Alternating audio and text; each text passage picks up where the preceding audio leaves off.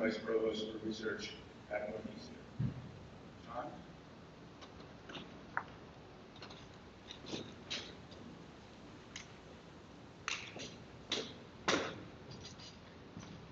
All right, thanks very much, Peter, and thanks to everyone for attending day 2 of the iScale workshop. So as a networking researcher myself, I can really appreciate the scope and sweep of the activities that iScale is proposing to undertake. You know, this is a really exciting time when I see so much collaboration between our academics. I think there's 17 BU faculty listed as participating, almost a dozen Northeastern faculty, and plus a bunch of other universities that are involved at a smaller scale. It's a really exciting partnership, too, to see an equal number of industry collaborators listed on the back of the program dossier. You know, I know we've had extended and deep engagements with companies like Red Hat, thank you very much, and IBM, and we're also welcoming new partners to the table. I've heard news about AMD and others joining and thinking about how they're going to engage with iScale.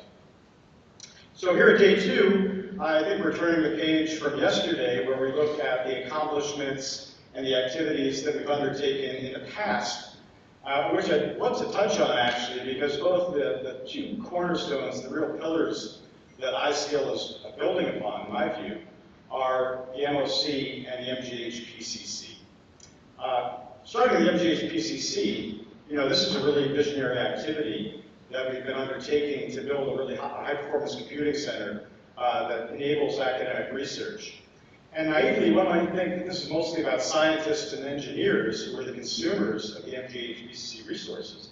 But it's really not the case that it's limited to just that somewhat narrow set of goals. You know, in my capacity as Associate Dean, I'm also responsible for hiring people like economists. And the economists give great testimony to the usefulness of this facility.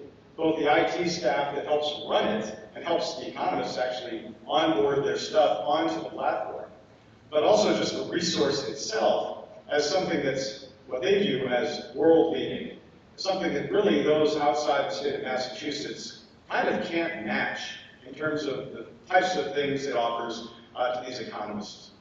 And then the MOC, of course, we know that's very close to home. But when I see that type of innovation, you know, we like to marry innovation with impact. And I think the MOC is really emblematic of both that type of mission, but also those types of accomplishments. Right? Working up and down the stack, enabling a living test bed where both consumers, people who are operating and working on the test bed, can innovate, as well as those of you from industry who are providing software and hardware, new economic models, things that are innovations within the platform itself. That is a really, really cool dynamic, in my view. So we're really excited to hear, I've heard about the accomplishments that enable iScale to build upon. And I was really struck in the iScale NSF abstract to win the IUCRC award about the types of activities that we're thinking of undertaking here and that you'll see more of today. Some of the topics that are listed are data storage for applications like big data and machine learning, work on hardware acceleration, work on the platforms themselves that enable all these technologies, and down to data center economics, which I think is so critical for partnerships where economics really do come to the fore at the end of the day. We want iScale to be something that facilitates lasting, sustainable partnerships. So today's program is really a glimpse of what's ahead, as I mentioned. You're going to hear about the vision of iScale from Moran and Peter.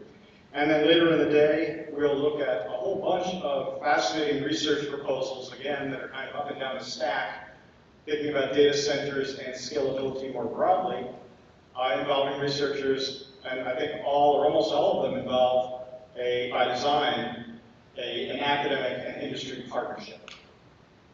So without further ado, the next agenda item is to hand the baton over to my colleague, David Luzzi, who is Senior Vice Provost for Research and President of the Innovation Campus at Northeastern, the Burlington campus. So, thank you, David.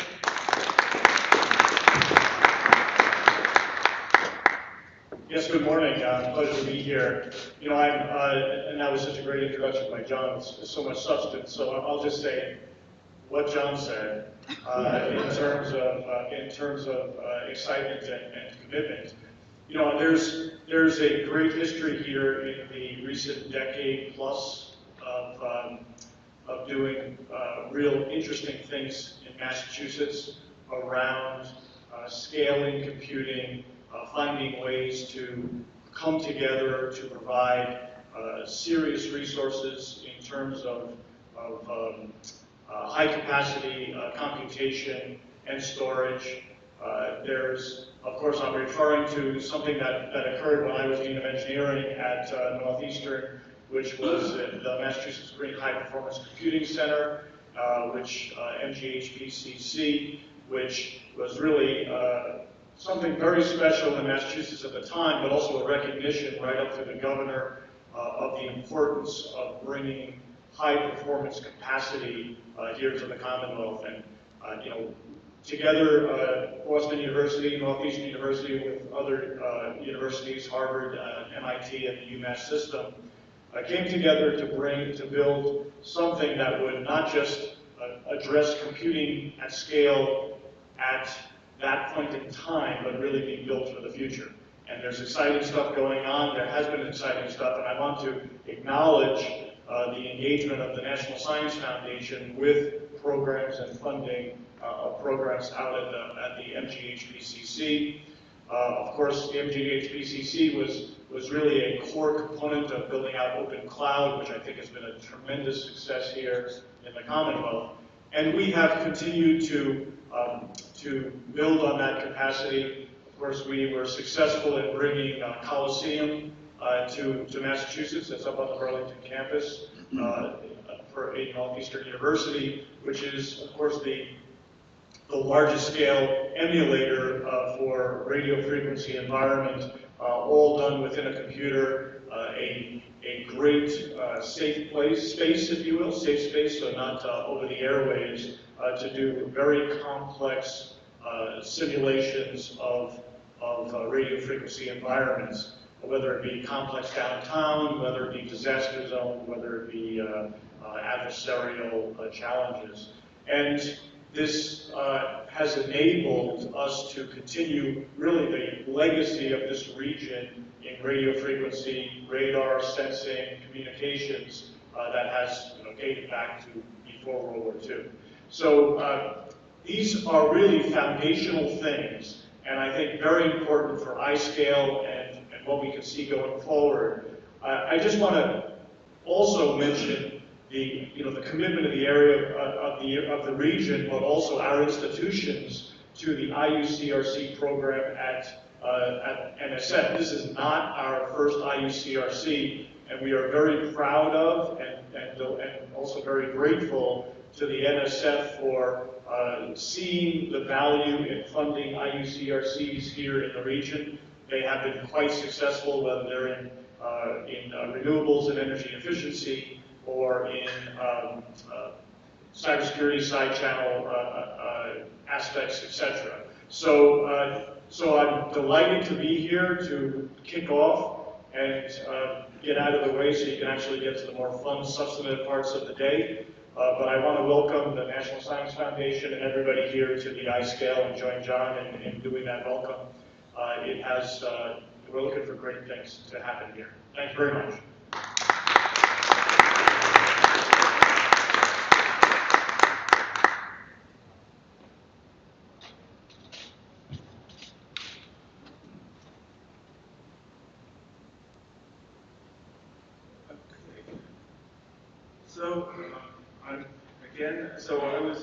I'm Peter Desnoyers, Northeastern University, for anyone who's joining came in late.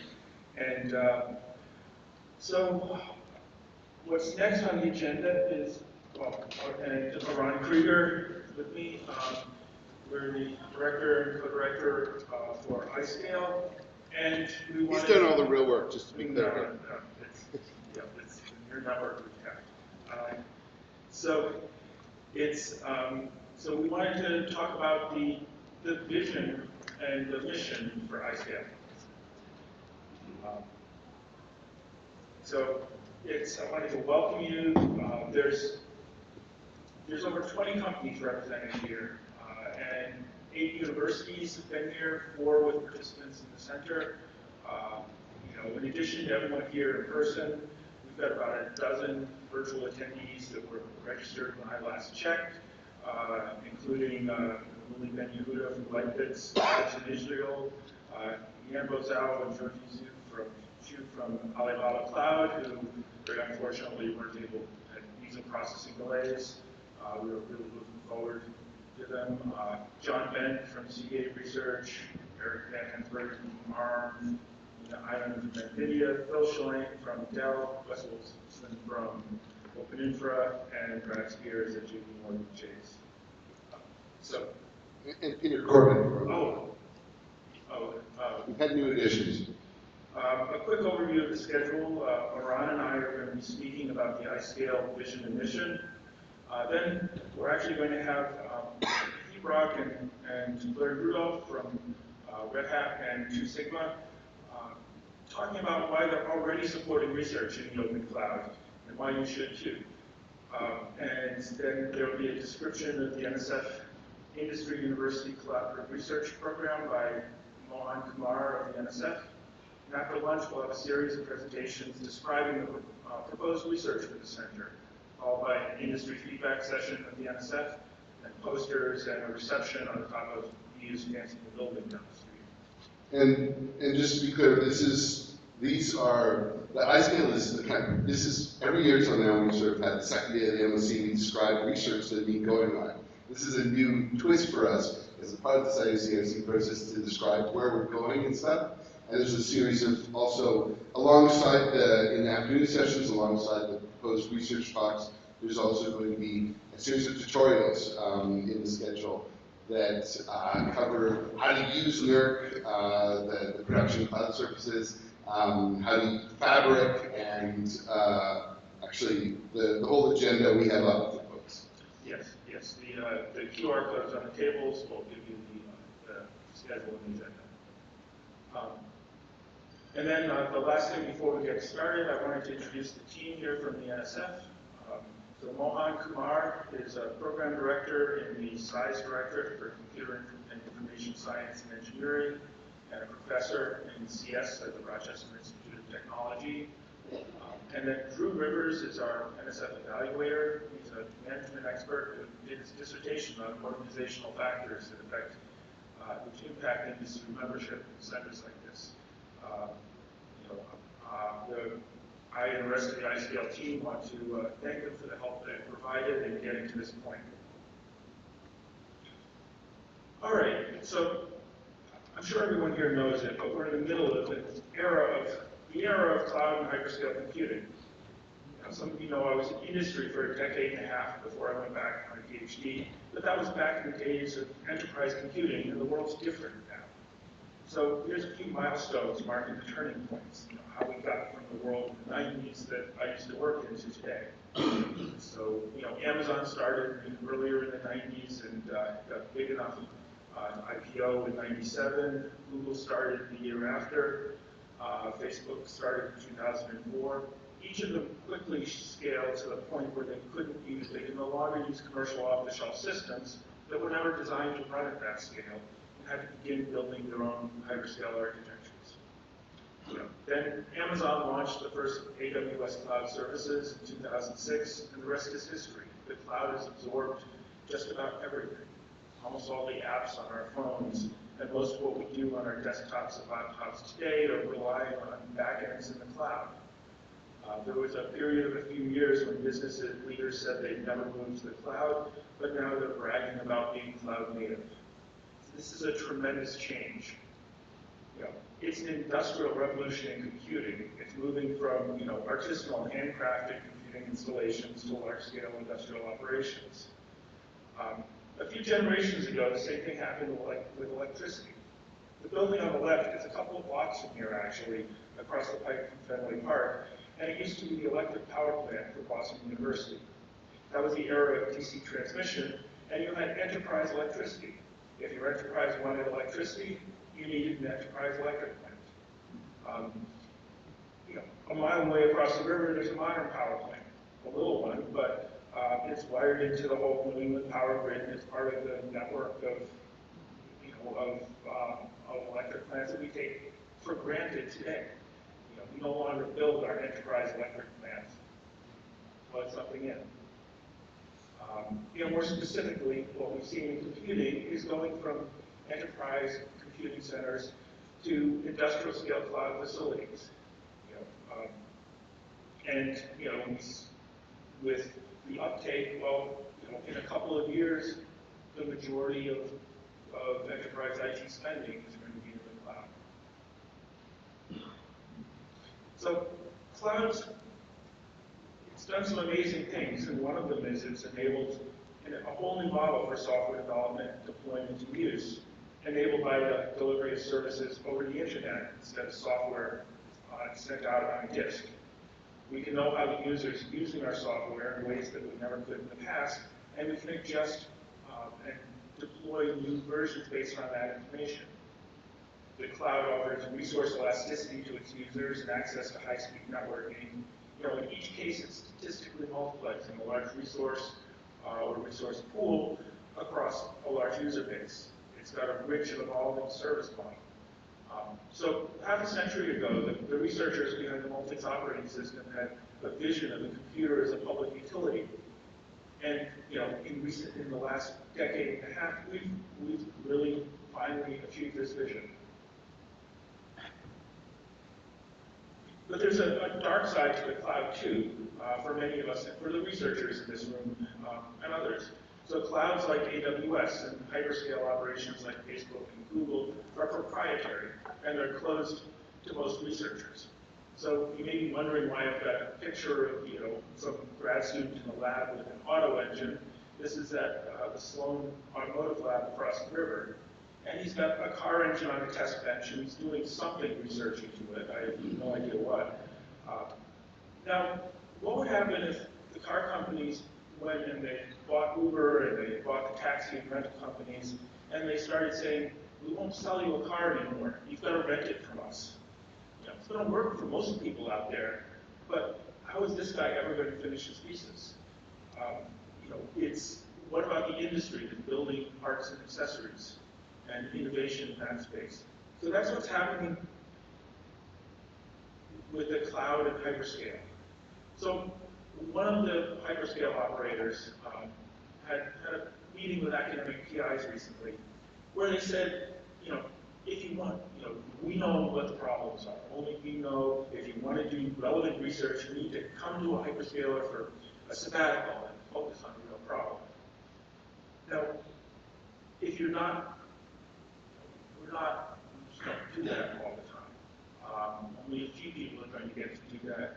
And if you're not a faculty member for the vendor, good luck. You're locked out of that information, out of these proprietary, vertically integrated clouds and operations. So, we're in the era of scale, but if all the problems of computing in scale had already been solved, I could finish my talk and we could all go home. Scaling systems to data center size pose like a whole bunch of research problems that are at best only partly solved. How to scale out to handle load because scaling up isn't effective anymore. The huge power, thermal, and energy efficiency problems that you have at scale. I started my career in networking. Data center networking turns the networking that I learned in the 90s on its head. We used to build a network topology by wiring together buildings and geographic locations, and then the networking protocols would have to deal with it. But in the data center, we can build networks that tell us where to put our computers. Distributed systems have always been hard, but in the past, at least you could avoid them most of the time. But in the era of scale, just about every application is a distributed one. The loose coupling between user and computing has freed us from the requirements of backward compatibility that bound most of our work a few decades ago. It's allowed an explosion of new services and compute models like MapReduce, serverless, stream processing, and so on. The end of Dennard scaling means that computers aren't getting fast the way they used to, And this has resulted in an explosion of accelerators from GPUs to DPUs to tensor processors and programmable hardware, and we're only beginning to learn how to manage this sort of heterogeneity. There's been extensive improvements in management and debugging at scale, but we're nowhere near being able to solve all the problems there. So these are only a sample of the research problems posed by systems at scale. So to address these problems, we're here to kick off iScale, a research center to address research into these challenges. Here's the iScale mission statement describing what we're going to do, how we plan to do it, and what we'll do with the results. We want to explore the unique challenges of computing systems at large scale across software, network, and hardware layers. That's our mission. It describes the research questions that iScale is being founded to explore. You've just heard a brief description of these challenges, but for you in industry, many of your organizations are actually dealing with these issues on a daily basis. Harness the competing demand within its universities to both inform research and provide a path for evaluation and translation into practice. So later in this talk, I'm going to describe the unique environment here and resources for research into cloud and large-scale computing at our institutions, including the MGH-BCC data center that Leslie described, the Mass Open Cloud, the New England Research Cloud and Northeast Storage Exchange, and the teams operating. So promote close collaboration between university researchers and industrial partners, enabling system building and evaluation at larger scale.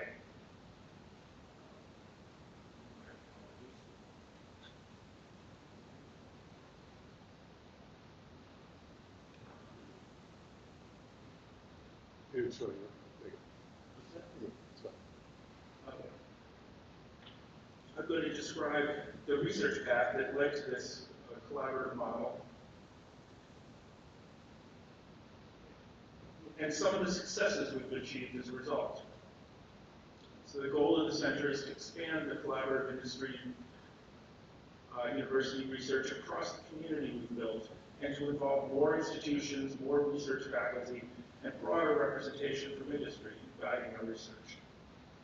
And finally, to push the boundaries of data center computing technology, bring these results to industry sponsors and train graduate and undergraduate students in industry-relevant technical skills. So here I'll describe our experience to date on maintaining a focus on translating research results into industry-relevant impact through ideas, software artifacts, and education, and how we can maintain these practices in the new research center. So the iScale research model.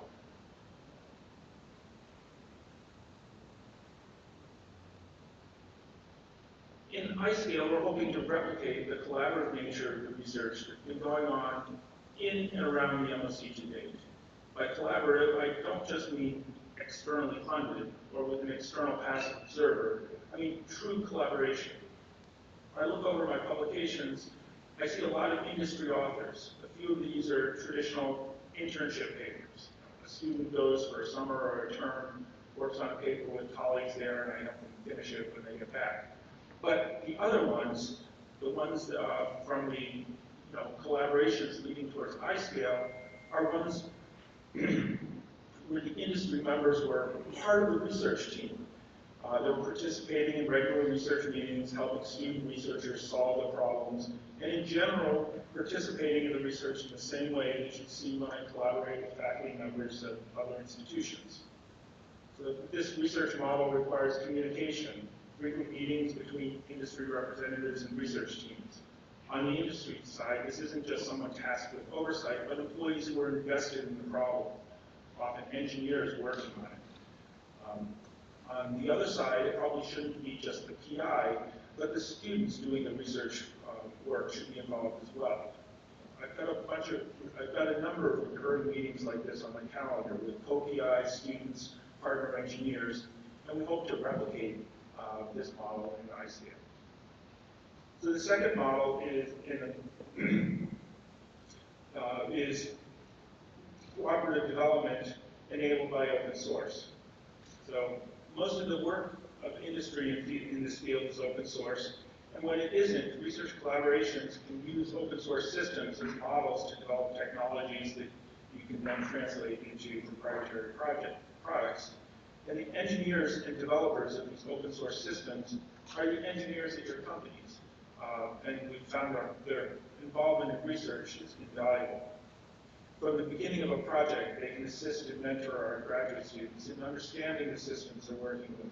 And as the project continues, their involvement can help translate the results into open source, the open source community, and into shipping products.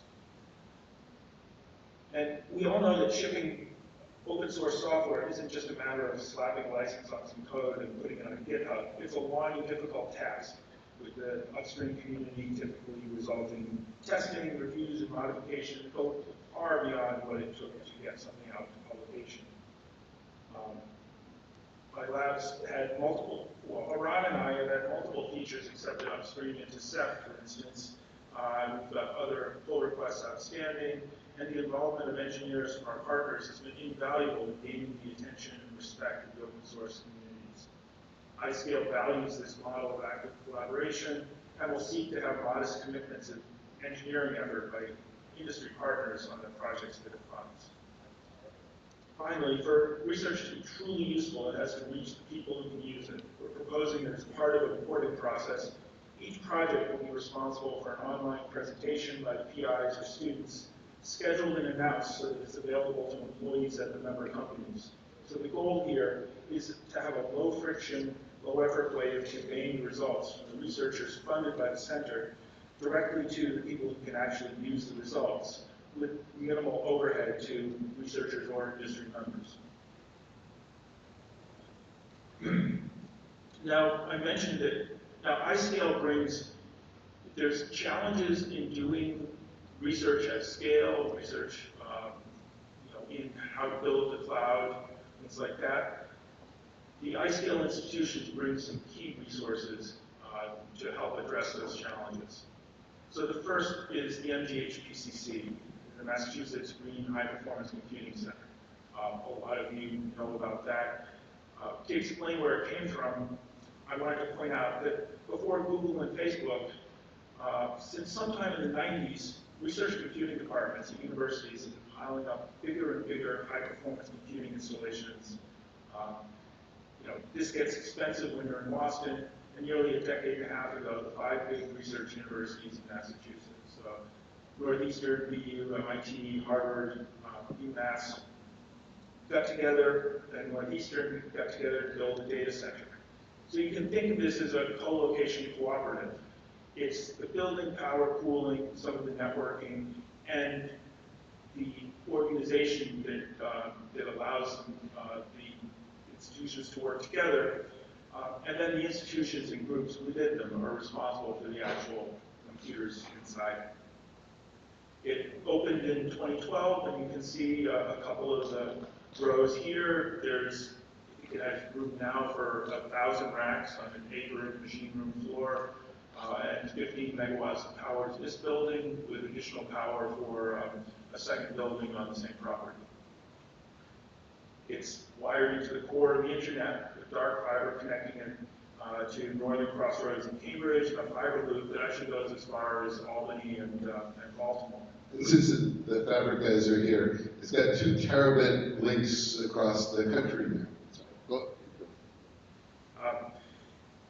It's currently home to close to 500,000 non-GPU compute cores, most of them managed by the research IT departments at universities.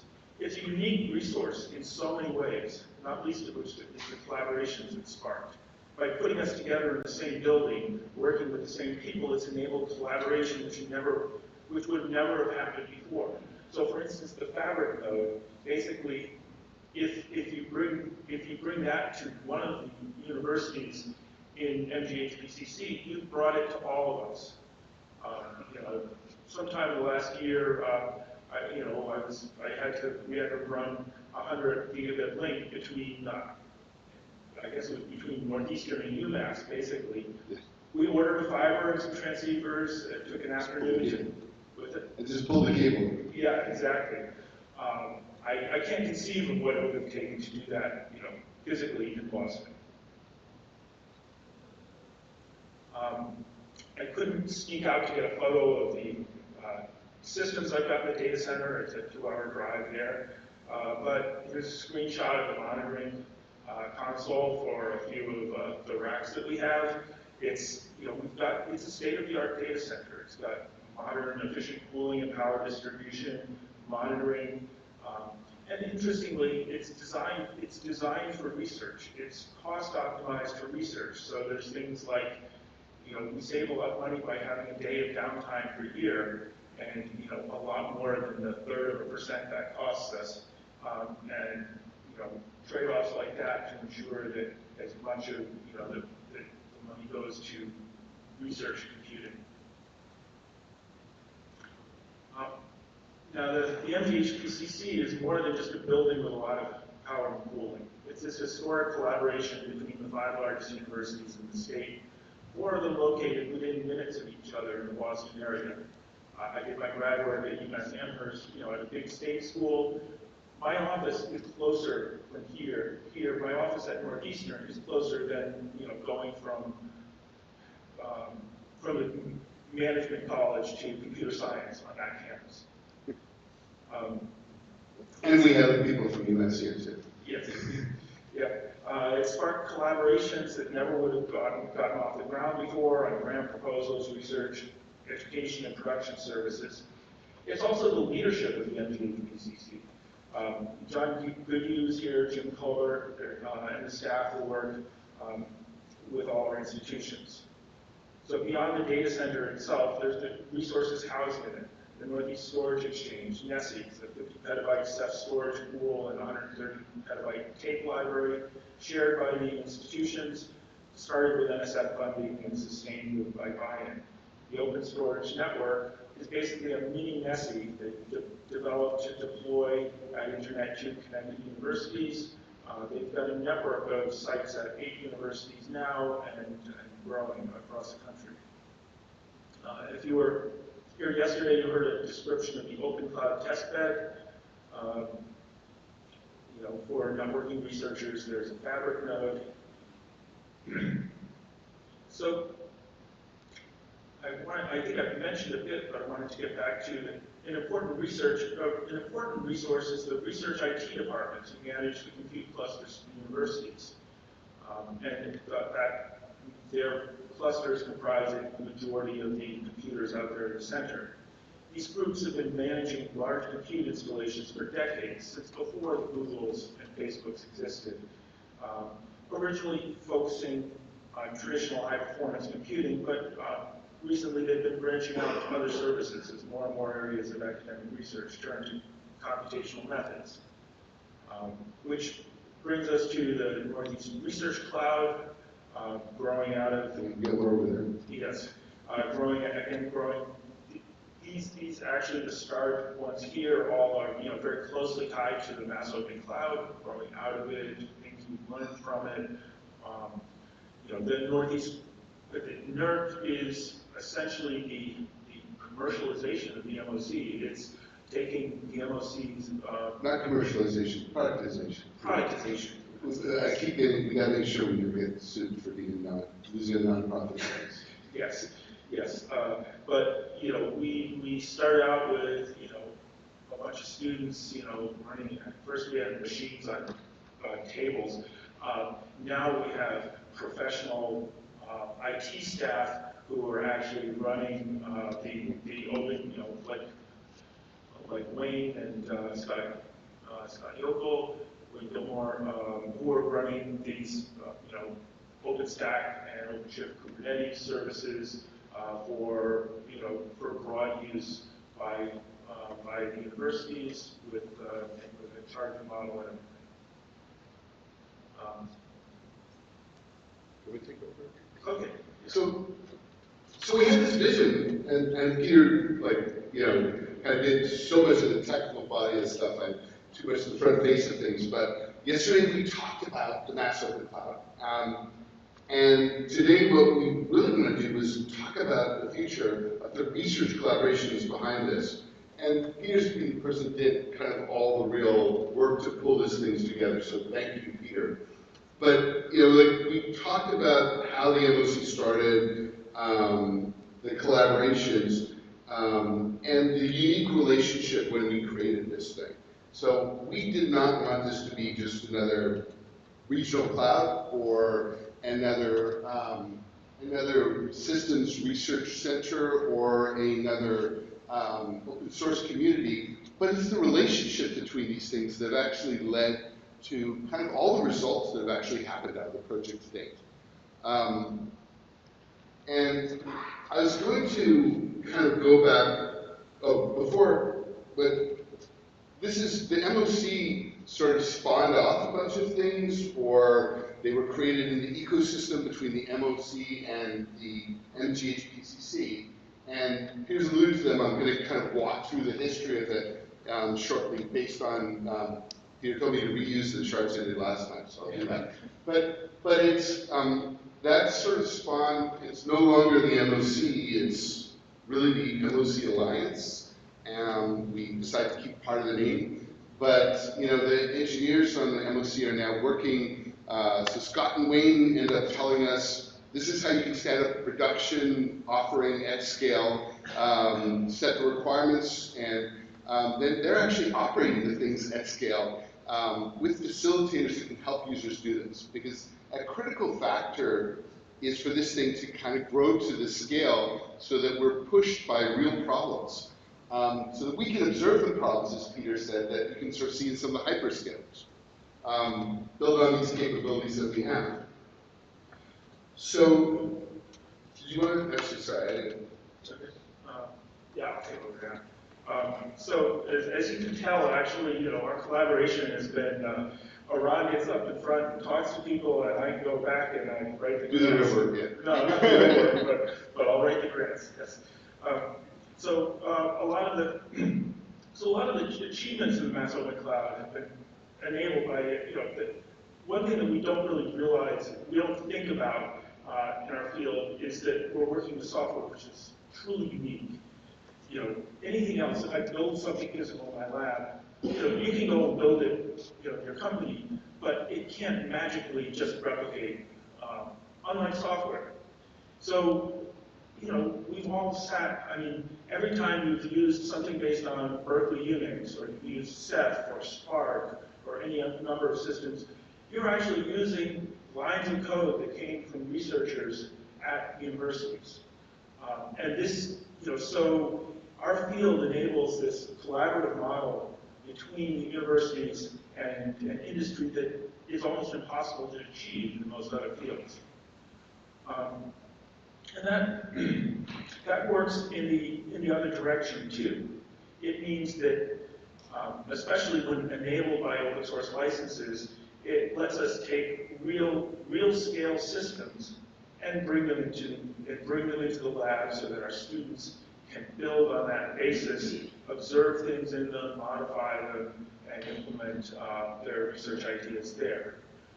You know, that picture that I had of the student at Sloan Automotive Lab, if he had to build that engine from scratch, he could never graduate.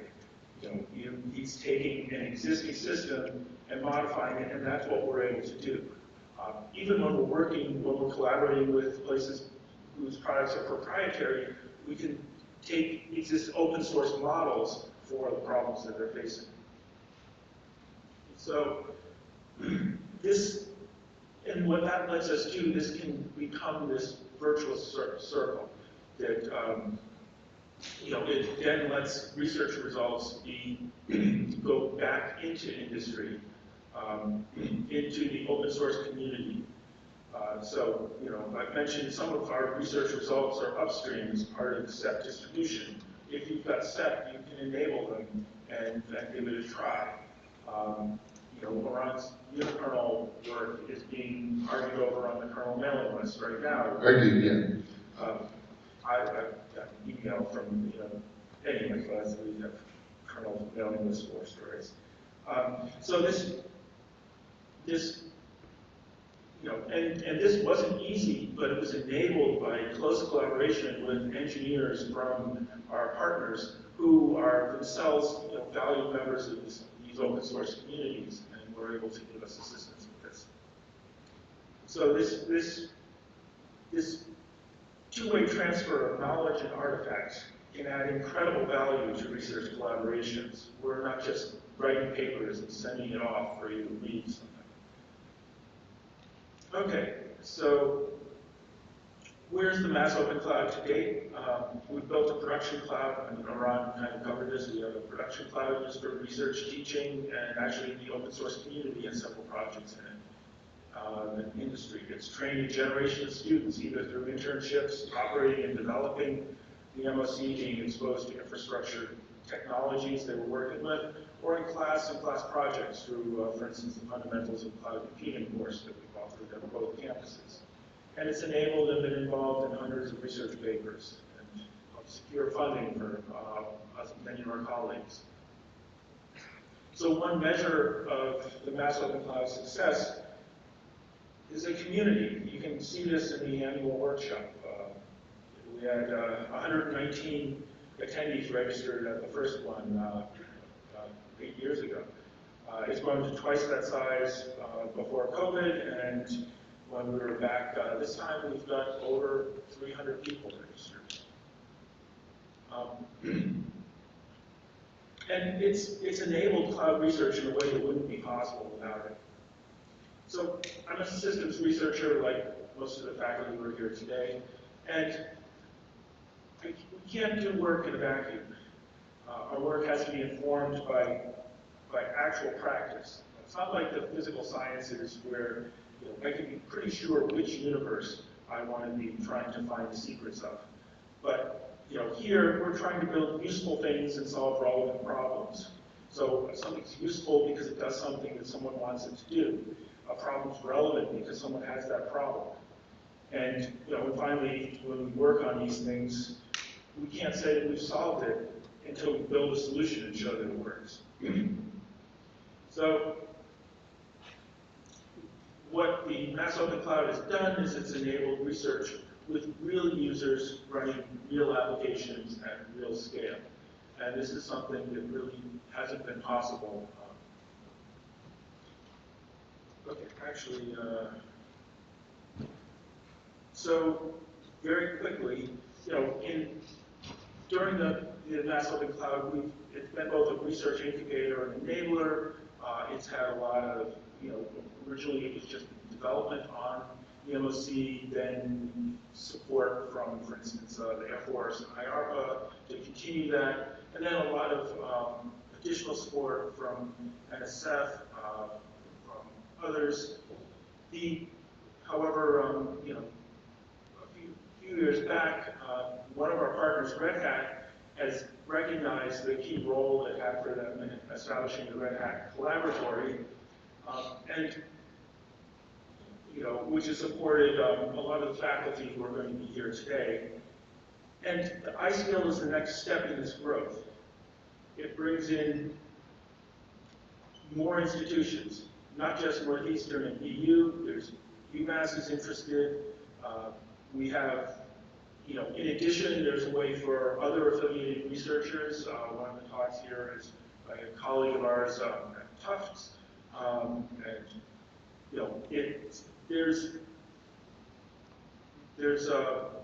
and it's bringing in, and there's actually hundreds of faculty at the two sites and more. The key thing is that we want to bring in more partners. Do you mind if I jump in here? So this is, because PhD did this over, is that we wanted to, this has all been working. Like, we've had a successful model of industry-university collaboration, and I'm going to walk through the charts of the things that really use open source and everything. And that's been with Red Hat, BU, and a number of researchers from other universities. And last year, or 2 years ago, I guess now, before when COVID, we wanted to kick this off earlier, we wanted to expand this versus more companies and to more universities. And sort of Peter took on sort of the organization of this. But it's not a model that's already established. It's working with the Red Hat Collaboratory. And NSF has given us the format in order to do that expansion for a successful model that already exists. This incredible range of faculty and just the number of people at the institutions involved are unbelievable. To run through this in this time frame, I just wanted to kind of quickly go back to this chart with a slightly different slant from where we talked about this yesterday, and also because there's a number of people that are different.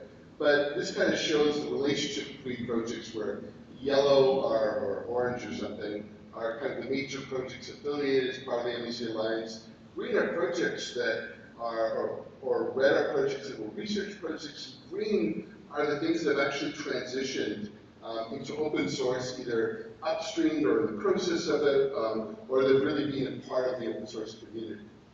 So, again, we've heard this a few times. It started because we had the MJHPCC. We kicked off the MOC and fairly rapidly the Red Hat Collaboratory, which Hugh's over there, my co-director on the Red Hat Collaboratory, has been funding a whole bunch of the research that's actually already had impact.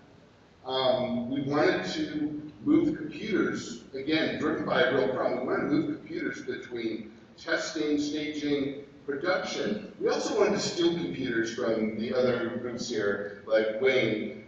You have these HPC or HPC clusters, and they run at 99% utilization. We're running a cloud that runs at 30% utilization. So we said, can we kind of shift computers between this? Well, why would you? It was actually Wayne to solve. Why would you want to shift computers? We're running at 100% utilization. It's well, you know, we're running at 30% utilization. What if I give you 100 computers, 9 days, and you give me 10 computers on the 10th day? He said, well, you're an idiot, but sure, we'd love to share computers with you.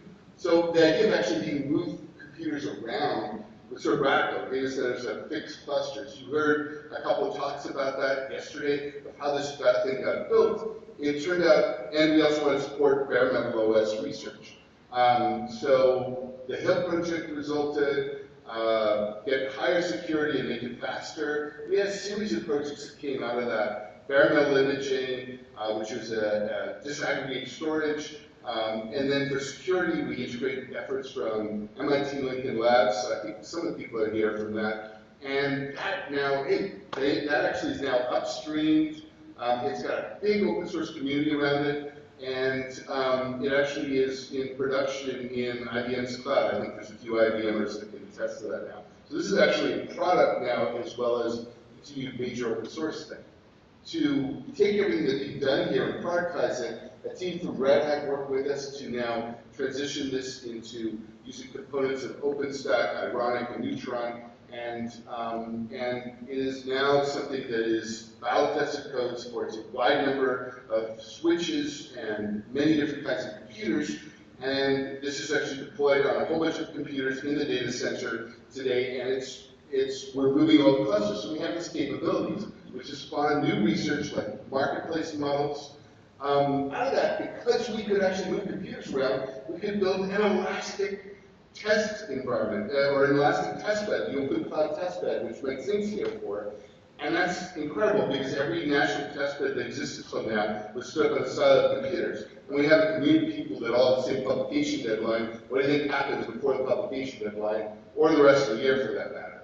So, an elastic test bed, it's, again, Wayne and Scott are here for the Northwestern Storage Exchange. We had this experience with Ceph, so they ended up building an at-scale deployment operated by people that know how to operate things at scale, which is now supporting many use cases across the universities. That spawned a bunch of research in big data, how to cache data for big data analytics inside different environments. There'll be more talks about that later on, but there was a whole conversation, a whole set of presentations on it yesterday. That's all now either upstream, D3N is totally upstream, should be totally green. D4N is being upstream. The person, Matt's here, but was talking about this as his team is working with some of our students, and we expect to have upstream all this, which is leading to new models. Oh, sorry, then there's Open Storage Network, which is these 1 petabyte data links across country that Peter talked about. That's leading to research on hybrid cloud storage. This is stuff you couldn't do anywhere else, because all these capabilities have become integrated into this larger environment. What's that? We now have, what's that? We have new models for how to do volume storage, which is actually in discussion now in upstream community that increase 30 times improvement in utilization of the back-end storage. We want to use one type of back-end storage for something, and if we want to continue to be able to have this at ESI, we have to have the storage disaggregated from the compute. Kind of keeps going of NERC ended up being Scott and Lynn saying, oh geez, there's a lot of users at the MOC. It's not really stable. It was a best effort kind of thing. So now we actually have the people that can know how to operate things at scale, operating the cloud services, and even much wider variety of demands from the universities. And this has sort of become one larger team. Am I overstating that way? Yeah, so it's one larger project which involves both the production cloud services as well as the development team. The bare metal research, different operating systems led to UKL, which is now a patch that's online, led to new research, and it's actually led to other research like multi-party computation environments that actually run on top of UKL. Projects on hypervisor fuzzing have disclosed hundreds of problems in virtualization, which is the cornerstone. There's efforts on workforce development, and you guys heard a session yesterday on how this is impacting the education of the universities. I'm super excited about the newest member of the MOC Alliance family, which is Coliseum, which now allows us to do research on edge all the way to cloud for our community, and projects that actually take the telemetry from the real cloud and kind of apply artificial intelligence to operate at scale, another talk you heard about yesterday. And that's now leading to all this work, 3 minutes left. Yeah, all this work that is the proposals today. Yeah, so I'm really not going to have much time to give an overview of the proposals, but each of these ties into, it turns out this is this big organic, network of research that's been going on that these proposals build on. And if you look at the interrelations between them, you see that each of them is ties into work that's already been done, has been enabled by work that's been already done. And so you'll hear more about these in the 2 sessions in the afternoon. Some of it, for instance, is building on, there's a huge amount of expertise in accelerators and programmable hardware between our 2 campuses. There's security, AI for operations, and so on. So basically, I wanted to conclude, the computing world's gone hyperscale. The challenges that poses are far from solved, and it's hard to do research at scale, but iScale brings unique resources to this problem, especially unique resources for academic-based research, and unique resources for research that you can be involved collaboratively with.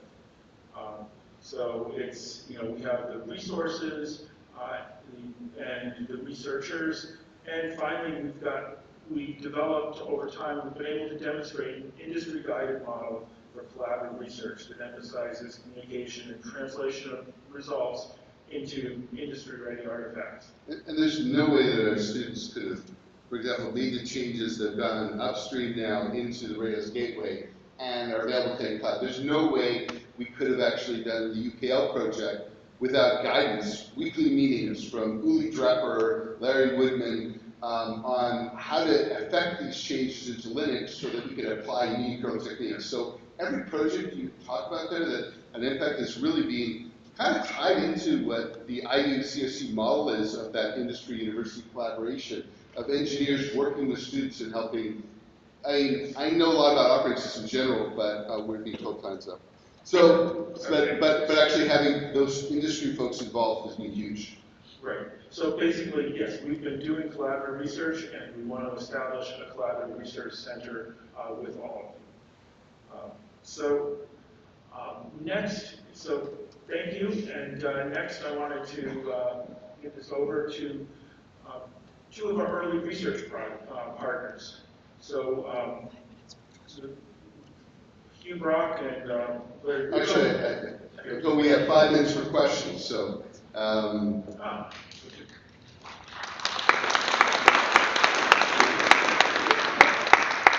But Peter, like, when we did the IUCOC said, I'm like, Peter's taking the whole bandwidth and control of this whole thing. Sorry for jumping in there. No. I saw that Tara was yelling at me about deadlines. Time up. Questions, guys?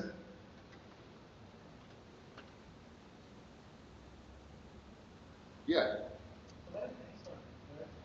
Sorry, can you say your name, please?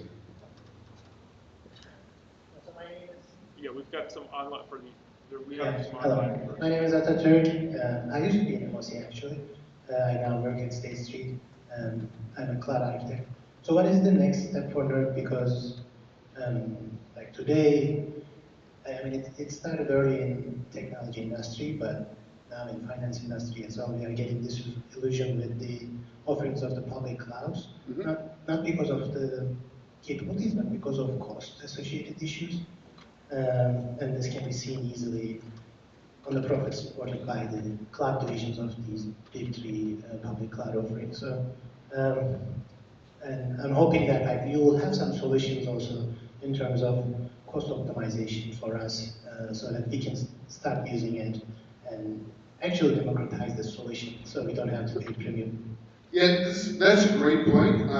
Actually, I'm hoping maybe you could say a couple words about this, but everything that we're doing, and Wayne over there, is absolutely everything that we're doing is actually published, the configurations, everything's in open source repos, and our goal is actually to be successful cloud, for real usage, and the incredible demand for cloud resources in this among the academic institutions to demonstrate that scale and make something that's replicatable and usable elsewhere, with the goal of actually having that allowed to first, other enterprises doing it internally, but also replicated and federated clouds between academia, and eventually, hopefully, we'll have public clouds. If you look at it today, we look at the clouds and we say, geez, they're big. I can't say who, but one of the companies that produces some of the software for some of these things, they're saying that in aggregate, the smaller service providers are actually bigger, they use their software as bigger than, is the 3rd biggest public cloud out there. So what you're hearing is that, public cloud's great, it's very powerful if you're highly elastic. We've got there's a bunch of reasons it makes huge economic sense now, and we're going to be starting to charge July, right, Wayne? We will charge in July, because we have to make this thing continue to scale. But what that means is that we have now an economic model and demonstration of what can be achieved economically to allow this to be federated and replicated, but also to allow clouds that we're non-commercial, we're research. We can only support those domains for a number of reasons, but besides startups, but the idea is that this will continue to influence how cloud is done. And there's John Stumpf over there from 2 Sigma. We ended up presenting a keynote at the Open Infra Summit this summer on what are the security requirements that we'd like to see in the public cloud based on work we've been doing together and testing in the MOC. So, that will enable financial institutions like State Street to be able to exploit public clouds more effectively. Okay, I think now, actually, Ron, would you want to introduce you and Larry? Or do we have? Yeah. All right. So where's Hugh? Oh, he just walked out. All right. Do we have one more question? I guess we have time for another question. Yeah. Oh, I'm sorry. So Dan, so this was the very first person to work on the MOC as a professional engineer, and then left us a few weeks later. But so my name is Daniel Kamala. I used to work at BU, used to work for Oran, and I went to a industry doing causal modeling for biotech. It's formerly known as DNS Healthcare, now called ATO Bio. One of the questions that I had asked Oran early on, at Oran and Peter, was what would the vision be for people in industry who wanted to deploy their product as an offering on the MOC. So again, yeah, it'll be the production services NERC that's stood by Scott and Wayne, but it's in scope to sort of say that if you're, every ISV wants to offer services inexpensively to academia, right? So the model is we serve nonprofit and research use cases, but companies that would want to say offer software to those people less expensively through hosting, that's totally legal and a reasonable thing to do here. I think that business models are being figured out, but it makes a ton of sense for this to be a reasonable place because it'll reduce the price to researchers to use services on top of it. Yeah, I think we can introduce Hugh now. See that? Oh, there he is. Okay. Yeah, Hugh Brock is, so we kind of, Red Hat Collaboratory got formed. I'd sort of say that, this is my perspective as a Red Hat, we demonstrated the model of industry collaboration, and it was honestly challenging. Students are incentivized to publications.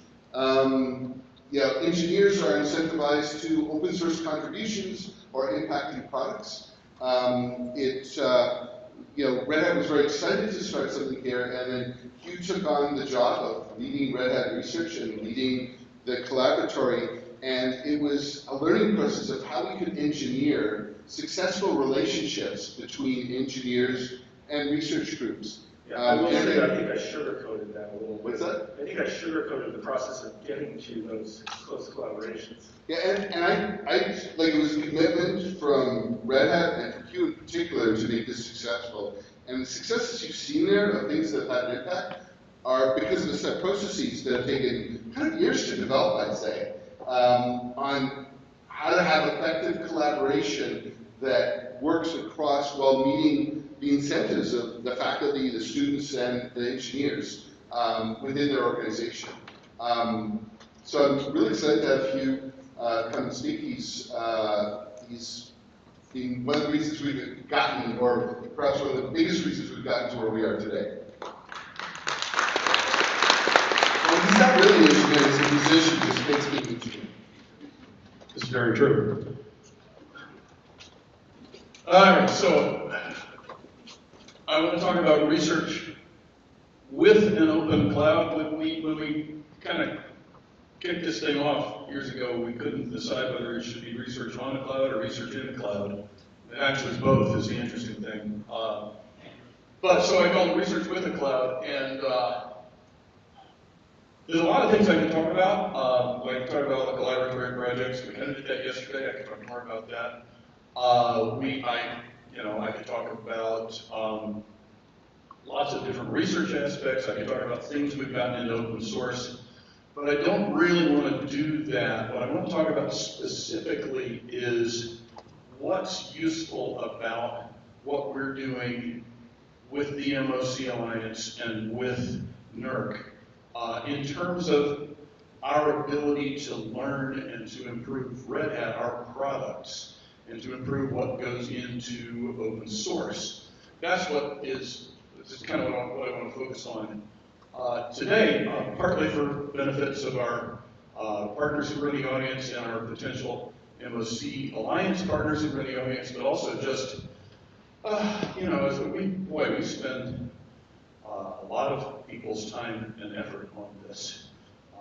Looking at Heidi Dempsey sitting over here, and lots of other people in the audience, and once in a while it's worth taking a step back to justify, are we doing this? Are we getting it? The answer is a lot.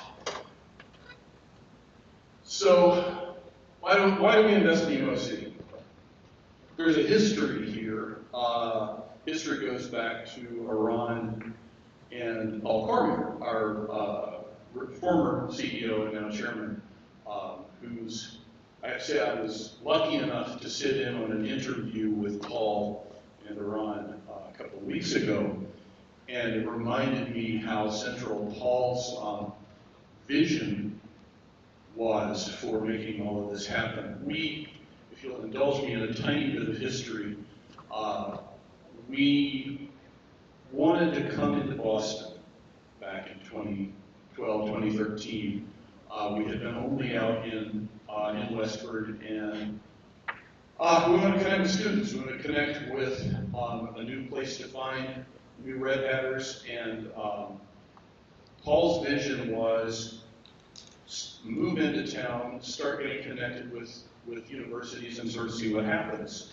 And at a propitious moment in that decision, in walked Iran by a young Mark Bolzer, who unfortunately is not here today, but he was another person who facilitated. Anyway, so Iran came in with the Mass Open Cloud, which was already a thing. It was a small, I think-ish, OpenStack cloud, and he came into Paul and said, hey, why don't you help us make this bigger? And Paul loved the idea, and it was exactly what he was looking for as a way to partner with an in-town Boston University and start bringing Red Hat engineering into closer proximity and have closer ties with universities. So we got here both for innovation and for new talent, and that is still the focus today. That's why I want to spend the time on that. What we're seeing today with the work with the MOC and with helping NERC get up and running on Red Hat platforms, what we're seeing today is lots of very specific tech learning and tech improvements that are coming back from that partnership. And this is really important. I can't say too much about it, I don't think. But let me just dive into a few things. So I split it up. Actually, I got to give full disclosure. Heidi wrote this, or most of it, because I asked her, it was like, look, I could stand up here and BS about this for a half an hour, but what I want is, I want to know, like, very specifically what's come back to us in the last couple of years through the work with BU and Harvard, and very specifically getting OpenStack and OpenShift up and running on NERC. And she gave me some very specific stuff, which is really good. So the first thing is access to data from the full stack. I'll dive into that a little bit. The opportunity to use all of these diverse test beds. I was talking to Patrick from AMD Xilinx this morning about the vision of having lots and lots and lots of different kinds of hardware in a test bed where open source software makers like us can come and play with it. I still think that is the place that we need to go with this, and we're starting to make steps in the right direction there. And then finally, the opportunity to operate at scale in the real world. We never get to do this, especially not the full stack. I mean, we do it with, with our offerings on top of Amazon and the other public clouds, which is super helpful. But the full stack, we mostly just hand that over to our customers who operate it themselves. So the opportunity for us to get this kind of experience is really valuable. So, operations at scale. This is both like an experiment in and of itself, and also an incredibly useful research resource, right? We get data from operating at scale that we just wouldn't have otherwise, and we get full stack data. It's one thing to take everything that we might get from operating on top of Amazon, which is still a lot, but this is a totally different thing because, as Paul would say, if you don't understand what's going on in the kernel with the hardware, then you don't really know what the problem is. And we have instance after instance after instance of customer complaints that show up at the web UI layer that are actually kernel device driver interactions problems, right? So getting full stack, a big pile of full stack events and data and all of that stuff is critical for our future success and the success of cloud research as well. Then we want to be able to figure out how to share all of this kind of operational data. Really important, also really difficult. Fortunately, lots of folks here at BU who are working on that, and it gives us a chance. It gives us a chance to try to figure out, like, how can we not just anonymize, but there's really no such thing as anonymization. How can we protect data in such a way that we can pull information out of it that is useful to researchers without actually sharing and compromising the data? Wow, this mic is like really sensitive. Okay, anyway. So that's the data treasure trove. Now I want to talk about the test bed. When we came in to MOC, it was a sort of a motley collection of mostly Dell hardware and a bunch of different switch varieties.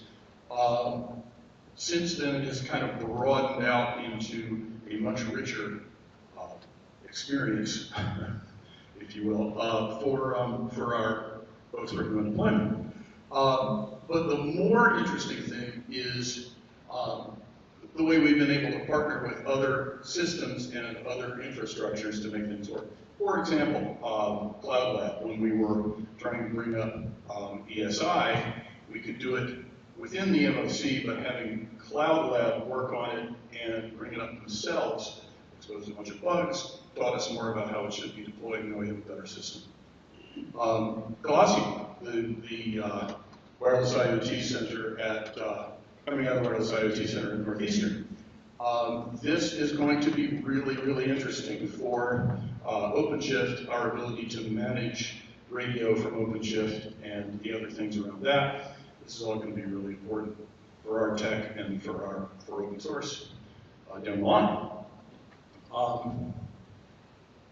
The actual in-practice implementation of a hybrid cloud, right? We have right now, we're operating roads on AWS for John Pahu. You saw his talk yesterday. And we are also in the process of bringing up roads on NERC. We'll be flipping back and forth between those two things.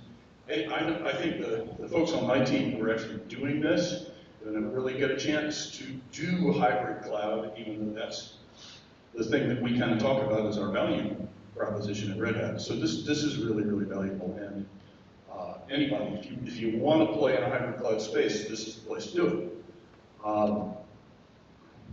Finally, the new thing, I love this, I'm so happy about this thing. This is all your fault, but I love it. It's the Co-Design Lab, CODES, where we're pulling together a whole bunch of exotic FPGA test hardware over in the new building over there. And we're going to connect it up with the MOC so that the point is, you want it on your desk for reasons that I explained yesterday. You actually do need to be able to reset the hardware every so often. But you also want to be able to connect to it from the outside. So if this works like we want it to, it's going to be a piece of revolutionizing the way software developers write software, because they're going to get to say, okay, now I'm going to address this little thing that I'm going to put in the hardware, right? And it's a different world. It's actually much more like the way we used to write software, way back. It's going to be very interesting. So CODES is very exciting. I think I need to speed up. It surprises me. I thought I didn't have enough stuff. Okay, but anyway, so MOC Alliance, real world ops, yes, we're doing this now. We're learning. Super helpful. We started off, before we even got the NERC OpenShift up and running, we were doing it on the community cloud. Then we brought folks in from Wayne and Scott's group to help start understanding operations from that standpoint. And that's moving us in the right direction. We have this is great, hybrid cloud tech concept applied to humans. So we have people working at the low level, we have people working on the cloud. This is sort of a hybrid staff idea or something like that. I like And then finally, we have the unique opportunity that we get from the MGHPCC of letting students, our apprentice Tim Rudinko this year, I think, is a living example of this, actually get in and touch the hardware. Wire the networks, touch the hardware, do things that most students do not ever have the opportunity to do. And it's going to make their careers and their path forward much more sort of rounded. All right, quickly, and then we'll be done. Hand it over to Larry, who I'm sure is dying to get up there. We have been the beneficiary in all of this, a lot of great work from Ron and Peter, particularly on the research side. But I should call out Peter specifically because he has also been an amazing storage debugger. It's helpful to have a storage researcher available when something just isn't working. Anyway, so storage work at the MOC has been one of our most productive areas. We've got a lot of great results upstream. The full stack, full access thing has helped a lot. We've been able to really deploy D3N in practice, see how it works. We have lots of different kinds of storage connected to the MOC and NARC hardware, and that has exposed things that we wouldn't normally expose if we were just testing on a cloud, for example. And a practical example of that, we had a storage switch problem back a month or so ago, and the connection with Peter and all of the different platforms that we had connected up there helped us find that issue and get it fixed much quicker than we otherwise would have been able to do. It was just a misprogrammed switch, as it turned out. But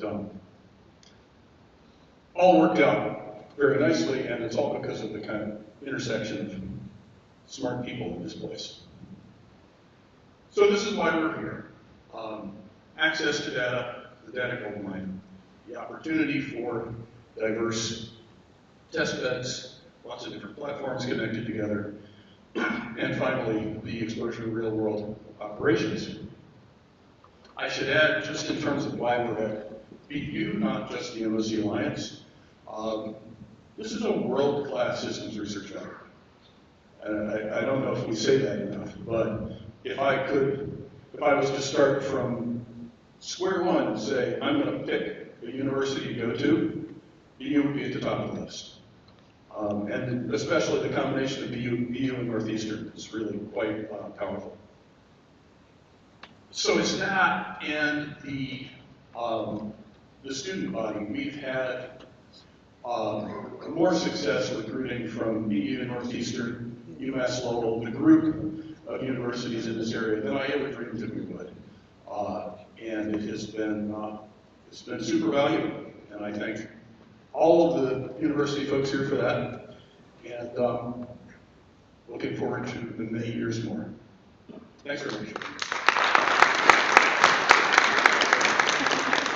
Larry told me not to steal any of his time to give an introduction, so I'll do it while he walks up. So Larry's been a long-standing friend forever, and it's been exciting the exact issues of the IUCOC of bringing problems to academia and bringing problems to the collaboration. So what's neat about the IUCOC is we're expanding it to companies that, like Red Hat, that are building infrastructure or maybe building computers, chips, but also large-scale users of the kind of cloud capabilities, both internally and externally. So now I'll shut up, Larry. That's okay, thank you. Am I loud enough? Because I'm sitting in the back. So, yes, good, okay. I'm Larry Rudolph. I'm at 2 Sigma. I have affiliations with other places. I've been an academic most of my life. I started my career in high-performance computing because I wanted to understand how groups of people work together. So it's easy to understand how groups of machines work together. I have to put this up because I'm at a financial institution. I'm not giving you any financial advice. I'm not allowed to, and if I did, don't take it. Because definitely I'm not the right person for that. I don't know how much time I have, but I will start with one issue I want people to sort of come away with. When people tried to explain the cloud, I can't remember who did it, but he said, it's like pets and cattle. I don't know if everyone knows that analogy, but the idea is that we were treating computers like pets. Everyone had their own computer, it had its name, we knew how big it was, if it crashed or if it died, we were really in trouble and very sad. That doesn't scale, right? So we had to go to livestock or cattle, and the cloud can be looked at that way, right? If there's 5% of the machines die, it doesn't really matter, they don't have names, I don't know about them, and that's how you have to deal with things at scale. We're similar to data, to compute, is now we're dealing with data. And at 2 Sigma, we have data at scale, and we have data at real big scale. And so what is the deal with pets versus cattle? Because certainly all our researchers, our modelers, treat their data sets like pets, and that doesn't scale. So if you don't want to listen to us when I talk, think about what maybe the right analogy is with data and scale and pets. I don't know how much time I have, so I just decided I'd start with the summary and do it backwards. So, for those, my dogs don't have much attention, so maybe you don't either. So we start with that there's this cloud, and it just says, my job is there's just a bunch of jobs, and I just need to sort of map them onto some machines somehow. And that's the world. There's just there's data and there's jobs, and that's it. Of course, if you look at it from the tenant's point of view, it's just the opposite. Is that the cloud is just a bunch of computers and some storage disks, and that's all there is around there.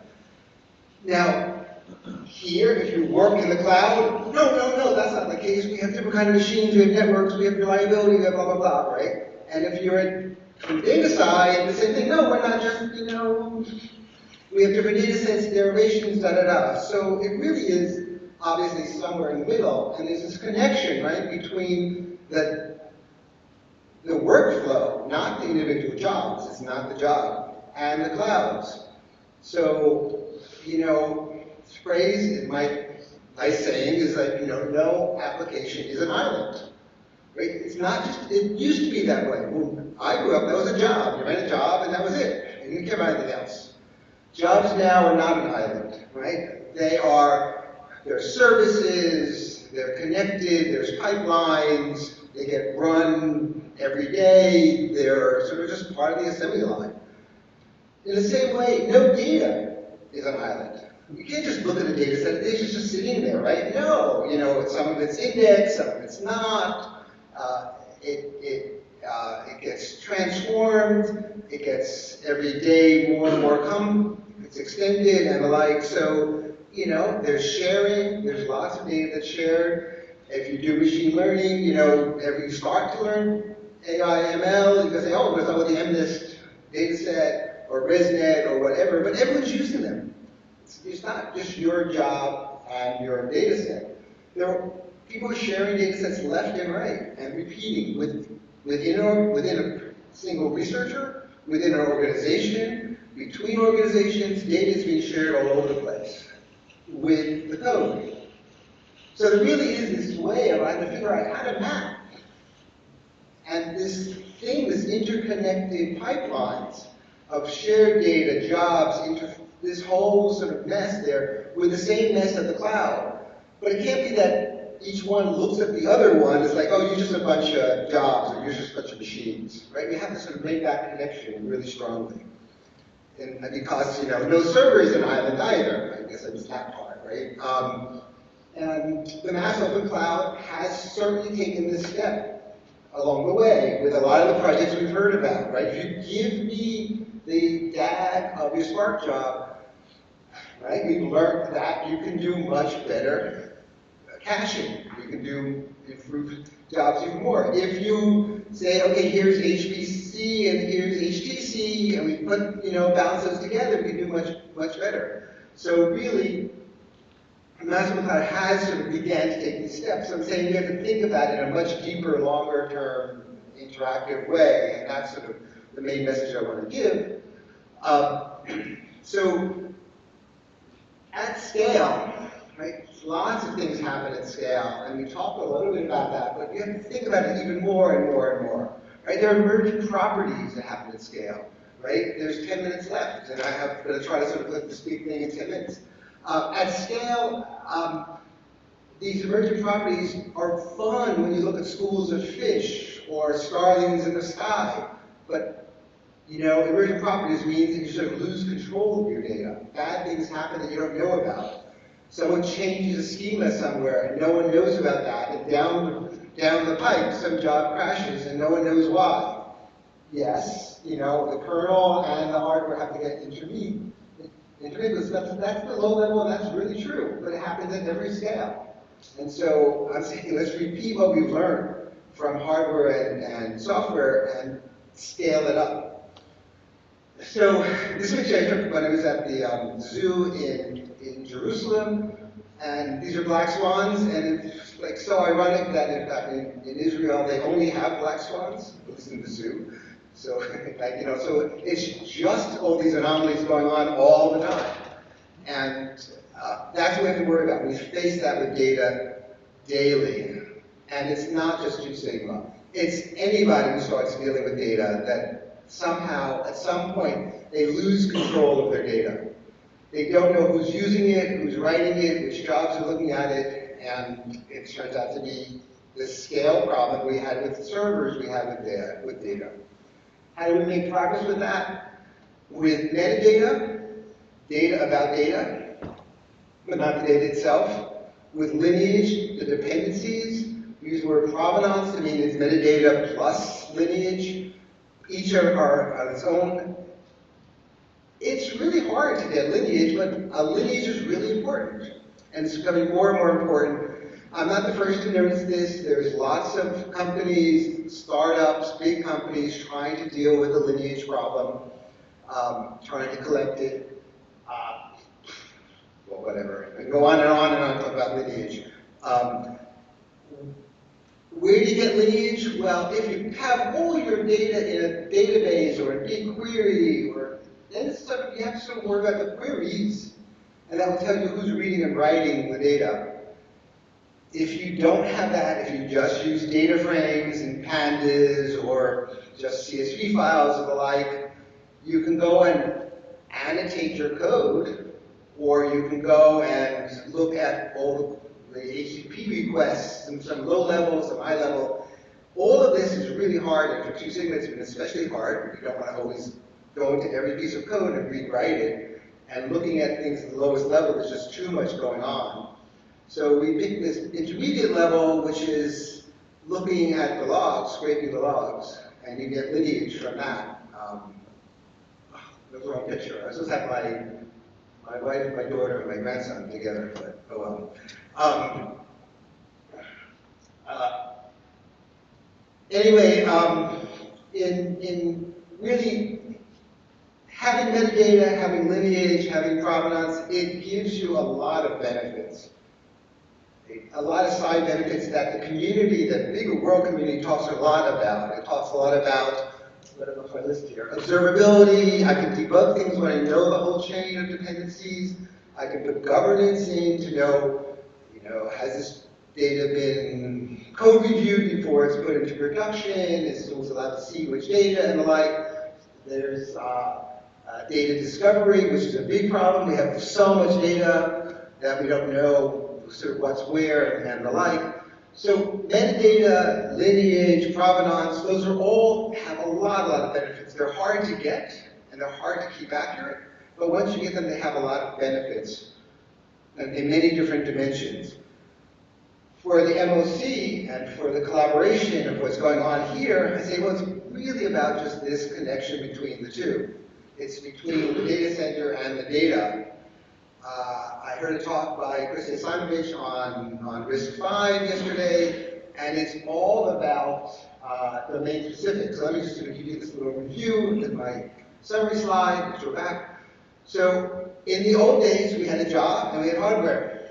It was a general purpose machine with a general purpose language, and we just put the two together. They said, you know, I can do a lot more better optimizations on the job. And we did a lot of optimizations on the job, and we did a lot of optimizations on the hardware. And there was some connection between the two. Branch prediction, caching, all that stuff had some close interplay with the compiler and the optimizer.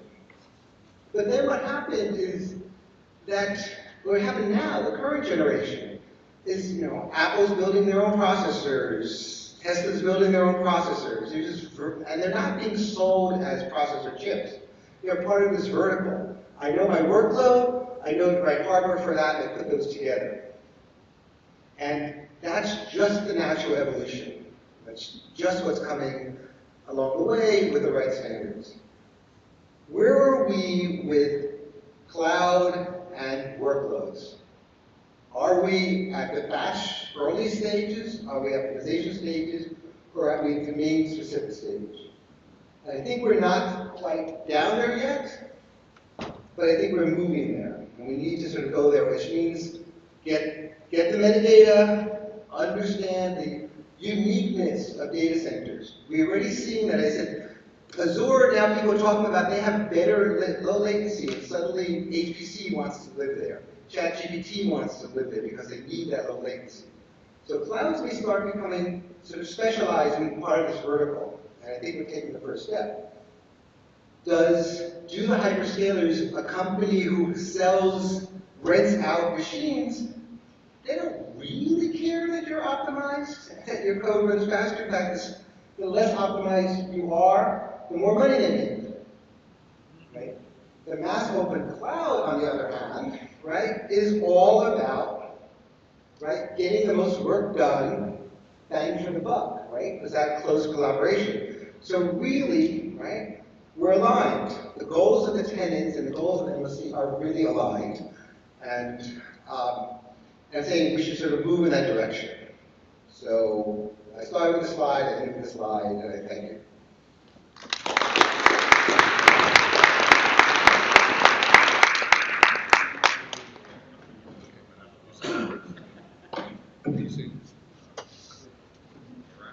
So those were two awesome talks. Thank you so much, guys. I think we're taking a 10-minute break right now, Terry? Yes. Okay. 10-minute break, and we'll see you guys back in 10 minutes to see the first. So, and there's two. What's that? Oh.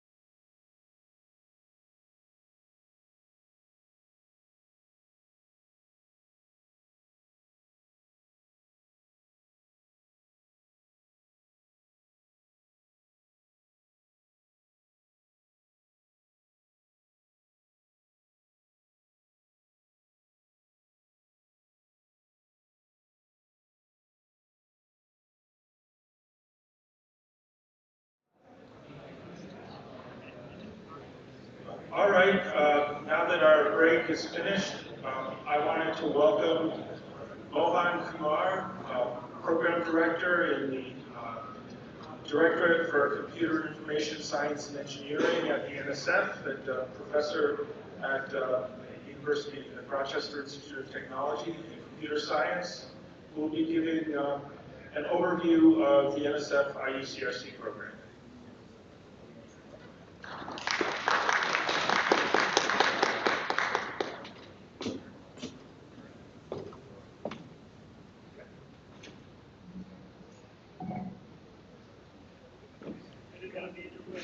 You can hear me? Thank you, Peter, for the nice introduction. I represent the NSF, in particular, the industry, university, cooperative research centers associated with the Computer Information Science and Engineering Directorate at the NSF. My name is Mohan Kumar. I'm in charge of the IUCRC program since August 2022. Originally, I come from the Rochester Institute of Technology, where I was department chair for 8 years, and I continue to be a professor there. My areas of research have been in pervasive and mobile computing, in parallel and distributed systems, and also operating systems. I must say that I'm not too far away from the main theme of this IUCRC in terms of, because it is in systems. I've been to many IUCRC meetings in the last 6 months, and the majority of them have been around AI and related to AI. I'm a systems person, so it's nice to see that this one IUCRC are systems.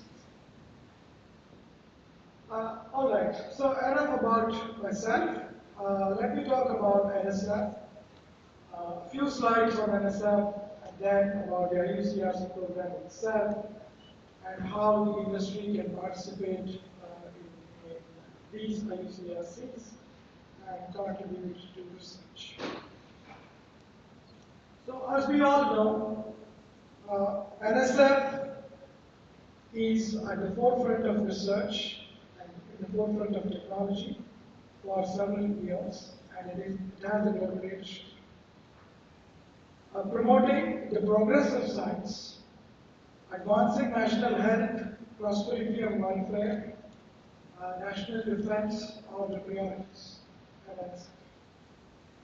STEM for all, education in science, technology and maths for all is one of the goals of the NSF in recent decades. In particular, with the IUCRCs, spurring technological developments and serving as a platform for industries and universities to come together to address challenging problems is the goal of IUCRC. Just as a recap, there are about 230 plus Nobel laureates who have been associated with NSF, who have been supported by the NSF in the past. At any given time, about 350,000 researchers and students, including postdocs and trainees, are associated with NSF. There are about 400 startups that are funded by the NSF at any given time. The annual budget for the NSF is about 9 billion. There are 9 directorates in the NSF. The most recent one is the TIP Directorate. I'm here to represent the Science Directorate of Computer and Information Science and Engineering. A little bit about the Science Directorate. The annual budget the last year was about 1.1 billion. There were 7,000 plus proposals and 500 panels organized. As you probably know, many of you from industry may or may not know this. The NSF has the gold standard in terms of processing proposals, running the review process, and awards. All over the world. I've worked in 3 different countries. I know how valuable the NSF program is. The overall success rate of proposals is about 24%.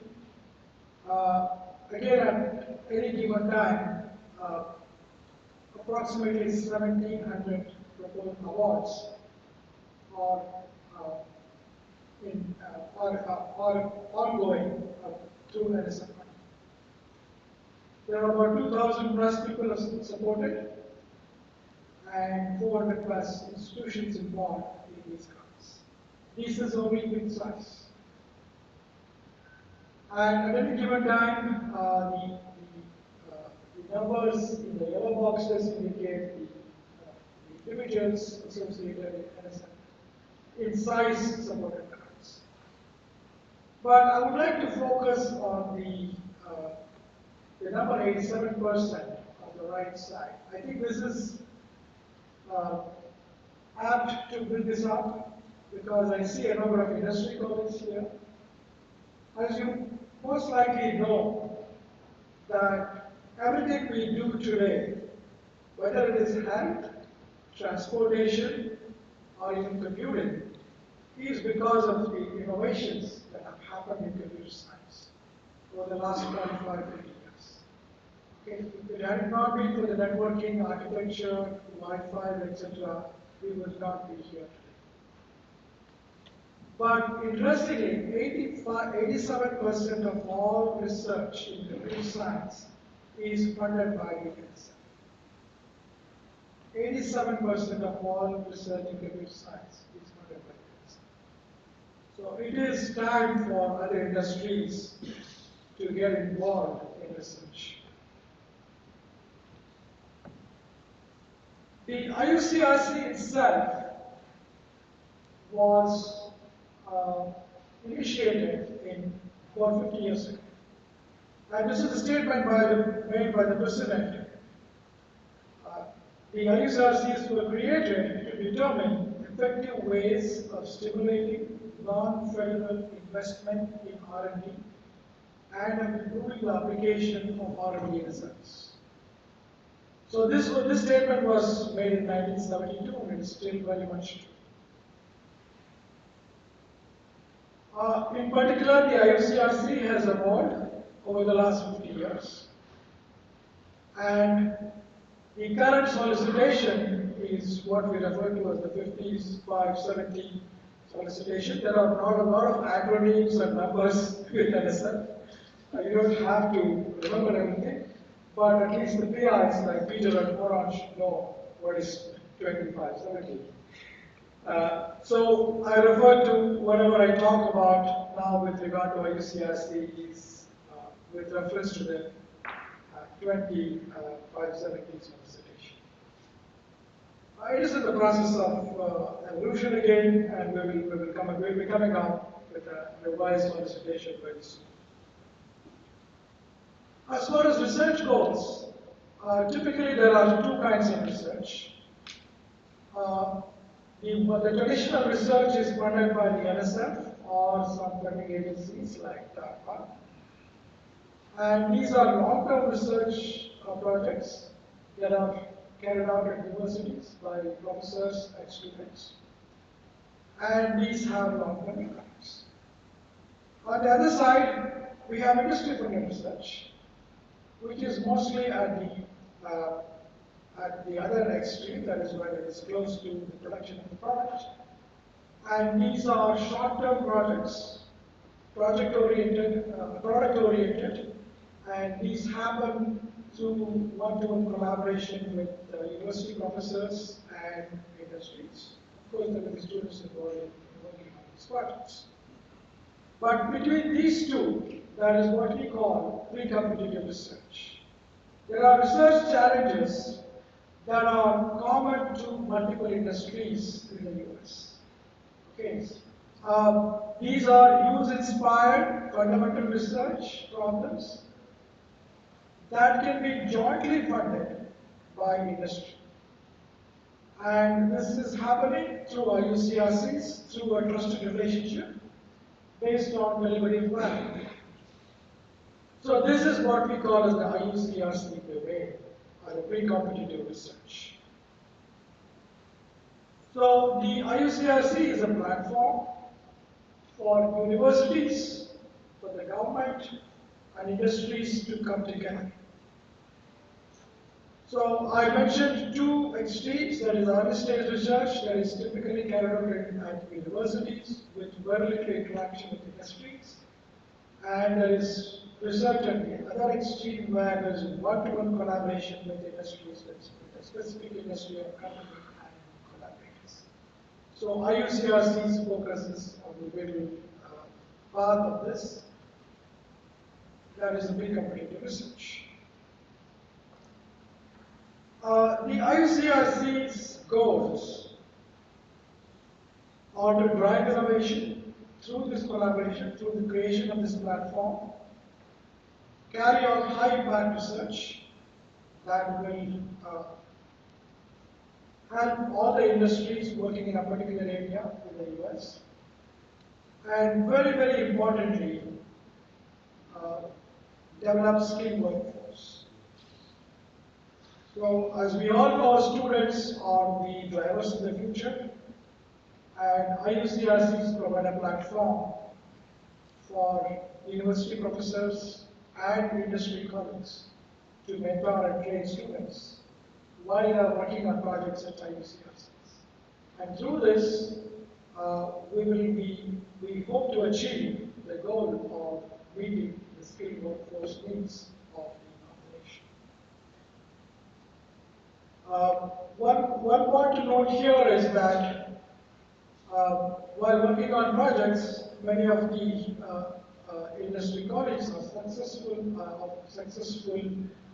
IUCRCs have mentioned that it takes many more thousands of dollars to train students when they come to go to industries soon after graduation. Whereas in IUCRCs, they get the opportunity to train students while the students are still registered at universities and working on their degrees. So again, to summarize, there is NSF and there are universities. Universities provide the intellectual resources in terms of students and professors. And the NSF provides costs from the dollars or the funding for administrative and management fees. And the industries are expected to work with, the university professors are expected to work with industry colleagues to identify research problems that are of interest to industry, identify the challenges and how we can solve those problems. And in the end, we create research projects. University professors create research projects that are of interest to multiple industries. And industries together fund these projects because at the university, the researchers are addressing problems of common interest to multiple industries. So it makes sense to get a pool, to get the money that is funded by multiple industries and use that to address research problems of common interest. So of course there is value for universities through this process. Students get support, and that is what most professors would want. And there is funding for research. There is funding to improve diversity in the student population and also among the faculty population working in the various projects. And the universities get to work on industry-driven research. And it is a great opportunity to build relationships with industries and also for technology transfer once the research has made enough progress. Universities also get to address broader impacts.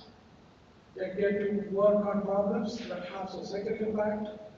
And as industries are involved, universities are very likely to recruit and retain students coming from various backgrounds into their programs.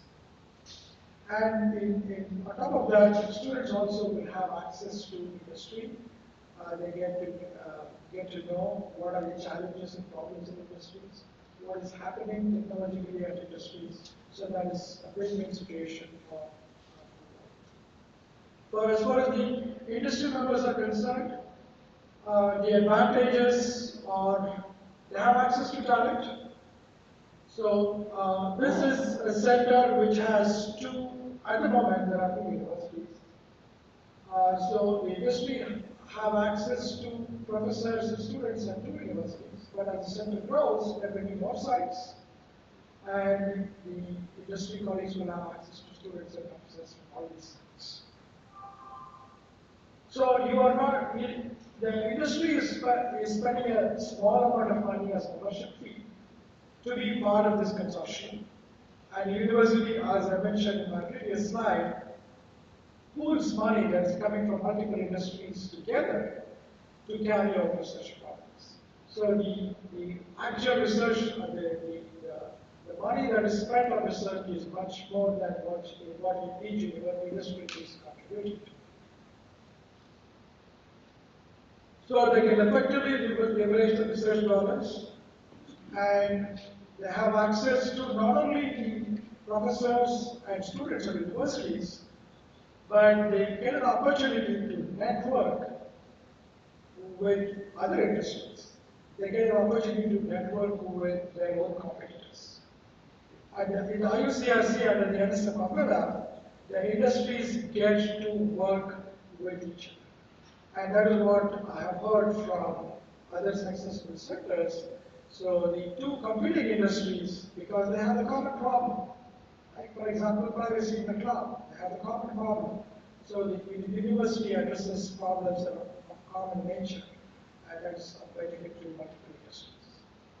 And thus they get to work with other colleagues, other industry partners, and share their problems and challenges under the IUCRC.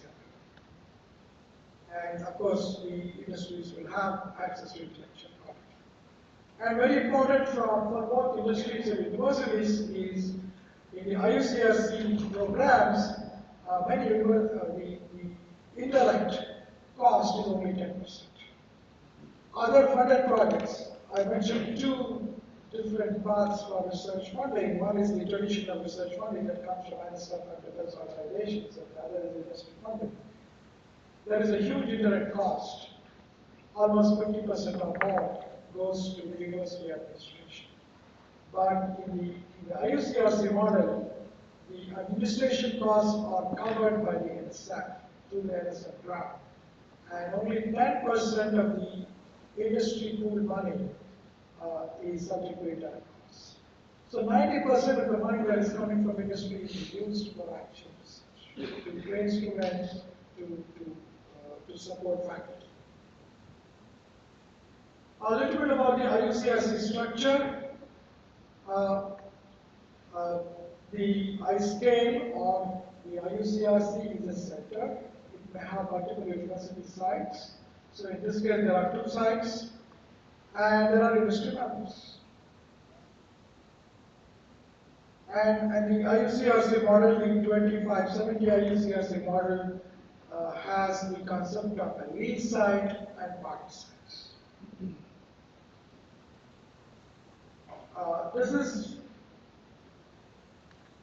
This slide gives an overview of the IUCRC structure. So the IUCRCs have an industry advisory board that comprises all the industry members that are supporting the center. And it has an academic leadership team that comprises professors or PIs coming from the various universities.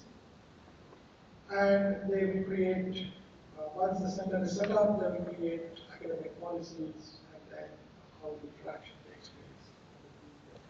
The sites and the lead site and so So a little bit about that. Roles of the lead and partner sites. Basically, all sites collaborate to achieve the center's technical mission and vision, both in terms of the intellectual merits and the product merits. The lead site is also responsible for the operations and financial management. And in the centralized model, there is flexibility in defining and monitoring the roles and responsibilities of the different sites in the center. There are 3 instruments. I think I have, I'll be talking about these a bit later, about the MOU and bylaw documents. And the bylaws and MOUs basically cover all aspects of the center functions: technical, operational, financial, and membership contributions.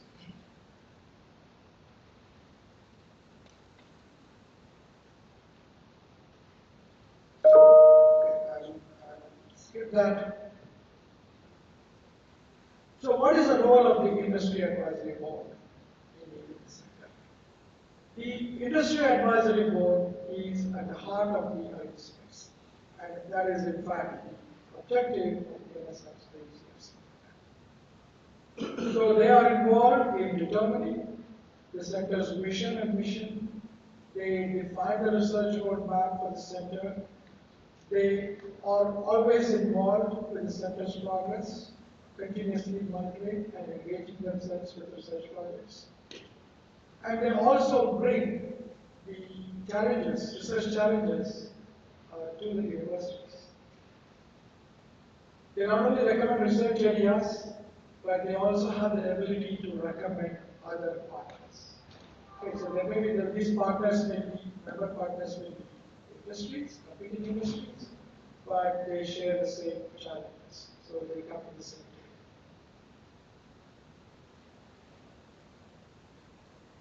table. So the center agreements,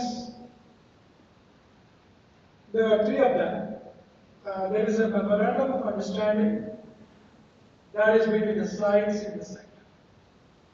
Okay, so there are formats available for that, and all sites in the center execute this memorandum of understanding. This is basically how the resources in the center are shared among the sites. Who is responsible for what? And there are central bylaws, and the bylaws define the operating procedures applied to govern central operations, how they select projects, how the projects are evaluated, how the funding is allocated for different projects. And the central bylaws are approved by the IAB and the academic leadership of the universities, and they will be reviewed by the NSF as well. And this is the first step the centers will be doing if their proposal for the phase 1 is approved. And there is the IUCSC membership agreement that the industries sign when they decide to partner with the universities at this site. And there is a common agreement that is developed by the NSF, it's available on the NSF website. And as I mentioned, IUCRCs have been in existence for 50 years, and this membership agreement has evolved over 50 years. And at any given time, there are thousands of firms that have signed this agreement and participated in sectors. So basically, the membership agreement is a framework that defines the major parameters of the partnership. And it is an agreement between the center and the industry members. There is an annual membership fee structure and one representative from each industry represents the industry in the advisory board. And there are procedures for project funding recommendations, IP rights, royalty, etc. And there is also a stipulation that there is a publication delay for 30 to 20 days. So we will be seeing this tomorrow, which will be more or less not real because industry has no money on the table for the center at the moment. only a commitment. But there will be project presentations today, and there will be feedback from industry tonight, and university PIs and our professors will come back with responses to that feedback. And based on their feedback, you can identify which projects you would like to fund.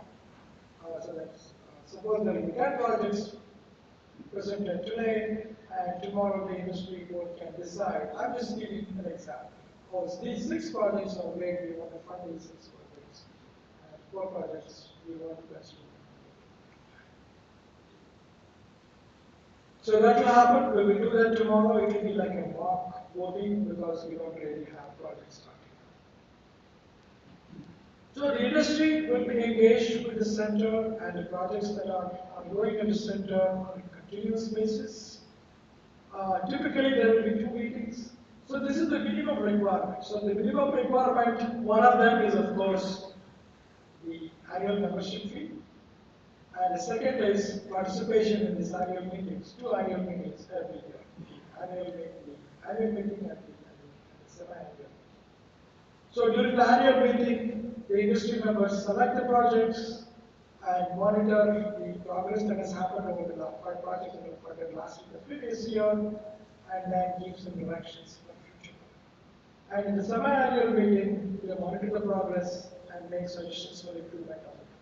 So typically, we require the industry members to engage in at least these 2 meetings.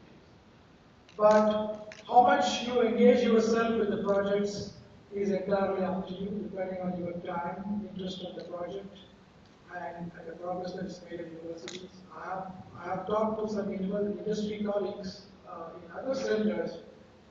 They engage with the universities on a weekly basis or bi-weekly basis because they find it productive to be engaged with the PIs and engage with professors and students all the time on a regular basis compared to meeting with them once in 6 months. So that will be entirely up to you. But the minimum requirement is the at least attend 2 meetings. Very briefly about the funding model. We are in the planning phase now, at the end of the planning phase. And the center is making a proposal for phase 1. Typically, the funding from the NSF for phase 1 is $150,000 per site. So it's a total of $300,000 in this case. We have two sites. And the university is expected to bring in membership that is 3 times the number of sites. Okay, so we need at least 6, but that is the minimum. So you can bring in many more than 6 because the problem is of interest to many industries, so you can bring more industries. And also, there is no limit on the number of sites. So the IUCRC, there are IUCRC with 5, 6 sites. So you can bring more universities, the more universities that are part of the center, there are more opportunities to bring in industry.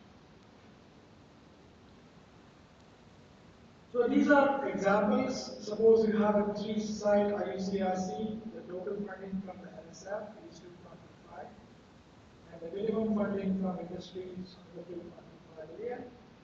But that is only the minimum. You can recruit more industry members and this year. So that is why we have the greater value for this site there. So that can go with number of universities as well. So what is involved in establishing a center? So the researchers at Boston University and Northeastern University made a proposal for the planning grant, and that has been successful. And we are towards the end of the planning grant. And during this planning phase, I'm sure the university colleagues have been talking to industry colleagues, understanding the challenges and problems from the university's perspective, and they have identified some projects that they think are of interest to industry. And they will be presenting those projects over the next few hours today and tomorrow at the university at industry colleagues will provide feedback on those projects and select some of the projects. So the outcome of this workshop, what do we expect at the end of this workshop? There should be evidence that there is strong convergence between academia and industry on broad, cutting-edge, high-impact research. And there is a strong engagement, and there is a financial commitment from it. There is evidence that there is strong financial commitment from the industry. And researchers at universities know this very well. This is NSF, and all proposals that go to the NSF will be subjected to a competitive review process. And this has to be selected by the panelists, the panel at NSF before we move. Okay, so there will be a merit review process that takes anywhere from 3 to 6 months. And then if the center is successful, the center will be launched sometime about 6 months after the submission. A few slides to mention the critical elements for a success in an IUCRC. So there should be center-wide collaborative effort. The effective research outcomes, productivity that comes out from this consortium, university and industry colleagues should be much more than the individual efforts. There was a talk just a while ago about there's data and applications are not islands. So similarly here, PI's and PI's work is not in an island. So the same goes with industry as well. So they are all interconnected, and that should be evident by the engagement and the kind of work that is carried out in the center. And very importantly, because the center has to live for a long period, there is an opportunity for the center, if it is successful in the first phase, to exist over 3 phases, so that is 15 years. So there should be evidence that the administrative and technical relationship at the sites and the center.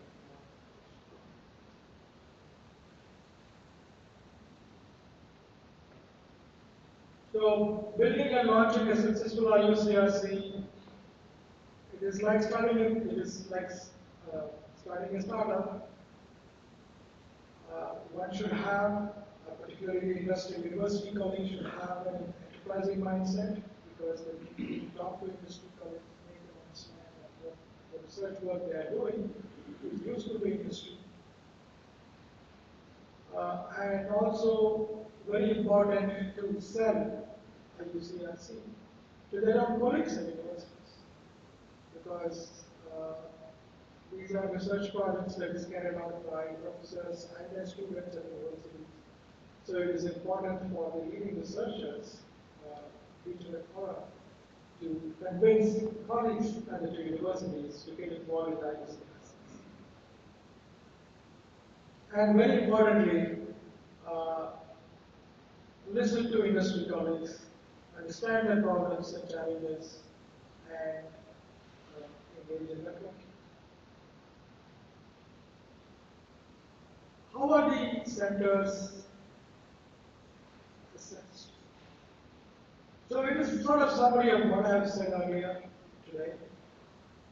Is the center effectively engaging industry?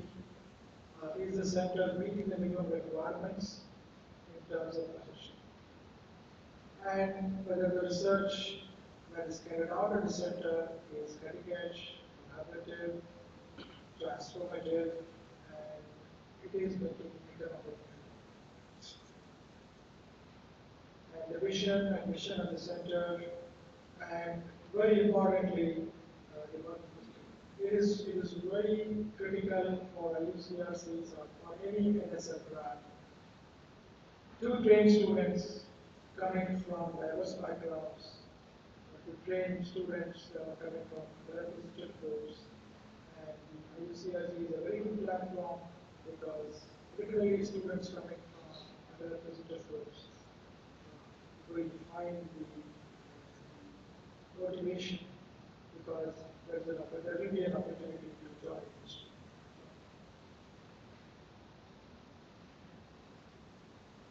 A few facts about existing IUCRCs. The NSF, the size, I should say, there should be a correction here. It's not NSF budget, it is the size NSF budget for IUCRCs is 20 million.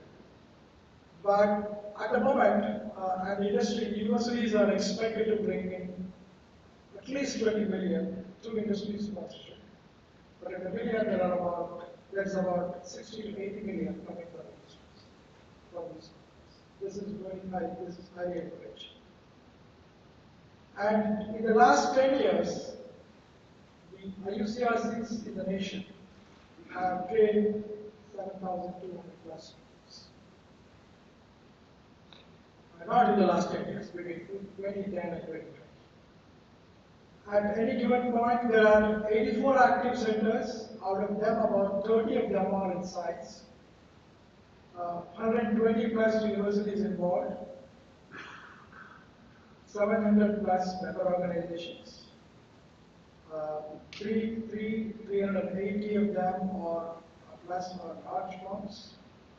220 plus small firms. And there are several federal and state.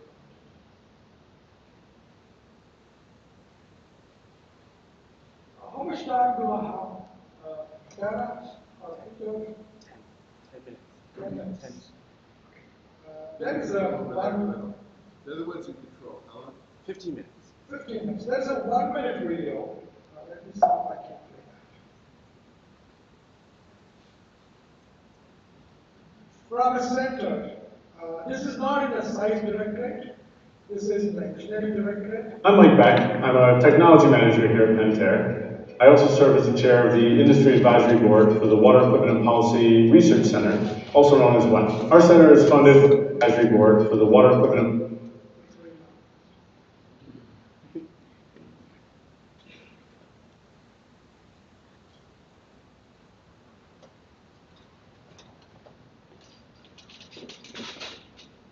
So this is an IUCRC for water and equipment policy. And this video is, I'm showing this video because it is prepared by an industry company. It's not prepared by the university researchers. University researchers, there are many of them videos, and you can look at that, but this is coming from the industry company. the Research Center, also known as WEP. Our center is funded by the National Science Foundation and industrial members. WEP is led by University of Wisconsin-Milwaukee in collaboration with Marquette University and industry. Last decade, 104 pre-competitive research projects have been completed to satisfy the unmet and underserved needs of the and water sensors, point of use and point of entry treatment technologies, advanced materials for water application. 60 second में जाने के Google spreadsheet में Google translate for today का इस्तेमाल जैसा कि नाम से ही जाता है इससे आप एक लैंग्वेज को दूसरी लैंग्वेज में ट्रांसलेट कर सकते हैं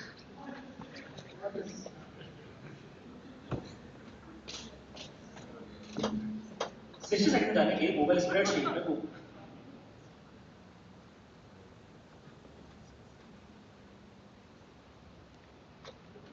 I'm Mike Beck. I'm a technology.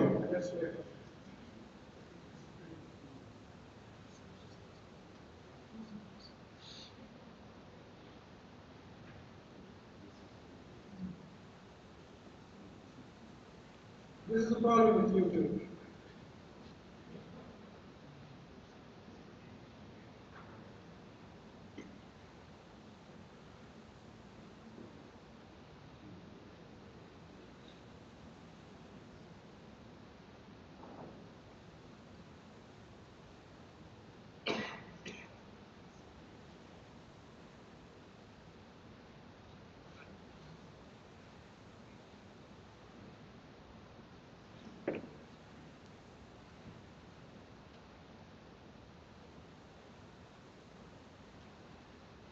Pentair. I also serve as the chair of the Industry Advisory Board for the Water Equipment and Policy Research Center, also known as WEP. Our center is funded by the National Science Foundation and industrial members. WEP is led by University of Wisconsin-Milwaukee in collaboration with Marquette University and industry and government partners from various sectors. Over the past decade, 104 pre-competitive research projects have been completed to satisfy the unmet and underserved needs of its members. The center focuses on water sensors, point-of-use and point-of-entry treatment technologies, advanced materials for water applications, and water policy research that benefits utilities and municipalities and improve water quality management. A good example of a project is NanoEffects' handheld lead sensor. The sensor started as a project at UW-Milwaukee several years ago. Just this year, they brought it to market, and the sensor can detect lead in water well below the EPA limit. A.O. Smith joined WEB for two fundamental reasons. The first is access to researchers who are doing innovative things in the space of solving our real-world problems. And the second is the ability to leverage our research funding. By pooling our money together with other members and the NSF, we're able to highly accelerate our research. Another benefit for us of being a WEB member is access to the students. These students have spent time working on our problems. They understand the science behind our solutions. And we're able to hire them as co-ops, as interns, and even as full-time employees.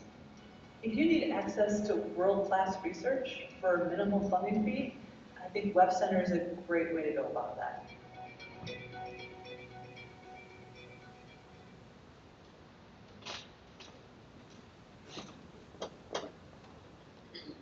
Microsoft Excel में किसी data को अगर as A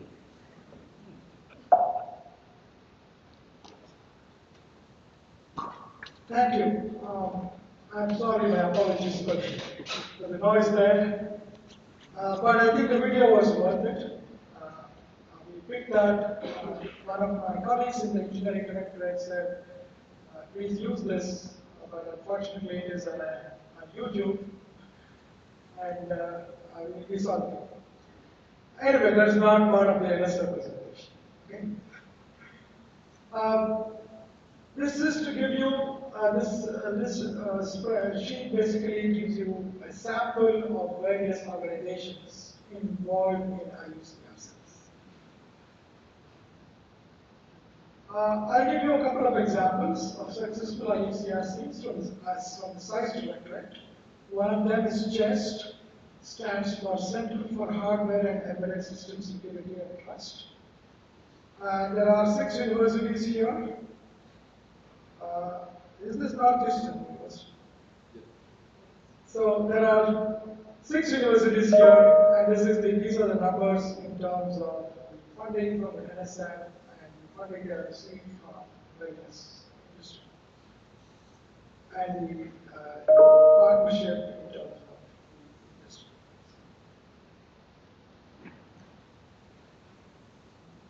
This is another center. The Center for Space, High Performance and Resilient Computing, abbreviated as SHREC. It has 4 universities and the corresponding numbers and memberships. Also, I would like to point out to the researchers or PIs here in the universities.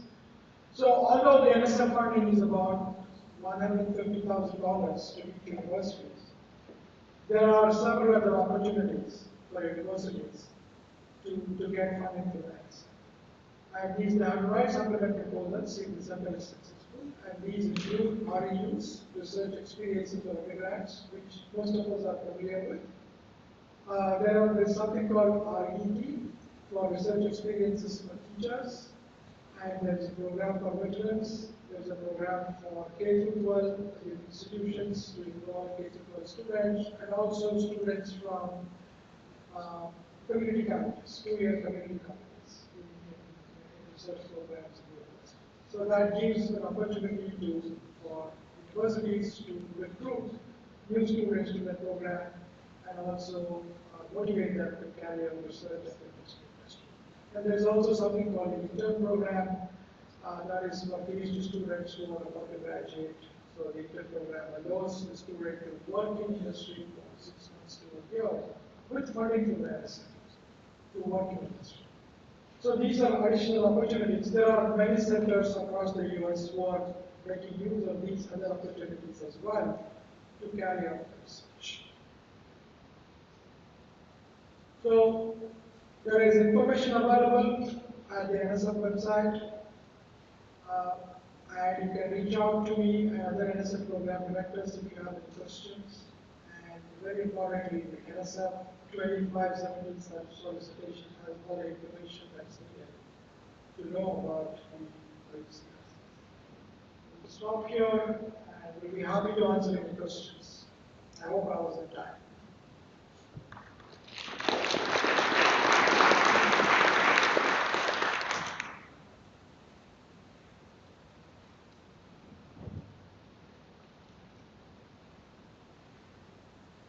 Would be the person in the back of the room, so I'm asking.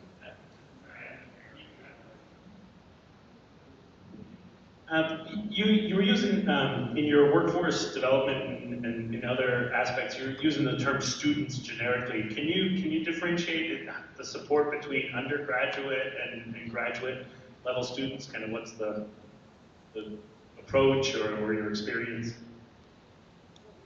Students, both grads and undergrad students are involved in IUCS.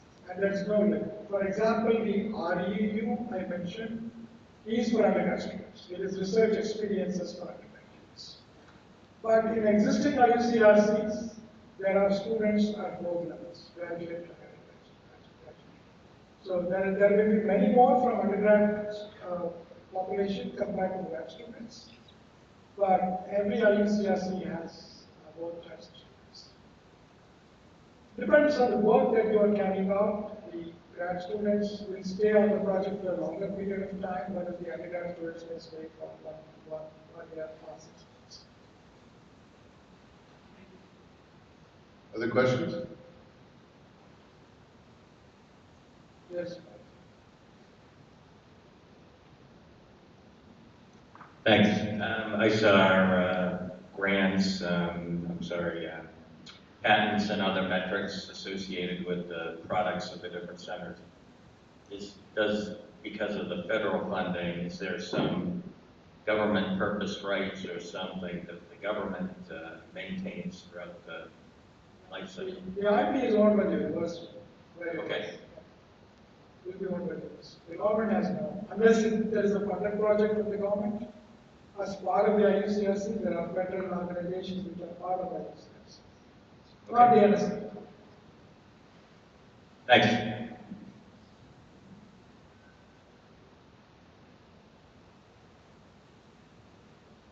So I guess just as one of the site directors asked the question, we were really excited to find this program because it so ties in with how we've been doing it, and it was so neat to realize how NSF has been doing this for a long time.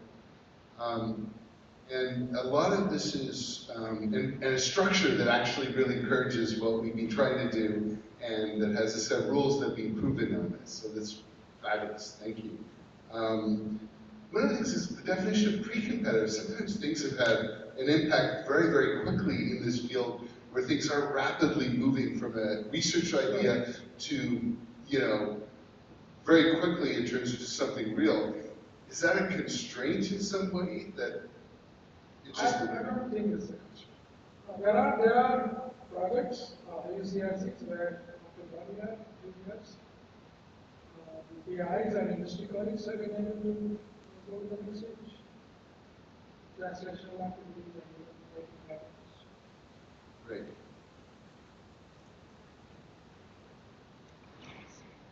Okay, I guess I wanted to thank Mohan, and I wanted to thank Mohan, and I'll leave it to Nancy to. Oh, is there one more question? No, we're just going to sort of just do a general thing. So what I think, Mohan, is there any other big comments or questions that you'd like to sort of say for this audience specific to what we've been building? Yeah, the main thing I want to say is, moving forward, I'm expecting you are going to write the phase 1 proposal in June for the June deadline. So it is important that after today, there will be presentations, research project presentations today. And you will receive feedback. And based on the feedback, you create the project descriptions of projects, and if there is time, it will be better if you can share it with Mr. Project. who are interested in mechanism. That feedback once again, so that the final proposal has projects that are of interest to the street. As you know that on the day you submit the proposal, you have a system, so that you keep the industry engaged between now and the time you submit the proposal as well, so that you are actually proposing projects that are of interest to the industry. Great. You are sure to get the commitment once your proposal is. All right, well, let's thank our speaker.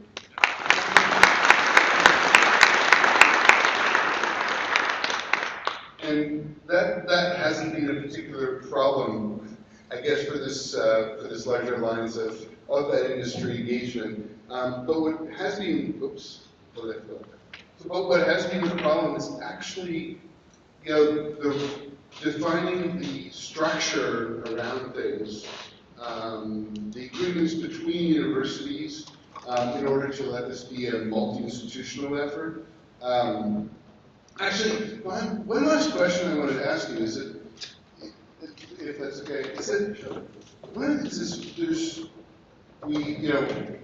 this is BU and Northeastern, but as long as individual researchers from other institutions are adhering to the same rules, the centers, how, we can expand this in terms of individual researchers. We've sort of done that, right? Yes. Already. Yeah, so I did not mention that. I did have a slide on that I did not present. So there is the opportunity for citations. Mm-hmm. So if you are successful in the phase one, and other university you want to be part of this consortium, for example, I'm just giving an example, from California, right? So you want them to write a proposal for citation. But even the individual researchers, I mean, there's such a collaborative, amazing thing about this community here is yes, individual researchers. You can subcontract research to other guys. Okay. So that's sort of the way Peter and I have been envisioning this, is we have two university centers to start off with, and I think UMass, Mike Zink is planning on expanding it as rapidly as possible there. But we also expect to have other researchers from the neighboring institutions be a part of this kind of larger collaboration. In addition, I think one of the best ways to lure in another institution is probably to see if we can get one of the faculty to join in on something. So this project's being a little different from the normal IUCRC because in some sense, a bunch of problems, I mean, some of the problems are coming from, our colleagues at 2 Sigma, our colleagues at Red Hat, but also some of the problems are coming because we need standing up a cloud which is actually exposing problems. I think part of what I like about Hugh's talk is he was talking about the problems that were exposed to Red Hat from actually participating vertically all the way down inside a production cloud that's at scale today. Well, it's getting to the scale. I don't know if I'd say it's the scale I want it to be at, but it's getting to this scale. So it's like we're the source of problems for ourselves in industry and working kind of collaboratively on solutions to those. And in a funny way, what we have is, I don't know where they are, Scott and Wayne as being the people that are operating the cloud. There's also this other really neat part of this is that we have those facilitators that are directly working with the users. To add to that too, that I think Hugh was his colleagues were very glad that the great storage disaster that I mentioned happened to us and not one of their paying customers. So, and we weren't so happy with that, but that was actually, we found a sort of issue. They learned from it. What's that? They learned from it and they were able to avoid it in the future. Yeah, and so that's a really good point, is that we're actually being able to demonstrate innovation scale. In fact, I think one of the things that we've been hoping that, if you look at the way cloud has evolved, it's been this radical sort of rate of change where things kind of go through CIs and CDs, continuous deployment, and people can do A/B testing with real users at scale in a real environment, right? And that rate of innovation is dwarfing what happens in almost any other industry because of the malleability of software and the ability to actually have real users at scale. And then if we look at the open source community, right, it still goes through fixed releases of software. I think that one of the things that we've been sort of trying to push towards is a notion for the open source community that this can be a place where things scale and things are tested, and not only CI, but actually CD. You know, you can imagine somebody getting a patch into Linux, and then, 2 hours later, it's actually a deployment here or something, right? After, or a continuous deployment with maybe a community of users that are willing to accept occasional failures. Actually, one of the best stories, I think, is one of the students that came out of this ended up going to, let's not mention the company, but one of the very, very large hyperscalers, and he brought them down in his third week in the company. Like the whole thing was down for 6 hours. And it was actually because something got through CI and then got through CD, and then it had not a bug of his, but a bug of something else that wasn't in the CD. So it brought down the whole company's infrastructure, and the comment on this was, yeah, we should have put that in the CD. He didn't get fired for this, which is kind of what I can see things happening here. Is a rapid rate of evolution with open source, and then the innovation of research also being integrated in a pace that we couldn't do otherwise. So some of the ideas that we'd be doing, say with D4N, that are now being deployed rapidly, that are getting integrated, instead of going through a fixed release, we can have researchers opt into it and say, hey, I want my bucket to now be visible, cached, first read-only, then maybe read-write, because I start trusting it and sort of rapidly getting things into an environment where we increase the pace of innovation and that research engagement with open source. So it's a neat place, and thank you so much. This program is just incredible because it gives us the opportunity. I mean, I think that as much as anything else, not to minimize it, but there's just every time you do something new, and we faced that challenge with the MOC of trying to create a new organization, the first real industry collaborations of the scale that we were talking about, the lawyers had to get involved, everything had to get involved. The fact that there's an established program funded by NSF to do this. Yes, having a fixed template so that, and it means that for members coming in, they can be confident that the agreement they sign is the agreement everybody else signed and will sign, and no one's going to come in and say, we have to renegotiate this. Right, and IP rules and everything else. So it's a great program, and thank you for. It's a proven program. Yes. Progress. It's huge. All right. And lunch will be. Oh, okay. And Nancy will tell us what lunch is. So the lunch is going to be served in the terrace room through the lounge to the left. We do have a couple of announcements. First, if you are directing a tutorial in the afternoon, would you please meet Tara here at the podium at 12:45 so she can make sure that everything's set up correctly. So if you're directing a tutorial here at 12:45 at the podium, and then if you would please return here at 1:10, and there'll be an Airtable demonstration, and then we can begin our afternoon programming. Thank you very much, and enjoy your lunch.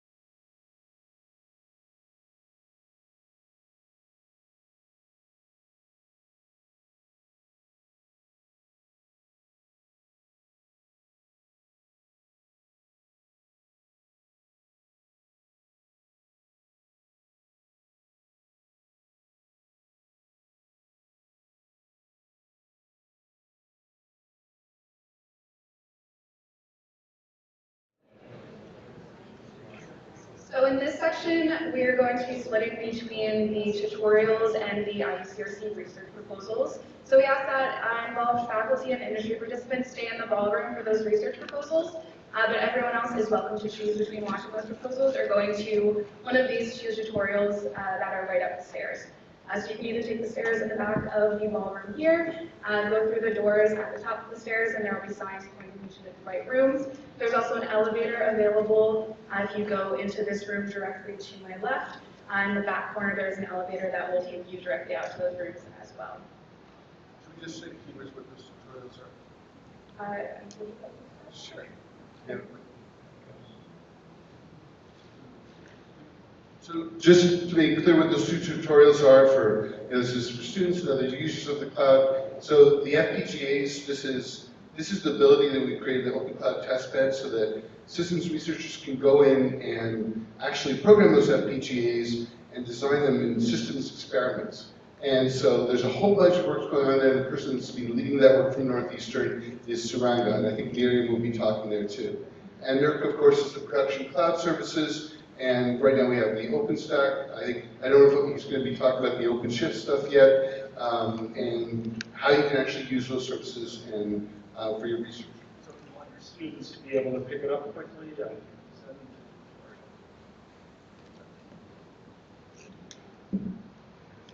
So again, those tutorials are starting right now, so if you would like to head upstairs, now is the time to do so. For the folks that will be staying, and this is predominantly for the industry folks, I'm going to do a quick tutorial about Airtable, which is a tool that we'll be using to collect feedback on the research proposals that you are about to hear. So the afternoon is going to be a series of research proposals for the iScale Research Center. And so this is actually being run very similarly to how the process would work in an established center, including comments, feedback on the proposals, which is being gathered. We're no longer in the era of filling out forms with pen and paper. This is online through the Airtable tool, which I believe everyone has been, participants have been sent a link to that in their email. I can send out another link up top. And Tara is going to have a link here and give a brief demo of how we'll be using it. Because after each talk will actually be part of the Q&A time will be for providing feedback that's then going to be used in some of the later sessions of the workshop. So like Peter said, I'm Tara Moran. If you were here, you probably received many emails from me, or emails where I was pretending to be Ron that came from Ron's account. So you should have gotten, if you're involved in the IUCRC, an email either this morning or last night that has the links, but I also will have QR codes in the following slides. So basically, like Peter said, the way that the afternoon is going to run is that there will be a 20-minute research proposal, and then we will provide time for a Q&A session, as well as for folks to fill out this feedback form that will be used at tomorrow morning's event at Northeastern. So this is the form that you're going to be filling out. This is the entirety of it. So basically, all you need to do is select the presentation that you just watched, indicate your level of interest, leave any comments or questions that you either don't want to or don't have time to address right now, and then what organization you're from. You don't need an Airtable account to do any of this by the links that I will be providing in the next slides. So you can fill out this form either from the project card overview or from the direct form. I'll be just quickly going over both of those views, and these QR codes will be on the slides moving forward as well. So I'll give you a second to grab them now, but again, they'll be on the following slides. I just see a few folks using them. So for the project card view, this is the screen. If you scan this QR code in the corner, this is the screen that you'll see. These are each of the 10 projects that we are going to be listening to for the rest of the afternoon. So the part that I circled there is how you would access the form from this view. If you were to click on the card, you will get the details, like the descriptions, the executive summaries, and then a copy of the slides that are being presented here today. And then at the bottom of that card, it's the same link to the form. So if you click from, again, this QR code in the corner, The form will automatically fill in the title of the project that you were just looking at the information from. If you are confident in watching the slides and don't feel the need to reference any of the information that is in the cards, you can just pull up the form itself using, again, this QR code in the corner here. So the only difference with accessing the form versus the card is that at the top here, you'll have to add what project you are reviewing. So they're listed in the order that they'll be presented, but when you click the little add button, it will open a drop-down menu with all of the projects. And then once you have filled out that form, when you want to submit a new form, just click the little X that I circled there, and then it'll bring you back to that add button and the drop-down menu to then complete the form. So here are those links again for those two. Does anyone have any questions before we get started about the form specifically? Okay, so I will leave this up while we get our first presenter up here, and that will be Jean Cooperman.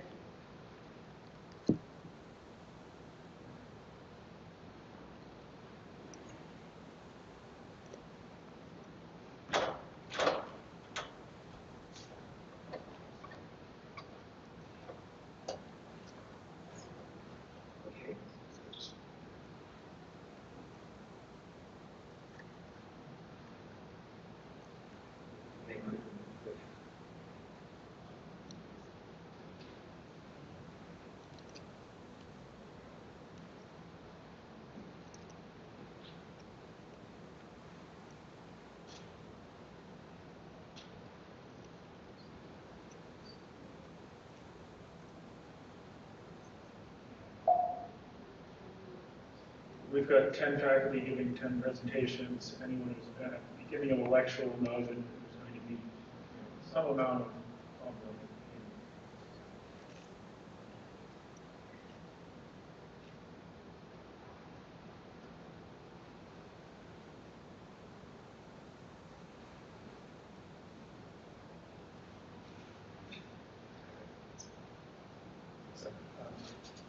I guess I'm going to look up there. It's not showing.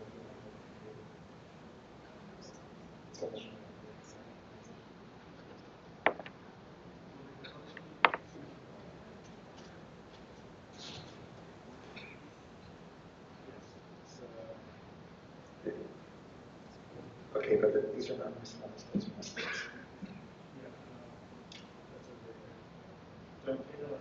Okay. Okay. I think so. Oh, yes. Great. Thanks.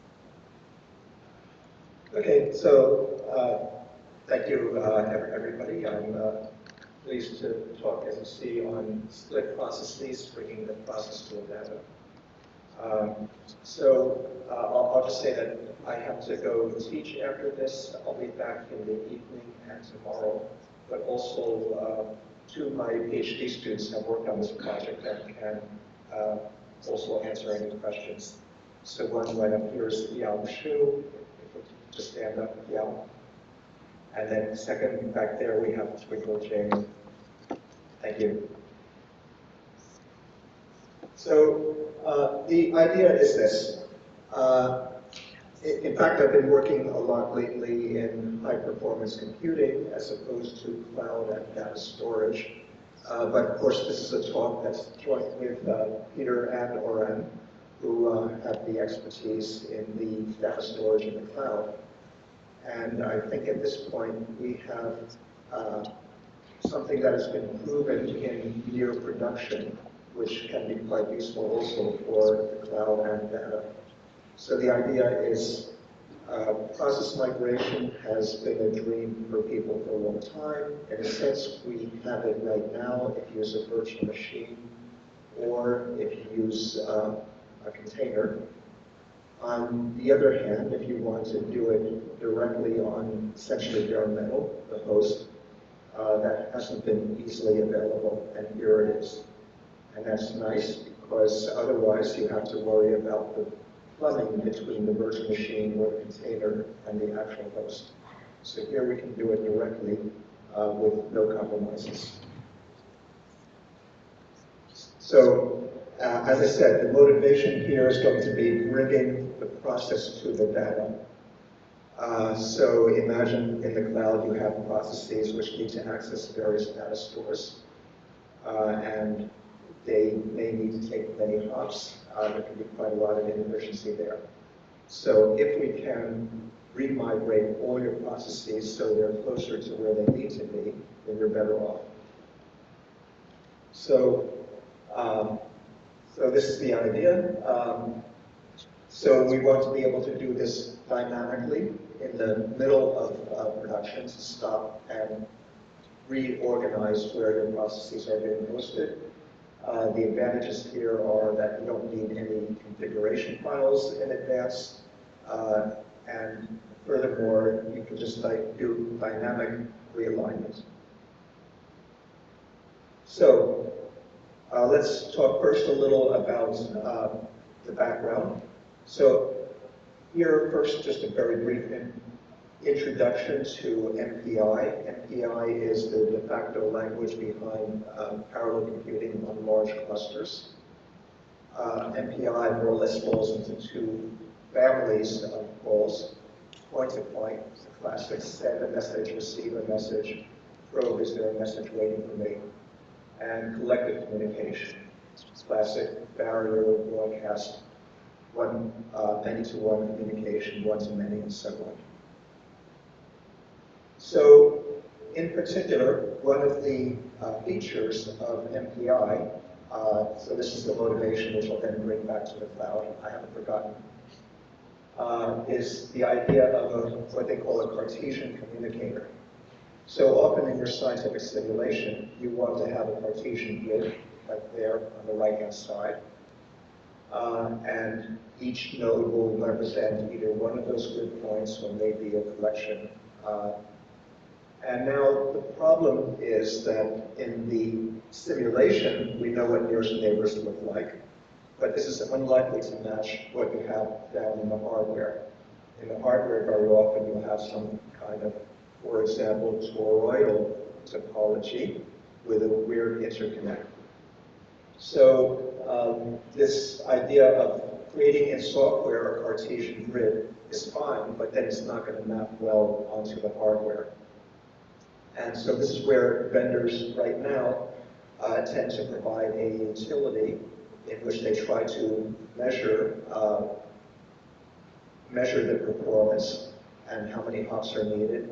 And then in a dry run, and we can see that here, and then in this dry run, they will try to figure out, take statistics, and then they will run the jobs one more time, hopefully placing each process where it should be from the very beginning. So there are problems with that. One problem, of course, is you need the configuration files for the dry run. Another big problem is you cannot change it dynamically. So if your mode of usage changes over time, then you're stuck. So in green, we have the workaround where you would use a configuration file. In red, we see what the problem is, that we want to dynamically reorganize the topology. So now we come to the solution that was developed in the space of high-performance computing.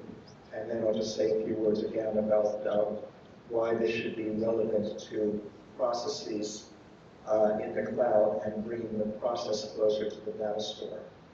Again, recall that this is executing essentially on bare metal on the direct host.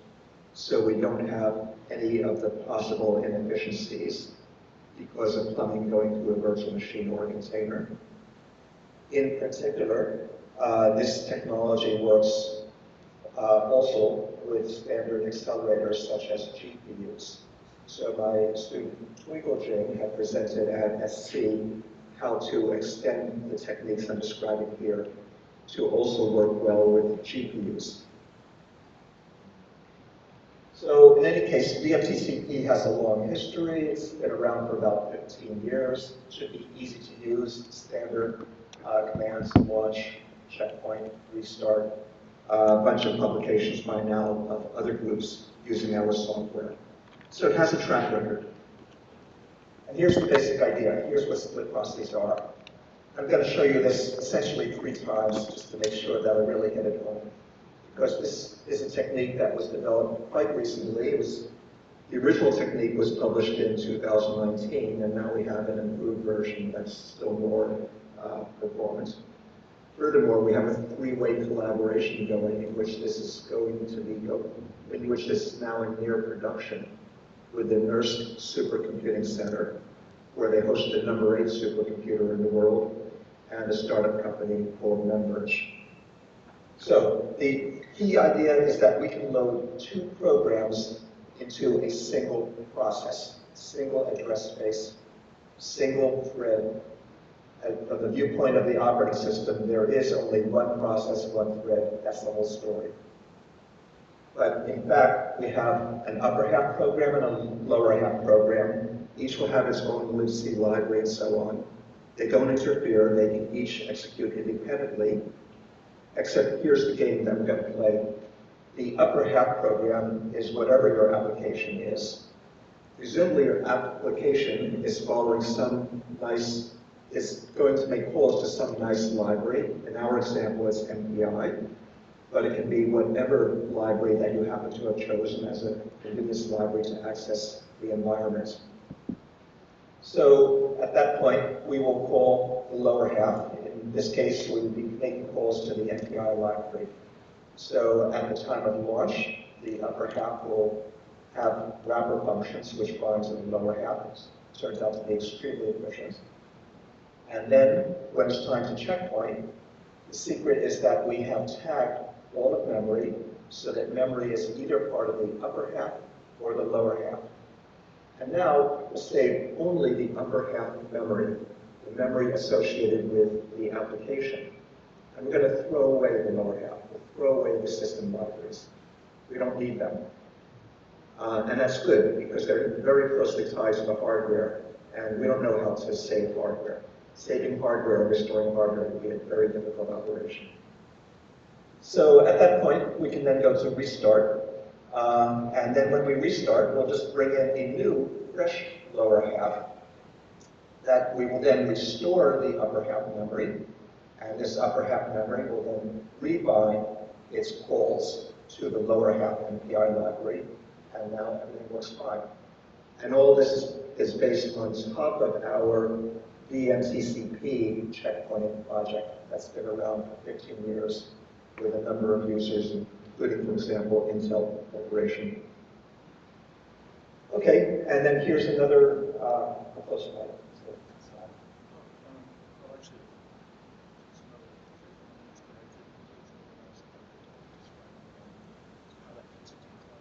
Oh, please.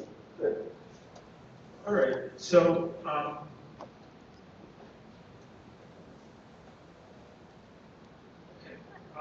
so I just wanted to add that, to extend this, so Gene has done, I've collaborated with Gene on a number of things, and here he has something which has been done in the high-performance computing world, but we want to also be able to use these techniques in the cloud. And really with me, what you've done here is, the whole principle of moving compute closer to data is do it everywhere, from NUMA to virtual machine migration. Now, there's various ways that you may want to migrate things, and migrating a process actually is hard. Migrating a virtual machine, yes, but then you have to package everything up, provide the address, move that, has networking requirements and has other things. So what's intriguing about this is the split process mechanism that was developed for a specific checkpointing application for batch computing gives us this general mechanism to cut the the strings that are binding the process to the local machine, and then reinitialize those after we've migrated it somewhere else. We should be able to migrate in and out of containers and do a number of other things, and essentially allowing near data processing, letting us transparently migrate the processing to close to cache data, for instance, or to where it's actually being cached. So that's the extension on the, for my, non-HPC side work of what we wanted to do with this technology. So I'll let the team finish this one. Thank you. And as I promised, I in fact have 3 slides on this topic. I figure if I say it 3 times, maybe you'll believe that it works. So all 3 really are saying the same thing, but it actually has been proved in production, believe me, we have enough war stories to know the difference between an academic prototype and a production version. So here's another way of saying exactly the same thing. We have the upper half program, and we will bind any poles to the lower half. And there you can see the arrow showing the binding. You can see 2 link maps. These are the maps which include all of the libraries that have been linked in. There will in fact be 2 copies of libc, but otherwise in the lower half you have those special system libraries that are so annoying because they're so closely tied to the hardware. But we can restart and just grab a fresh lower half. And this is a quick review of saying the same thing. So if later you want to review this, you can look at the slides, and hopefully this text version will remind you of what are the essential points behind those diagrams. So as I said, it's a 3-way collaboration. The MTCP is the underlying checkpoint. Project MANA is the version for MPI that includes the idea of split processes. And it's a 3-way collaboration. Here we see NERSC and NetMerge, and quite a few people who have collaborated with us, both from my group and from the other 2 organizations. So I think that more or less concludes the main idea, and as Peter has already summarized exactly why this is so intriguing for the cloud. Are there any questions?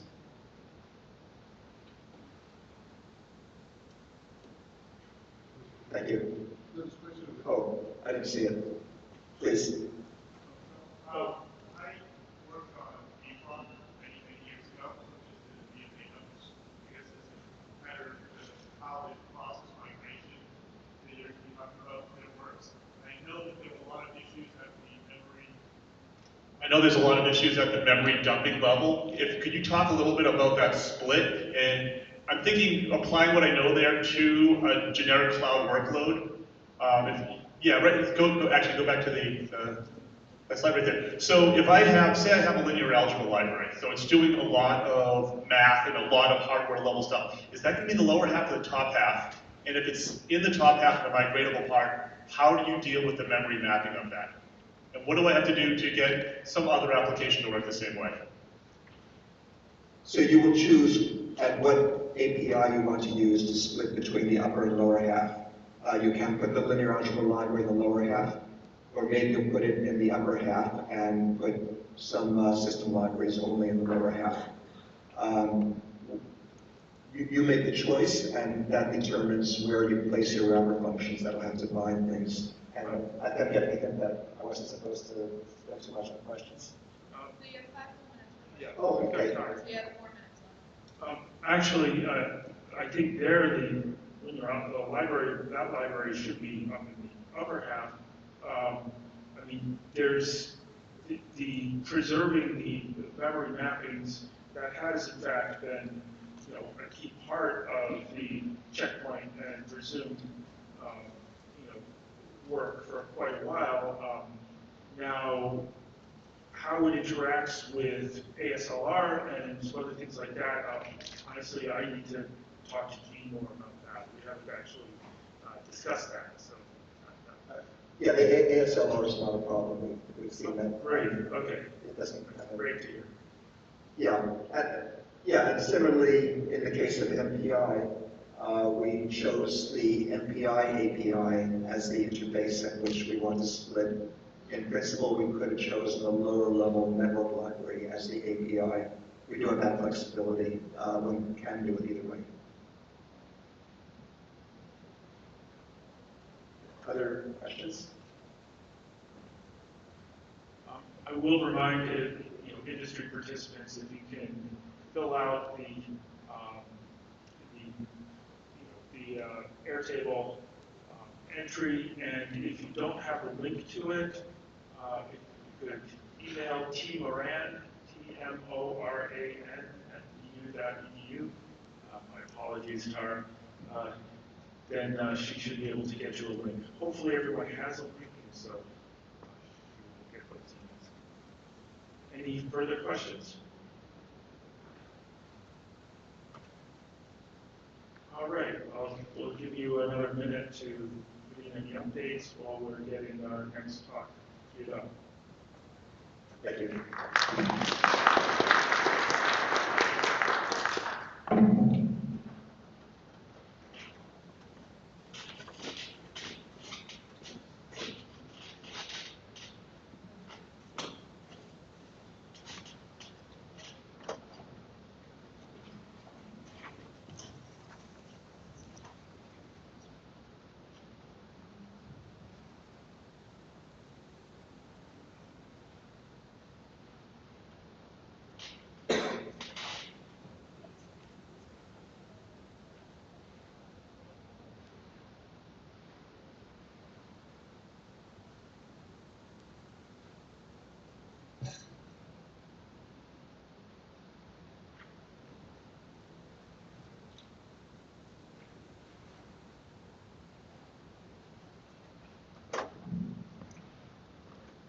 Who needs slides? So, just to get this started, we've been doing this storage research for a long time. And how many of you guys saw Larry's talk this morning on looking at the sort of whole process, the notion of workflows and connections between things? Nobody?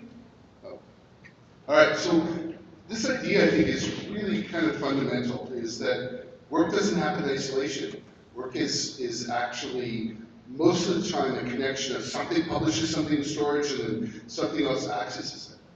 So there's this, so that sort of really excited me. So Roger was involved in the original D3N work that we did, and so we kind of reset the stage for what we're doing, and then talk about how we want to kind of work together to sort of expand beyond that.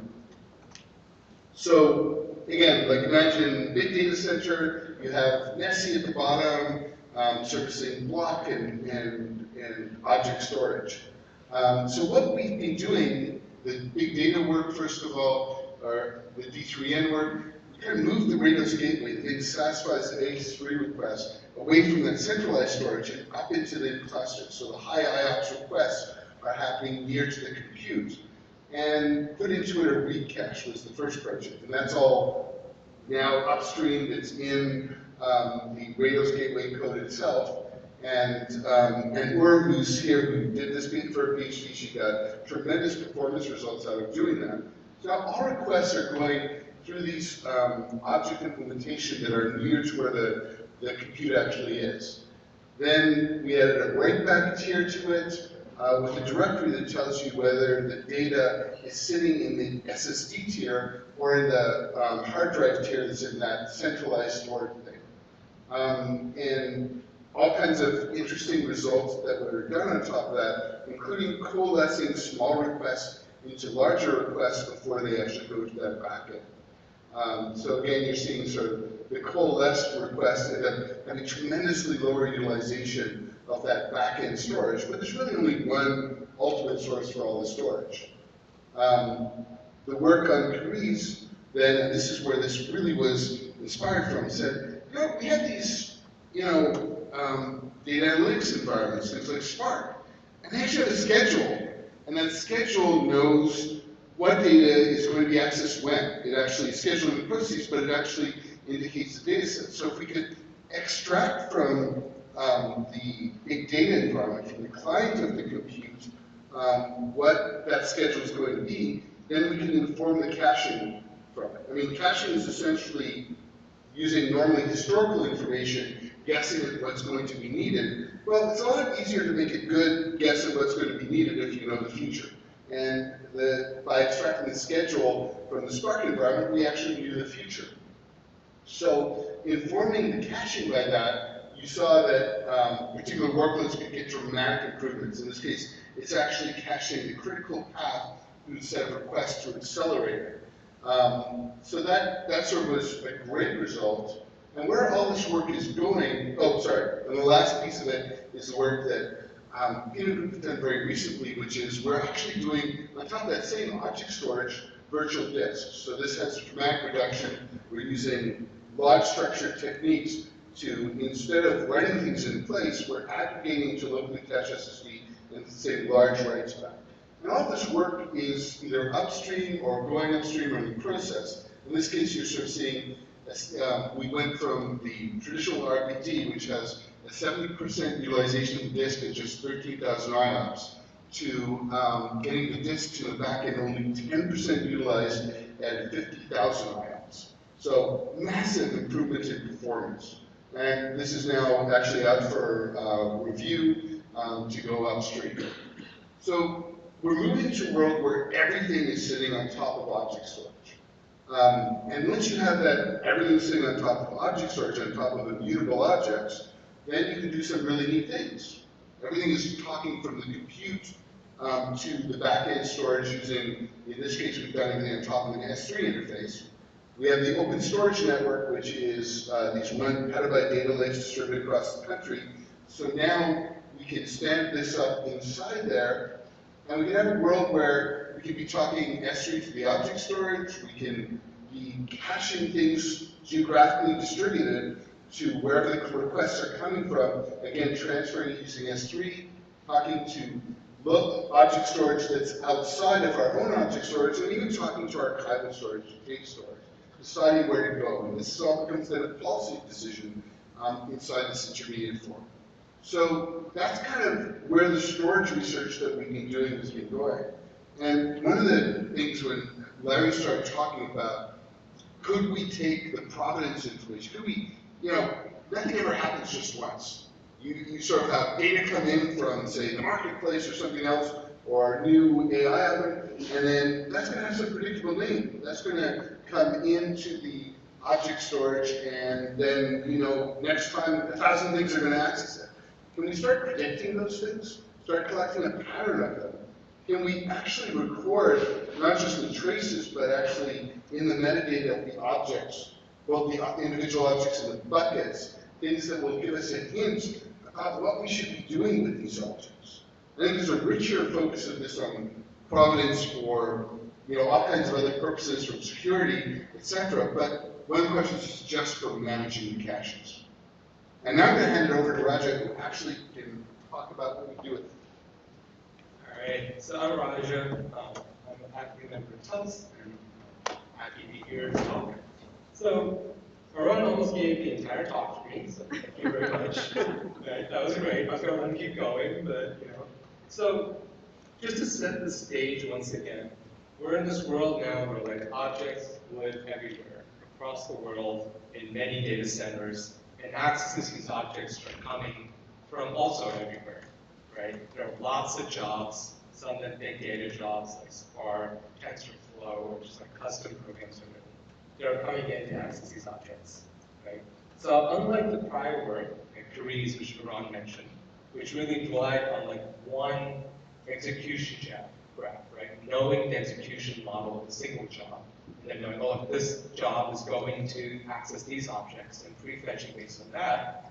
Now in this global world, we have lots and lots of jobs. We have lots of objects. And you really want to go prefetch across these jobs, know where we should be prefetching to, and knowing when to prefetch. So for example, over here, we have this new data set come in, and then there's this cleaning job that's launched. And perhaps it's launched in North America, maybe in Washington, DC, who knows, right? And that generates a new object. And then soon after that, there's another team, the same organization, that's running a bunch of machine learning jobs, using the clean object that was generated, perhaps some other objects, and then generating another data set. And finally, perhaps there are folks around the world who are then accessing the results of this machine learning job to get predictions or whatever else. The key thing here is there's both a sequence of patterns within these jobs and also across them. And so what we want to be able to do is predict across all of these things. Okay? And so I think that solving these things is going to involve several challenges. So we kind of listed these up here. So first, we need to keep track of the provenance, right? We need to keep track of which objects are being accessed, when, right? We might also want to keep track of like some control flow information. Where are these objects accessed from, right? A key bit of intuition here that that kind of came across when we were going over the flow example is that these patterns across jobs likely represent some kind of underlying business process, right? So it might be that every day, like a new pricing model comes in, or like the new satellite images come in from the James Webb Telescope, right? There's a cleaning job that occurs on that data set. New data sets are generated, and then there are inference jobs that run on that, right? So the underlying, what the data is remains the same, but the object names may change a bit to reflect new days or dates or whatever else. So we need to kind of like templatize these object names. And then once we have these kind of templatized object names to kind of get rid of the variable portions of the names, we want to mine these patterns, mine patterns from them, so we can decide which objects can be accessed next, when, and where. And then finally, once we have these patterns, we need some way to key into them, right? When one object is accessed, which one should be prefetched in the future, where should we prefetch them? Right? So I think these are the key 4 challenges involved. In the next few slides, I'm going to walk through a couple of initial steps to addressing some of these challenges. All right, so the steps are, I think what we can do is in the storage layer, we can create like a logically centralized log consisting of the object accesses, timestamps, and some information about which regions or which regions of the world are accessing the objects. So you have the provenance, which is when the objects are being accessed, right? The sequence of the accesses, and we have control flow information, such as where they're being accessed from, perhaps other stuff too, right? We need to templatize this information so we can figure out where are the constant portions, what does this data represent? Is it satellite imagery data? Is it pricing data? Right? And then we need to tease out the variable portions, because those variable portions can affect any sort of mining we do in this data set to figure out what these business patterns are. Right? And just to reiterate, these business patterns, we expect them to repeat periodically. And then once we've had this templatized data, what do we want to do? We want to mine them for these repeating business patterns. We know what the access patterns are. And then we want to store these patterns somewhere, key on them in objects to be accessed, and then prefetch data to the right regions. All right. So I think the easy part, the first part at least, is capturing this info. So how are we going to do this? Well, we hope we can scrape some of this data from log information that's being collected already, from the OSDs, or from application logs, right? We can propagate information about which regions are accessing these objects, right, along with HTTP headers of the storage requests, right? I just heard the CEF folks, or the RGW folks, they were here yesterday, I think they disappeared. They were telling me how they've integrated some version of distributed tracing and open telemetry into RGW and CEF, and we can upstream it. And so if we have that, then you can just use that and propagate all the information about regions and so on within the baggage fields that that exposes. Right? So you kind of get the ability to do this for free. And then, where we can store all this sequence of control flow information, on this information, we can store it in some storage bucket somewhere so that we have it globally. All right, so now what do we do? What do we have now? We have this log full of information about object accesses, and now we need to templatize it. Right? We need to figure out which portions of these object names will remain the same, and which portions are going to change, depending on the date or whatever else, like new version numbers and so on. And so there's actually a lot of work in this area about figuring out templates for logs. So like a common approach is, for example, to use natural language processing to figure out conditional distributions about which portions of your log message will likely happen during another portion of a log message. And that way, portions that have low probabilities basically are identified as the variable portions. and then we can basically just replace those variable portions with some kind of single identifier, so that is not messing with any of the mining that's going to happen. Mining patterns, so there are a bunch of approaches, right? I think the most promising one might end up being subsequence mining, right? That we can try, but there are also a bunch of other approaches. Subsequence mining can be expensive, but the cool thing is we may have intuition about what patterns we expect to see. Some team will like, oh look, we have this data set comes in daily, and these 5 jobs get launched in response to it, right? We can encode that as a known pattern, and then mine the logs for when they occur, and prefetch based on that as well. Right? So I think they can have this kind of a combination of both of these approaches. And finally, we need to, once we have these patterns, we got to figure out when to prefetch. And I think that there are kind of like 2 basic techniques. One is we can assume the second we see an object, right, we're just going to prefetch all the items we see in the future, right, that we've observed to be accessed right afterwards. Right? So we can just store the pattern, the future pattern, along with the object metadata. The second the object is accessed, we can just be like, okay, we'll get all the other objects. But of course, this object might be part of a larger pattern, and the future object accesses might depend on the previous accesses. Right? So in that case, we would need more of a global approach to solving this problem. Both these approaches require replacing the variable portions that we replaced, right, with identifiers, with the actual file names, right? So one approach to deal with this is to basically find all the templates in our logs and cluster together the variable portions to figure out which dates or which values are close to each other, and replace those values back in our templates so we can actually prefetch them. All right, so next steps, right? Explore work in RGW to capture all this information, right? And I walked through a bunch of initial algorithms and heuristics. We're trying to capture these patterns. We got to try to map, right? That's some traces. And then, be able to get feedback from users and able to see about what's working and what's not working. With that, we go back to Ron. Russ, we try to find time, but I've been a little bit insane for some reason the last few weeks. But, time's up. But I guess the short is, this is just an exception of this, is that we have the potential of deploying this for real. It's time for questions, or am I? 5 minutes for questions. Okay, so just what I'm really excited about is nobody's doing this sort of longer term workflow analysis. I'm excited about extracting it, but I also think we can start deploying these for real, these new intermediate things that we've already got that sort of S3 interface to the zipper, record that information, even associate directly with the objects, and have people opt in to start using these new capabilities that we're developing so that we can sort of rapidly collect that information in the real environment. And now I'll ask questions.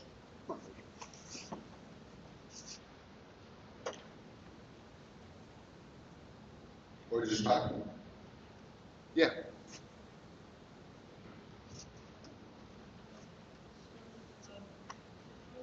have 2 questions. One is, you mentioned about the probability being low and probability being high. So what is the threshold that you, okay, what is the threshold for what is the deciding factor threshold? And the second is, in the future, if the pattern changes, is your model adaptable for the future? So those are great questions. I think they're all research questions. I think that the threshold might actually determine the false positive rate, right? So the question might be which items are we prefetching incorrectly, right? Versus when are we not prefetching when we should, right? So that might be a tunable threshold that could be set. So that's the way I would phrase that. What was the second question? Sorry. Oh yeah, I would imagine this thing's being retrained periodically, right? So this is an asynchronous process that's always running. It's almost like a control plane. Okay? So we are learning these patterns periodically, maybe every day, maybe every few days, and then we're updating the keys for prefetching future items. More questions? Just a reminder, everyone should be filling out the Airtable form if I think that the prefetching, we tried to scope this down, but prefetching is just one of the first stage, right? You can imagine very simple packs.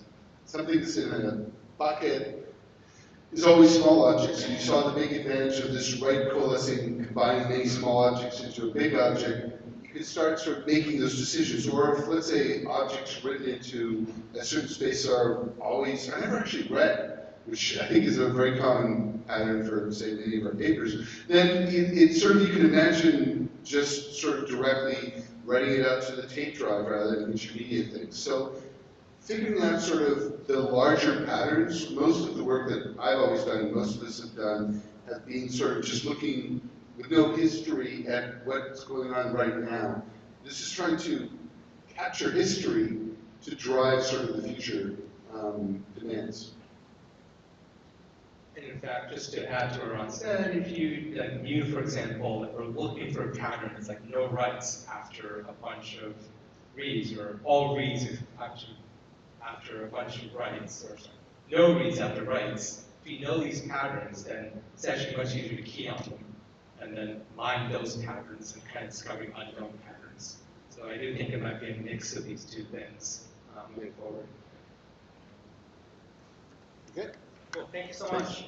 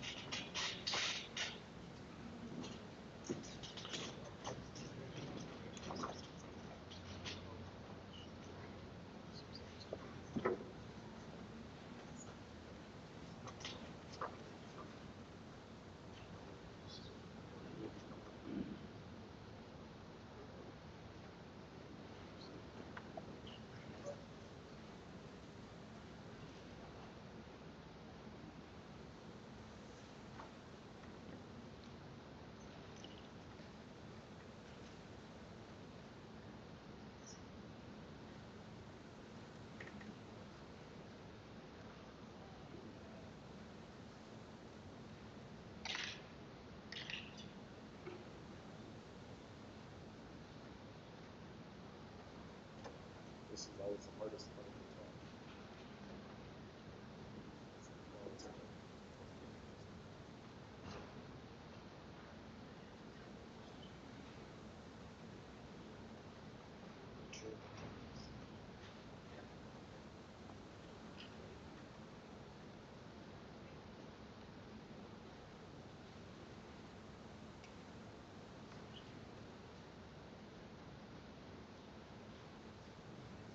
String walks into a bar.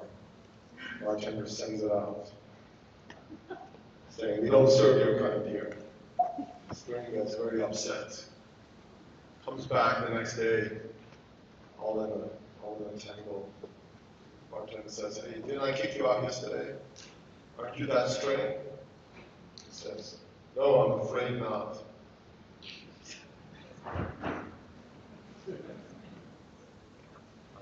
My excellent style with that phrase.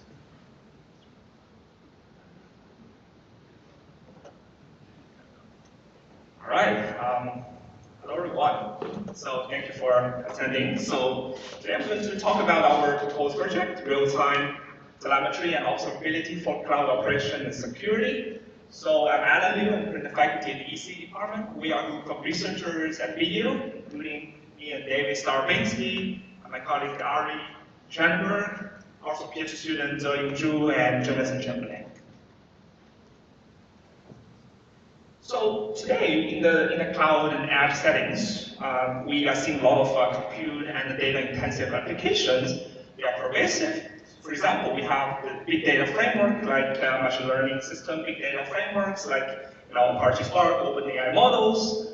We have the data center and network integration networks, for example, hosting your favorite service like video streaming and autonomous driving, extended virtual reality, etc.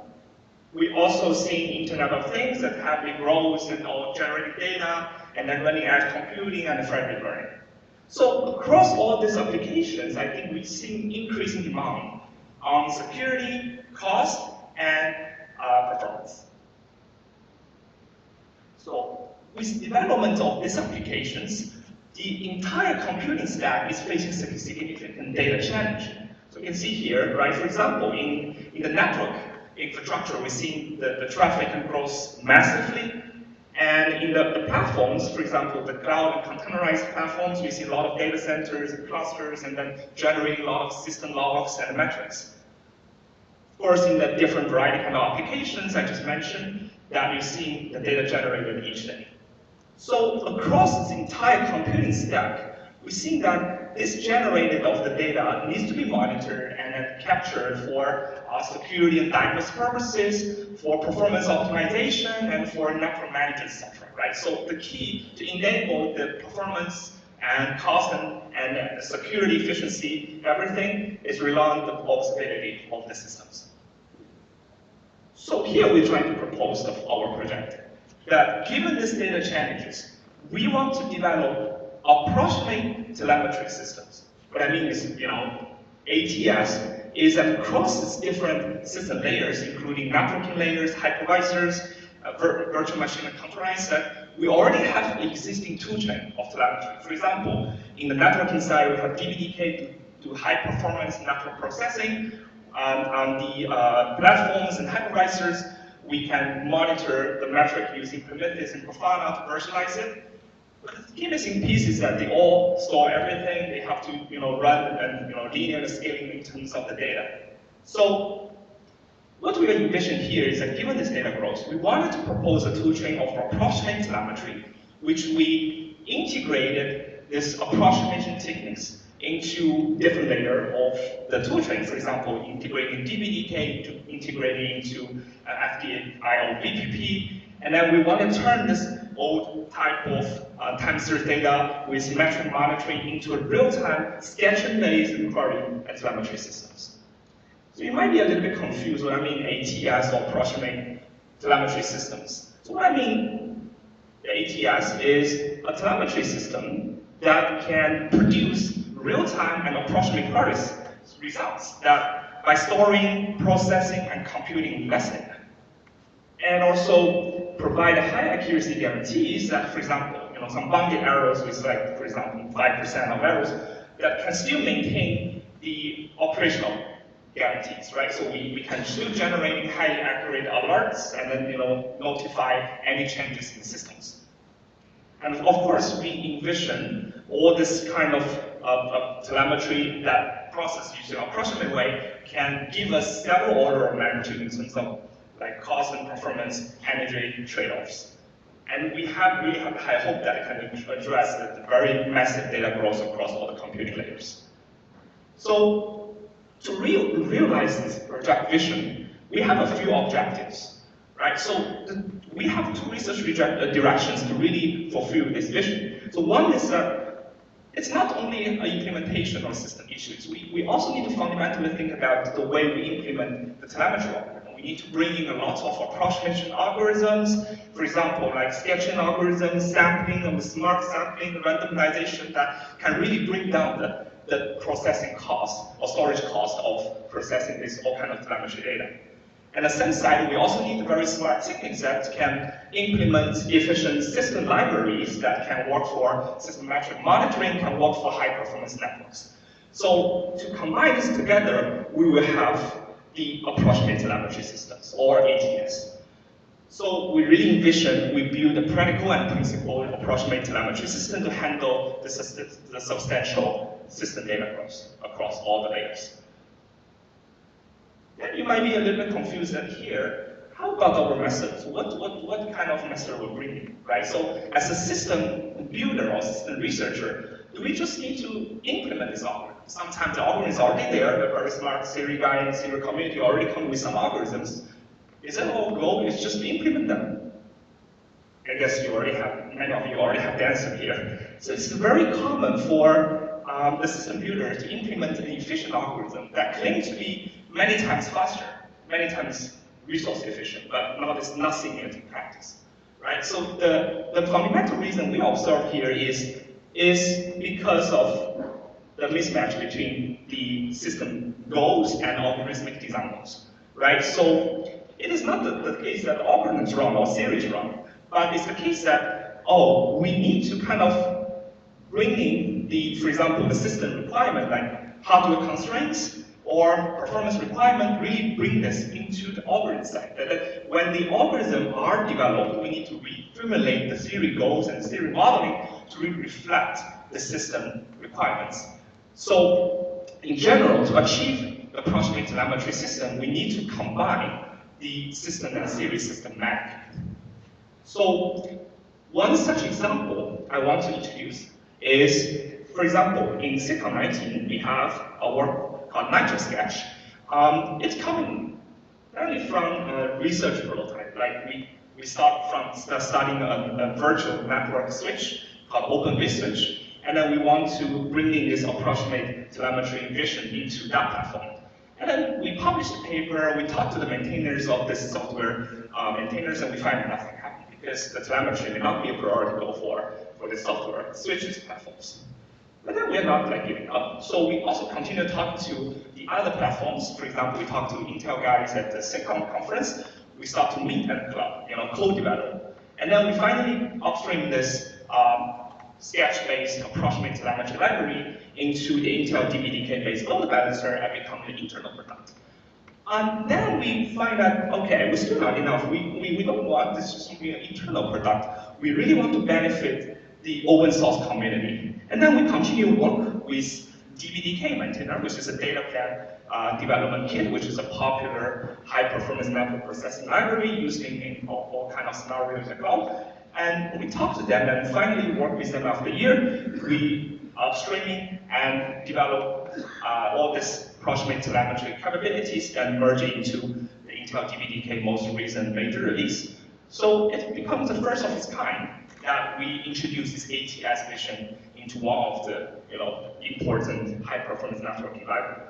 So the lesson we learned of this journal is that this journey is that, oh, if we have a center like IUCRC or the iScale type of center, we continue to work with the industry closely, we will shorten this journey and then become more, building more impactful and upstreamable, deployable tools early on. So, based on this kind of example, we wanted to propose two research routes. The first one is we want to pick one of the famous popular metric store for the system layers like Prometheus for how to enable the approximate telemetry system on top of it. So we carefully analysis. You can see this kind of boring system components, but I want to zoom in down a little bit here that across this Prometheus workflow, we will see, for example, when you deploy certain rules for running queries, you will see, oh, there's certain recompute over the data repeat again and again, and then it creates a bottleneck that query the final storage. It generates repeated requests into the backend storage, which all generates lots of performance bottleneck. Then it creates a large computing and storage cost. So to really enable that, we wanted to bring this large family store to be a low latency monitoring platform. It is possible because we can adopt this ATS vision. So we consider several optimization opportunities here. For example, we can bring in the in-memory sketch-based caching for query rules that we only need to, for data ingestion and data comes in as a string or the metric comes as a string, we only need to store some sketch summary for the data. And then when you run a query, we don't need to, run and go back to the backend storage to repeatedly to query the data. And then we also can think about how to optimize the multiple queries and multiple alerts that has a large performance overhead. That how to do, for example, more efficient data structure sharing between different queries and different data threads. We can also think about that without re-query and retrain over the data, that we can bring in the slide window query model that continuously monitor data and then continuously ingest new data and forget old data that can provide you with a continuous query maintenance that you don't need to rerun and re-query over time. So lots of such optimization we're bringing to enable the Prometheus to support ATS. So a very quick example here. So we can, for example, this is a very high level time series data from Prometheus. You have the data comes over time, and then you have different dimension, just like a different color of dots here. So what we are building here is that we kind of summarize the data, like as the blue boxes here you see over time, and using an approximate sketch algorithms to run over and store a very tiny piece of data that would be good enough to support, for example, 95, 99% of query accuracy over, for example, quantiles, top case, median, or other statistical queries you want to run to understand about the data. And then that will kind of get rid of the repeated rescan over the data, and then get rid of the rescan over the overlapping data every time.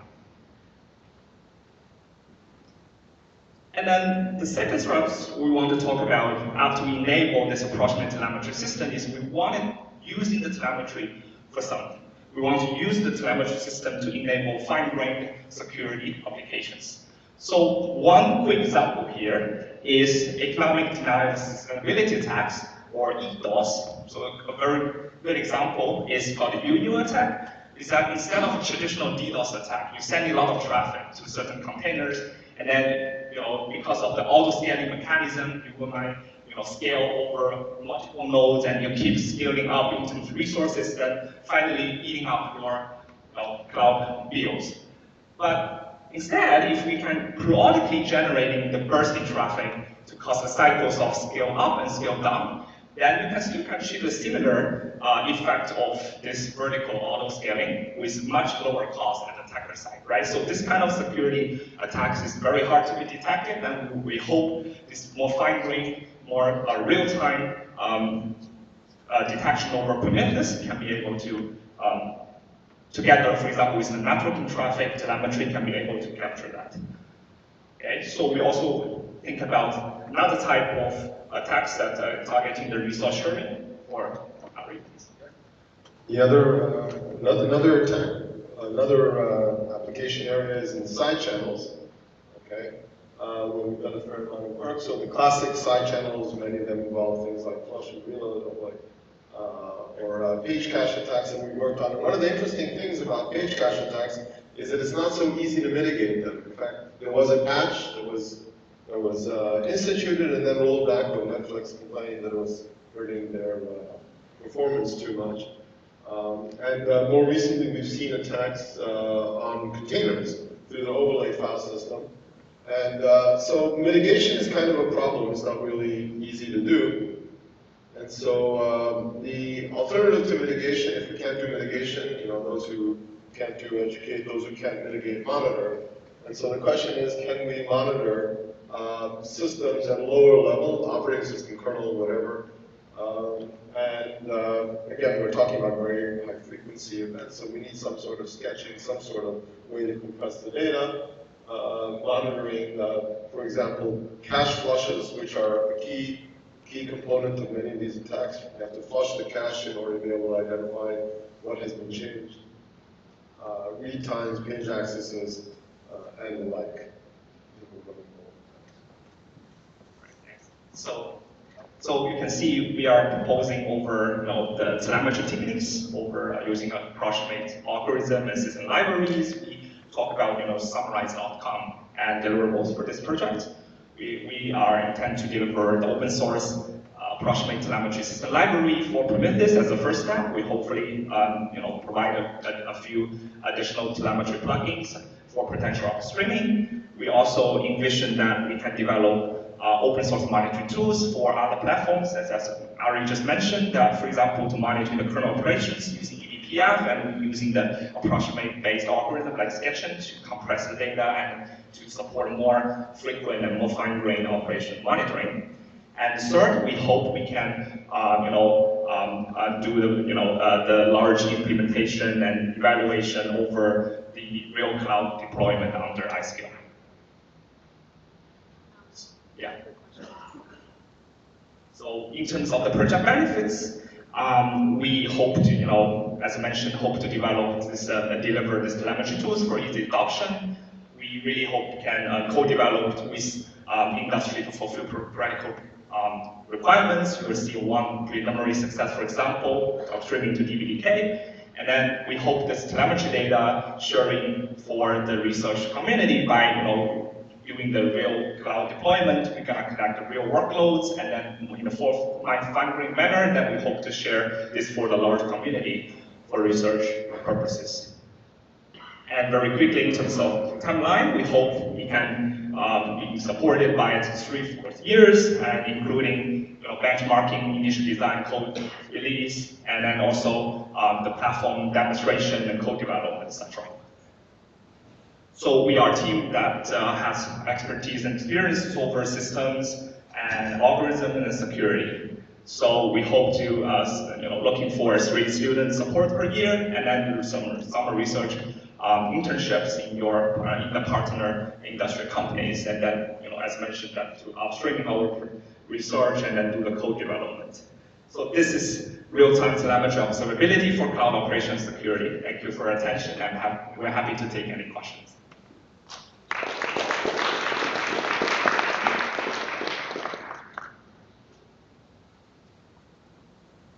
We have a few minutes for questions and review. Or just review and no questions. Jokes, anyone?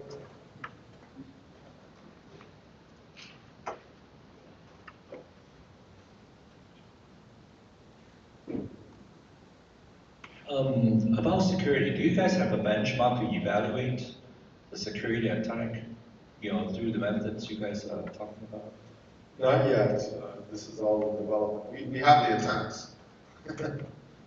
We have benchmarks on the attack. We know what kind of rate you can exfiltrate data and things like that, but we don't have benchmarks on the defenses yet. Yeah, we hope that during this project we enable this more larger scale real attacks and defenses.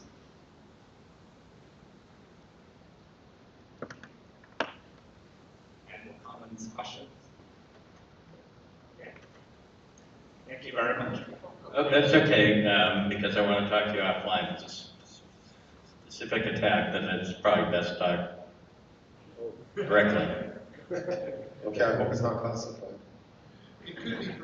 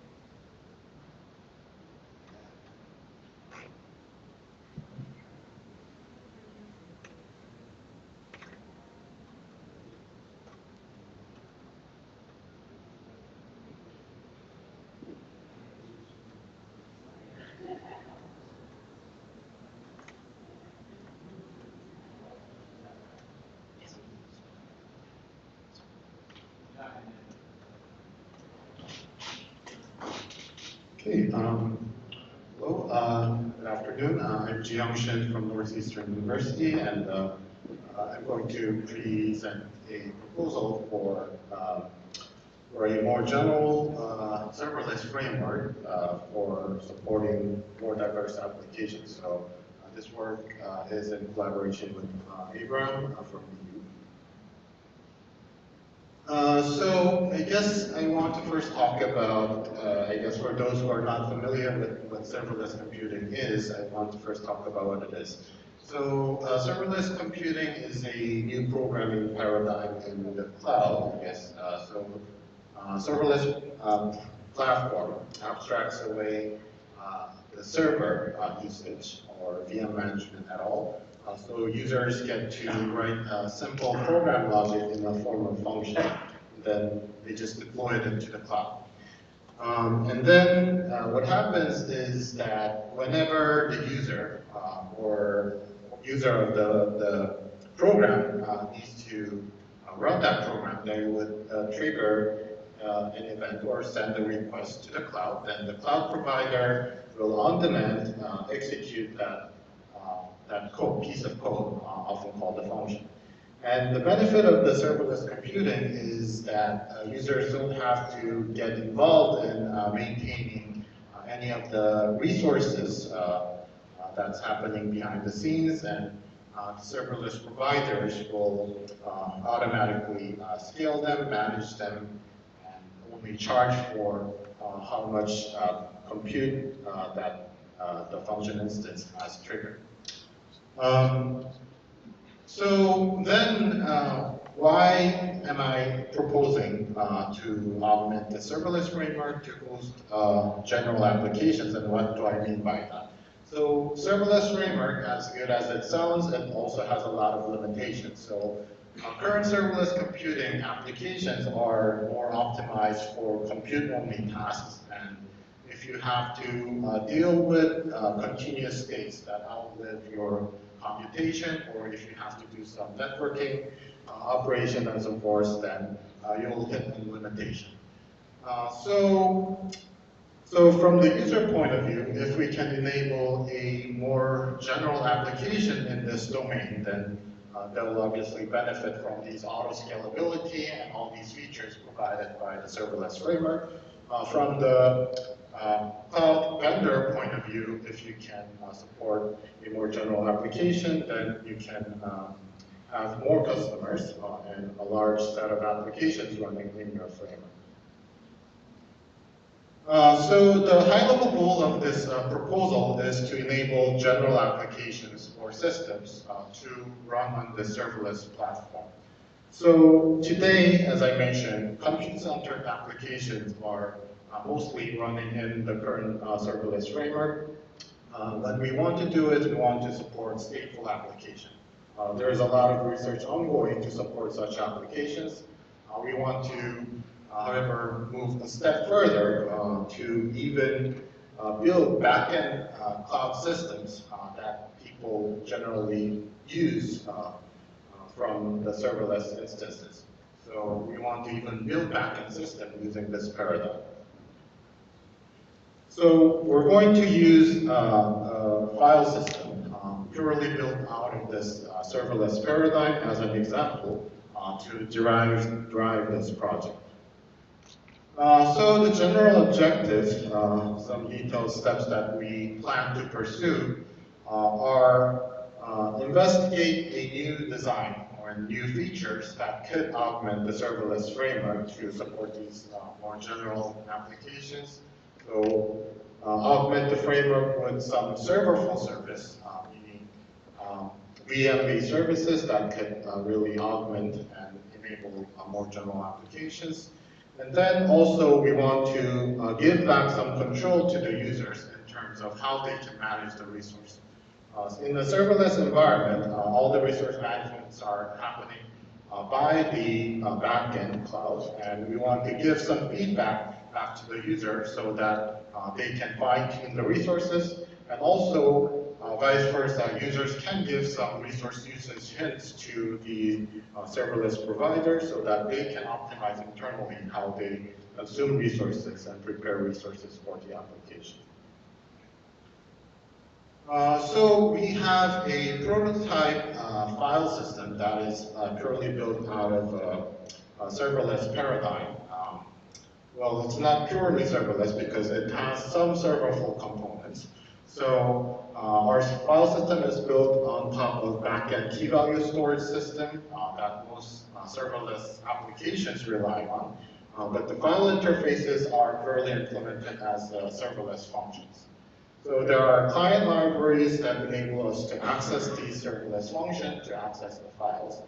But the caveat is we weren't able to purely build the serverless file system using these function instances because there are some auxiliary stateful services that we would need in terms of making the file system perform very well.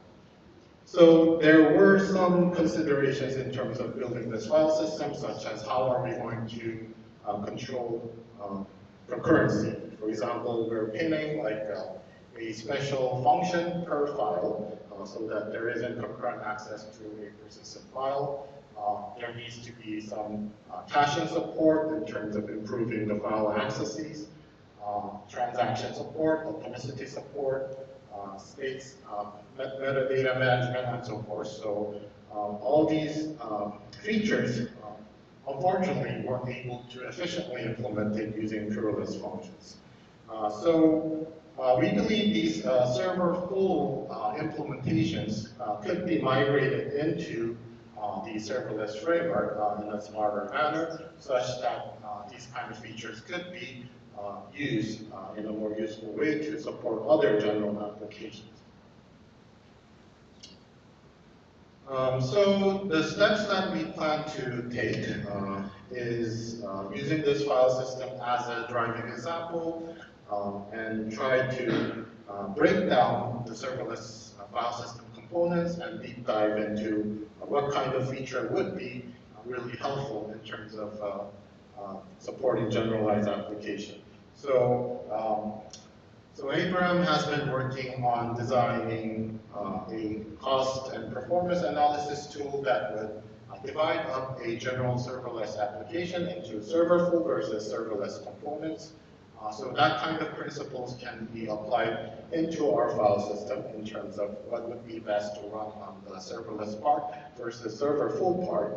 And based on that analysis, the serverful part can be deep dive in, and then we can extract some features and then iteratively migrate that necessary feature into the serverless framework.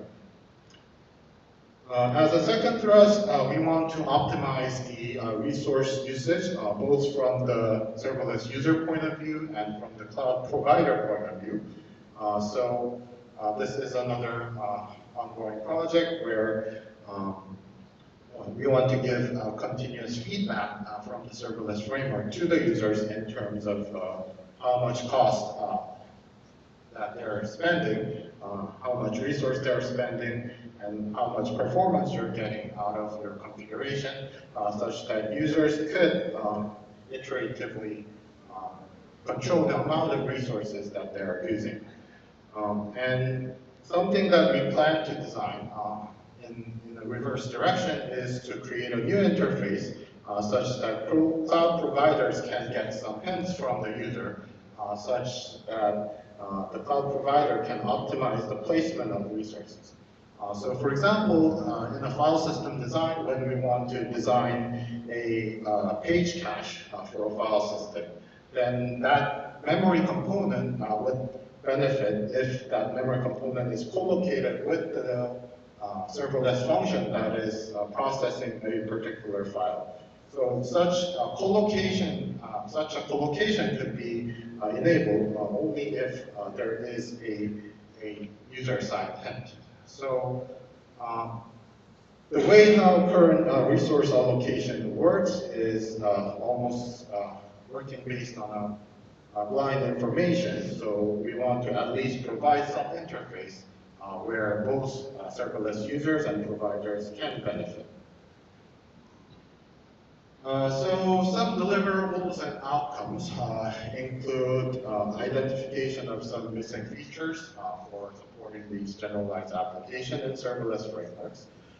We would like to deliver some at least open source or openness-based serverless framework with these augmented features. We want to also provide some cost performance and resource analysis tools.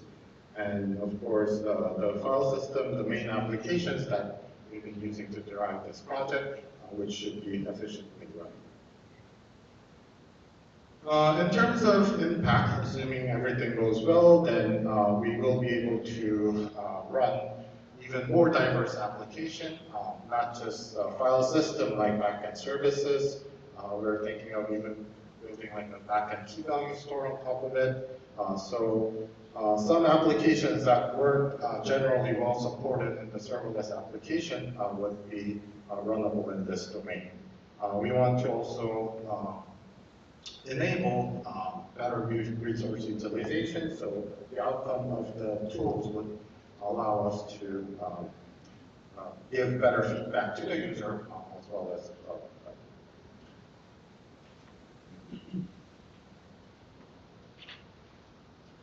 Yep, so in terms of project duration and budget, we were looking at 1 year, but if the collaboration with the industry goes well, we can look beyond that. And at the same time, we want to have like a 2 PhD student working on this project. Yeah, and that's pretty much it. Thank you.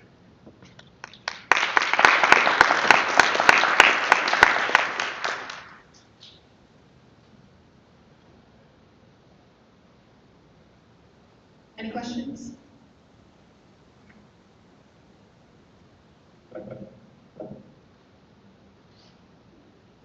I'm going to ask a benchmark questions again.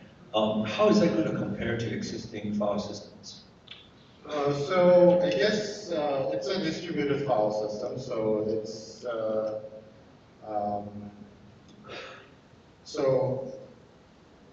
so it would be comparable to something like a Ceph or like a GFS, like a distributed file system. So if you were to test this kind of file system, the application or benchmark that we would run could include like YCSB like workload, or we have plans to also port some local file system benchmark into this distributed setting if we can make the interface compatible.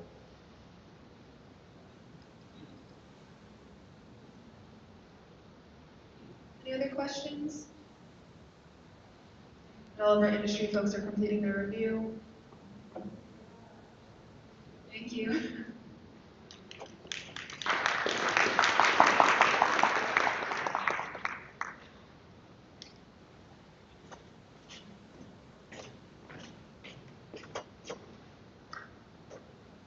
So as my partner in crime sets up, since we have to just transfer video cables, because again, is this that one? Oh, better? Yeah, okay. So as my partner in crime sets up the laptop, as usual, we're a special case because we have a small video that will play through. And also as constraints, I just got taught how to teaching students how system calls work and how exec load to process. So I promise I will try not to mix up the topics with that and what we're doing here. And both of us have to go to class right after this as well. So we'll try to be efficient since that's the claim of what we're after. Okay, so we talked a little bit about this yesterday, at least one of my graduate students did, or one of my postgraduate students did, that this question of being efficient with our resources. So this is actually a poster from wartime. It turns out that it's from Canada, from the food board. That is an elderly woman telling a young woman, hey look, don't throw shit out. Take some simple precautions, do some canning. And at that time, it was quite simple. It was very clear that lives depended on efficiency. So let's figure out where we are today. So since I did just get out of the lecture, and since it seems to be in vogue, I thought I'd have this conversation with ChatGPT. So I asked ChatGPT, hey man, what's the energy cost of a Google search? Now in all fairness, I've studied this a little bit, and I learned some fascinating things. While it is difficult to estimate the exact amount of energy used by a single Google search, it is safe to say that the energy consumed is very small. In fact, Google has stated that energy required to perform a single search is equivalent to the energy needed to turn a 60-watt light bulb on for just 17 seconds. Whew, that's nice. However, it's worth noting the energy cost of a Google search increases when multiple searches are run at the same time and in rapid succession, or large files are being downloaded. And then Google or ChatGPT goes on to tell me, additionally, the energy cost of a Google search, or Google searches, and other online activities may have a larger impact on the environment, which I did not ask it, when they are performed on devices that are not energy efficient or powered by renewable energy sources. That's fascinating. I didn't actually ask where the energy came from. But I thought, okay, surely ChatGPT, okay, fine, it doesn't know what Google does. How about its own queries? So I asked it, hey, what's the energy consumption of a ChatGPT query? So I'll save you all of this. But, you know, it admits, however, it's worth noting that large-scale language models like ChatGPT are typically hosted, so, you know, it's making up for itself, typically hosted on cloud-based infrastructure provided by companies such as Amazon, Microsoft, and Google. These companies typically use energy-efficient data centers and are committed to using renewable energy, which is, again, also kind of fascinating that it's actually doing a little bit of a duck, right? Which can help to reduce environmental. I didn't ask any of that. I'm pointing out that it is just a good idea to save resources, independent of your political slant. And would also like to point out that, hey, likely that the energy consumption would be relatively low compared to other energy intensive activities, such as transportation or the industrial production. Wow, that's also cool, right? I think what I just found out is that, no offense to lawyers, politicians, and marketing people, that they have actually populated the internet. So I thought I'd better ask one more question, because it seems to me that data centers are at the heart of what we're depending on. So I asked ChatGPT, what is the global energy use of data centers?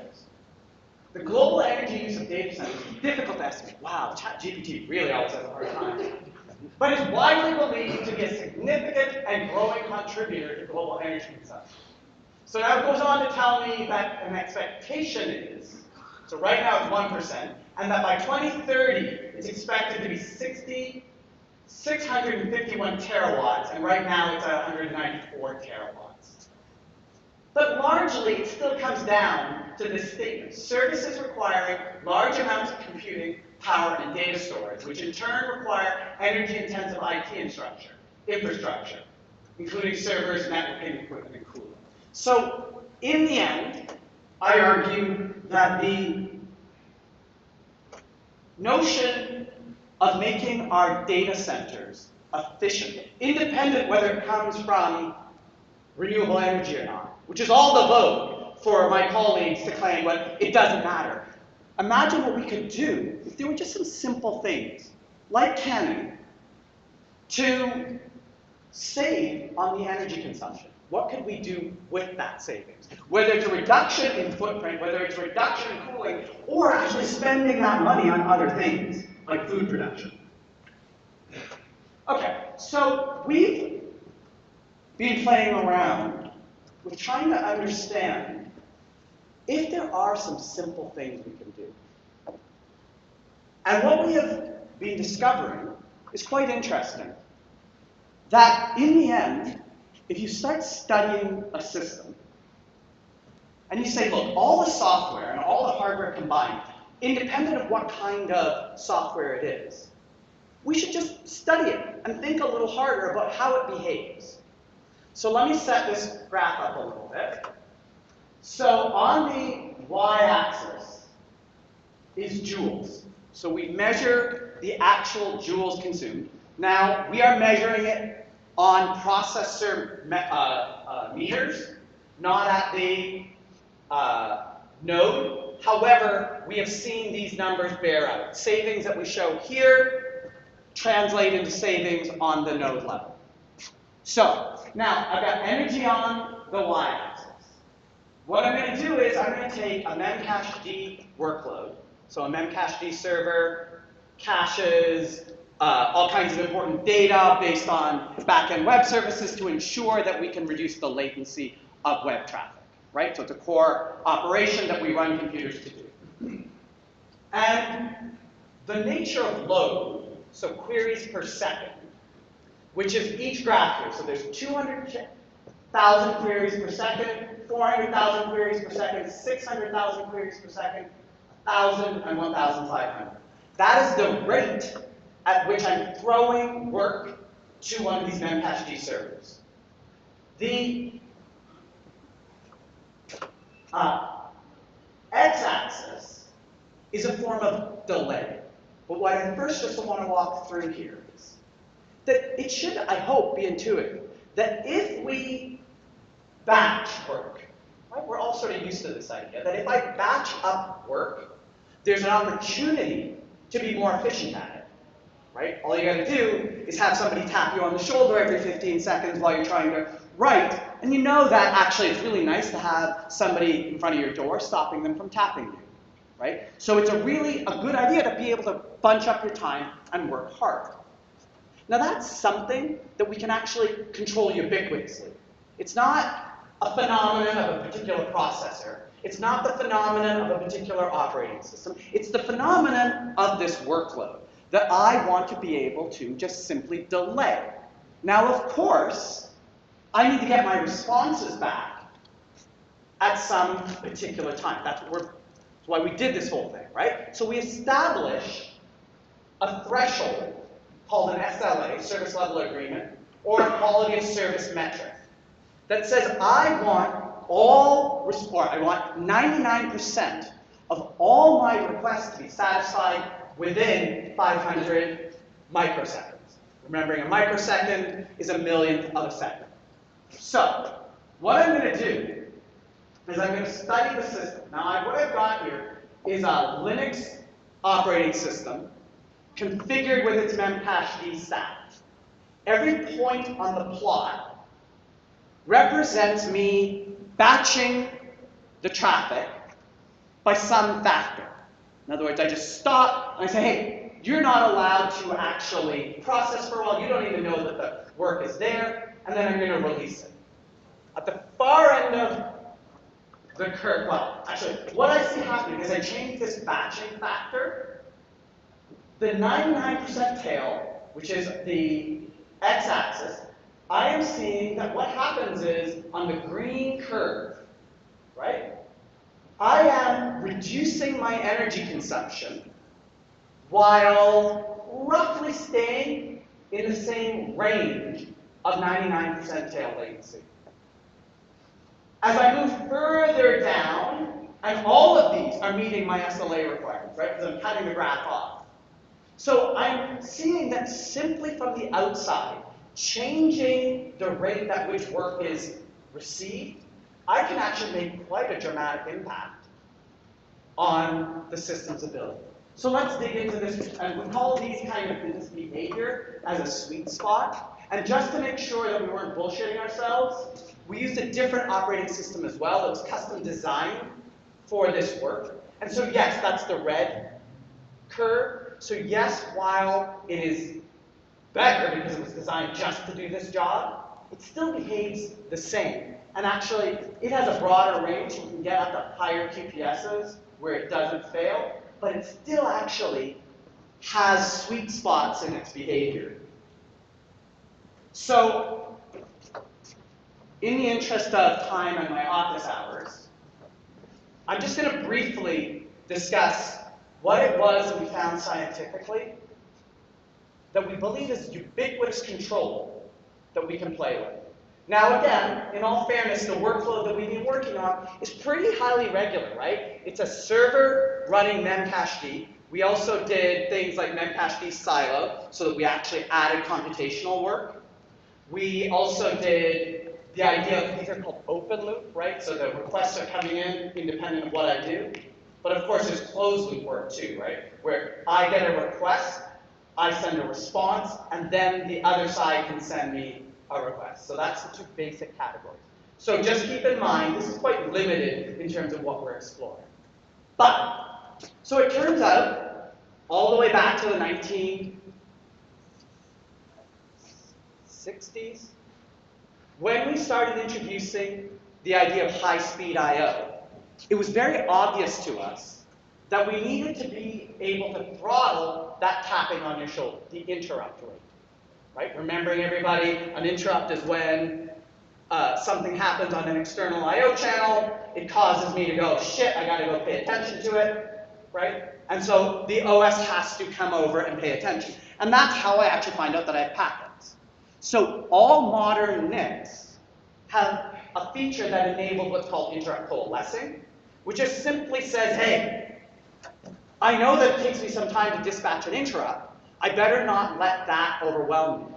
But it turns out that very same control effectively lets me batch more ubiquitously, not just to avoid interrupt overhead overwhelming my time, but actually just simply control the rate at which packets are available for processing. Okay? So that's the top, right? Now, the other control that we're all much more familiar with, that we understand from an energy processing perspective, is the fact that processors have inside them various controls that let me control two things.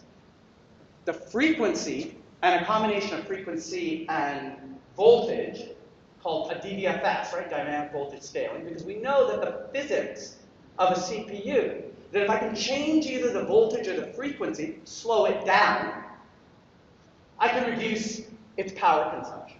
Now it turns out in a modern processor, that's all well and good, but we also just leak crap loads of energy for things like our caches. That's our static component, right? That's why we have idle states, right? So processors like Intel and Ampere have states that the software can say, put me to sleep. And as it puts it to sleep, you can dramatically reduce the static cost while it's not busy. Of course, you have to be software to know it's not busy, right? Because I, as the OS, have to go, shit, I got nothing to do. Let's go to sleep. What state should I go to sleep in? Well, I don't know. Let me have an algorithm and let me guess. Now, the interesting thing is, as I go to a deeper sleep state, how am I achieving that? I'm flushing the caches because I'm going to turn them off because they suck up a lot of energy. But of course, I flush the cache. So what's going to happen to my performance when I come back? It's going to be slower. So there's all kinds of complicated trade-offs here. A lot of these algorithms are embedded in the OS. But it turns out that if I control these two things, so in this chart here, what I've got is, again, Memcache being out a fixed query rate, 600,000 queries per second, and I've got time on the x-axis. Now what I'm doing, I'm actually showing effectively power consumption. It's energy consumed per second. So I guess office hours really is going to go late, sorry. So what I'm showing here is that we control these two controls for the same rate. I'm showing what's happening instantaneously with respect to power consumption. And what we find is two different controls, the ITR and DVFS combined, produce radically different instantaneous behavior while the system is running. Independent of me not caring at all about what the OS thinks, I can trick the OS to find and operate in these sweet spots. I'm not going to talk about this. This is the underlying data from the prior chart. This is actually showing that there are plenty of points that perform well and bad. And it's finding these sweet spots and exploiting them, which surely that should just be a trivial job. So as a final thing, so that we can move on to talking at least for a few minutes about stream computing, what we did to exploit this is we said to ourselves, well, look, you want to set these knobs very carefully. It has to be relative to your arrival rate, so the rate that work is coming in, relative to your operating system, relative to your hardware, to your NIC, all of it, okay? So that means that as the world changes underneath you, you have to be able to find the right setting. So what we did was we took a Twitter trace on a Memcache D cluster, and that we said, look, this is the load, so queries per second, and you see that it's very stable, the mean load. And so what we did was we said, hey, why don't we build a smart agent and who can go query the machine, figure out what it's under, and set these two values into its sweet spot. I'm not going to talk at all about how that works. Instead, what I'm going to do is I'm going to simulate on one of our servers that load rate that changes, the mean load is roughly changing every hour.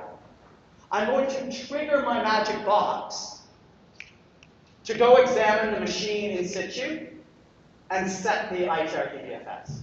And what I find is, so it's energy on the left, time of now the Twitter trace at the bottom, and the queries per second are varying. The blue bar is the energy consumption of Linux on its own. The green bar is the energy consumption of us controlling. The difference, that's your canning factor. That's us simply getting the work done within the SLA with lower energy. Because all we did was intelligently try to do the right thing. Don't be an idiot. Don't just service your request because they came in. So, with that in mind, this is all well and good, but there's a lot of open questions. We believe the controls are ubiquitous. We believe that the phenomenon holds, but can we actually make it work for more complex things and, in some sense, the real world? And so with that, instead of being... Okay, hi everybody. I will be brief indeed. So the reason I like working with Jonathan is because he gets like so excited about his research, as you can tell. Basically, these results are very exciting, and we want to see whether we can port them to a more challenging workload and a more challenging software stack. So we are working towards applying the same techniques, or porting the same techniques, extending them to a stream processing system. So for those of you who are not familiar with data stream processing, think of turning a database inside out. We are used to this model of having our data stored somewhere and then sending queries to this data. So think of this model flipped, like you have queries that are long-standing, right? And then you stream data through them, right? So these are long-running continuous computations.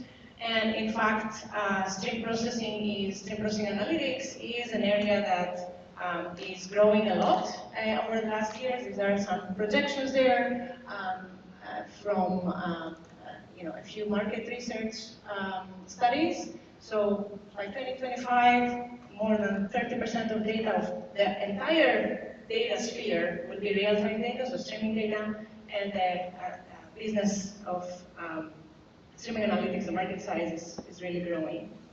And also data stream analytics as a service is really growing, so most of the cloud providers today offer streaming analytics as a service. You might recognize some of those, or might be using some of those. You are actually using stream processing in your daily lives through your apps, even if you don't know. Here are some examples, so recommendations, traffic management, even support for deep space network explorations. But in terms of science and why we care about these workloads is because they are much more challenging than the Memcached ones. So the Memcached application is very lightweight. You have one server, you send queries to it. These are like different beasts. They're really large distributed systems. They are usually built on top of the JVM, and there are layers and layers of software that a request or a packet needs to go through before it arrives on the other side. So what we want to explore in this project is whether we can make sense of all of this complexity and actually relate it down to the operating system configuration knobs. This is, I don't know if that's going to play, but this is essentially me just scrolling down the web page for configuration options in Apache Flink, the system we're using. So as you can see, it's endless configuration options that an application developer needs to tune. And at the moment, we don't understand at all how this application level configuration tuning interacts with the operating system or the hardware. So this would be like one of the outcomes, hopefully, of this project. There are a bunch of other challenges in stream processing. One of them is dynamic and unpredictable workloads. The main solution today is to just throw resources at the problem. Most people will just over-provision and overpay at the same time. All right, summarizing, I know we're way over time. So we want to achieve high performance energy efficiency in open source stream processing using an OS-centric approach. We are already gathering and curating and publishing small data sets of these measurements. We want to come up with a set of tuning guidelines for configuring the system and automating optimization. We have already a test bed running. Actually, Sana is here in the back, our PhD student, and she has a poster, so you can go and talk to her about our test bed and our current experimental setup. We have some preliminary results that, again, are open and public, and you can look at them.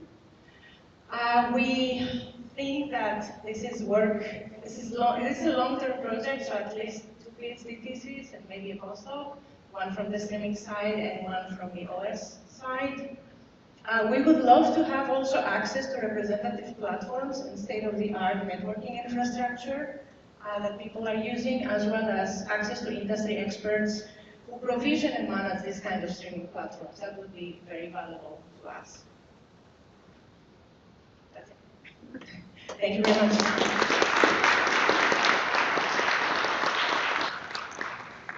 So Vasia has class to teach, so I'm going to let her go.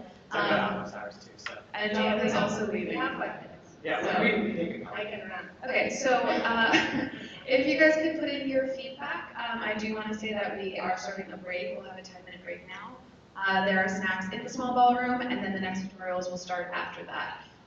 So if you have questions for John and Vasia and want to stay in and ask them, I'm happy to pass the mic. If you want a snack or want to take your break, again, that is starting now. So any questions? So many questions.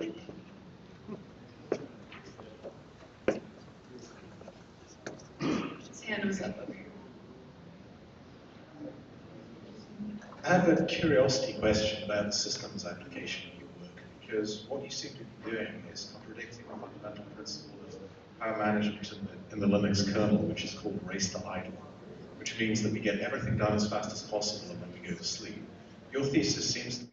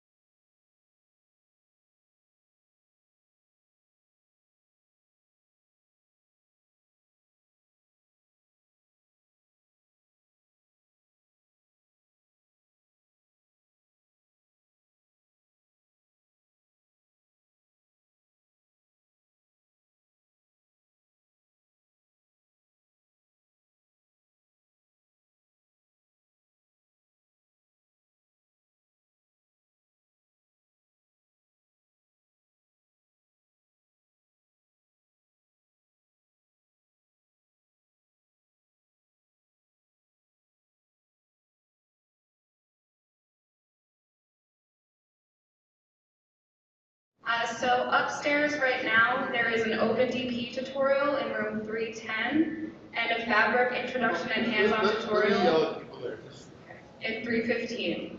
So if you're interested in either of those, head on up. And I'm going to say that in 2 minutes when more people are in the room. Hey guys, let's try to come in for just a sec, at least for the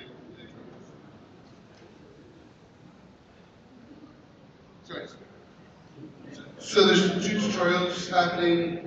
Tara will restate the location stuff, but so actually no, let me set the stage further, and then you can say the important stuff will be right. So there's 2 kinds of things that are giving tutorials now. One of them is Fabric, and just as a reminder for people that missed some of the introduction the first day.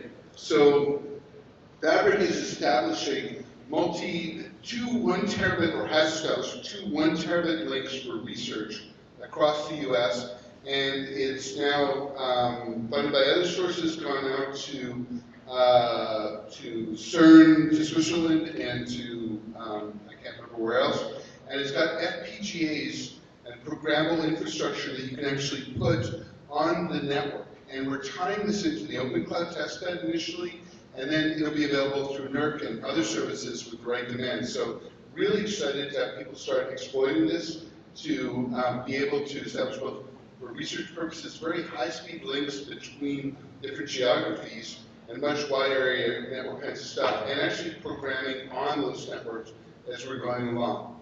And the other project, again, super exciting to me, is the OpenDP. So what we're hoping is that the MOC becomes a repository, a place where we're storing the data for the scientific community, that we can actually have data sets for all kinds of public good, but also for other purposes, where we can associate, I think actually it was said best by the BOF that was a group held last night, is we want this to become the fireproof library of Alexandria, where for data sets, for information that scientists want to use, and be able to compute on those things without exposing privacy information, without leaking information, and while combining information from many sources. And sort of there's a variety of projects that you've heard about, differential privacy, where there's a huge initiative going on at Harvard, and the Dataverse team that are tied into that, and then large between Boston University and Harvard and other groups, multi-party computation environments that have been set up. So DP is one of those core projects, and they're going to be doing a tutorial this afternoon. Now Carol will say where. So both tutorials are starting right now. The OpenDP tutorial is in room 310, and the Fabric tutorial is in room 315. So again, both of those are just up the stairs in the back here on the 3rd floor. So for the rest of us that are remaining here, we're going to start the second round of IUCRC presentations. And I'm just going to ask that for the question and answer sessions, before you start your question, if you could just say your name and what institution or organization you're attending from, that would be great. So we will get started with Miriam Looser in 1 second.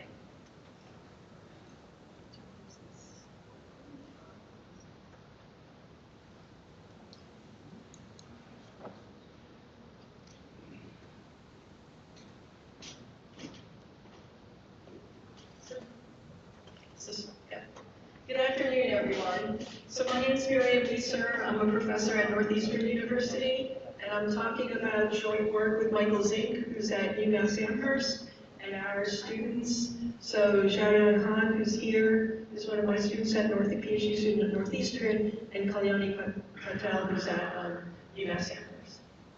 So I'm interested in 2 themes that you've already heard about. One is, what does the future of a data center look like? And the other is, I'm an FPGA person, so I'm very much interested in accelerators and how to use them efficiently. So we've been looking at, especially in the context of the Open Cloud Testbed, security and the whole notion of disaggregated data centers, and then the role that these network-attached FPGAs play in that. So the general data center model is that you've got a bunch of nodes, and the nodes are connected to a network, and basically the processor is directly connected to the network, and you have accelerators hanging off of the processor, or your memory hanging off of the processor. And to me, that's sort of the old way of thinking about cloud computing data centers or whatever. So the new model that a lot of people are looking at is this notion of disaggregation. So what that means is instead of thinking of nodes and allocating nodes to users, that you have banks of memory, you have GPUs, you have FPGAs, and all of those things can independently be on the network. So it allows me to more efficiently allocate resources. So for example, if Mike has an application and he wants to use 2 GPUs and I just want to use the FPGAs, we could use the same nodes, but the hardware could be allocated differently to different users, just completely based on what their needs are. It also means that my traffic can get processed straight off the network. It doesn't have to go through the CPU and then to the accelerator and back. So the original idea behind disaggregation was about memories. Let's take the memories and basically put them with a memory controller on the network, not initially tied to the CPU. Now we're breaking that apart even more and saying that I have a pool of these different devices and each of them can be allocated independently. And this is a conceptual model, really. I can still build my network just like I always did. I can still have my racks with accelerators and things like that on the processor, and that's typically how they're there. But if I attach them directly to the network, now I have this, I can think of everything as this disaggregated model. Okay? So in the Open Cloud testbed, that's pretty much what we're doing. So may or may not have seen this picture if you've been here both days. You've seen this a number of times. This is all the different racks in the Open Cloud testbed. Like I said, I'm an FPGA person, so the piece that's on the bottom left is where the FPGAs are. And we have 16 Xilinx LVO 280 FPGAs, and they're each allocated in a host. But what's unique about the setup that we have is they're also directly connected through 200 gig Ethernet connections to the switch. So I can directly send traffic to and from an FPGA onto the network through the switch.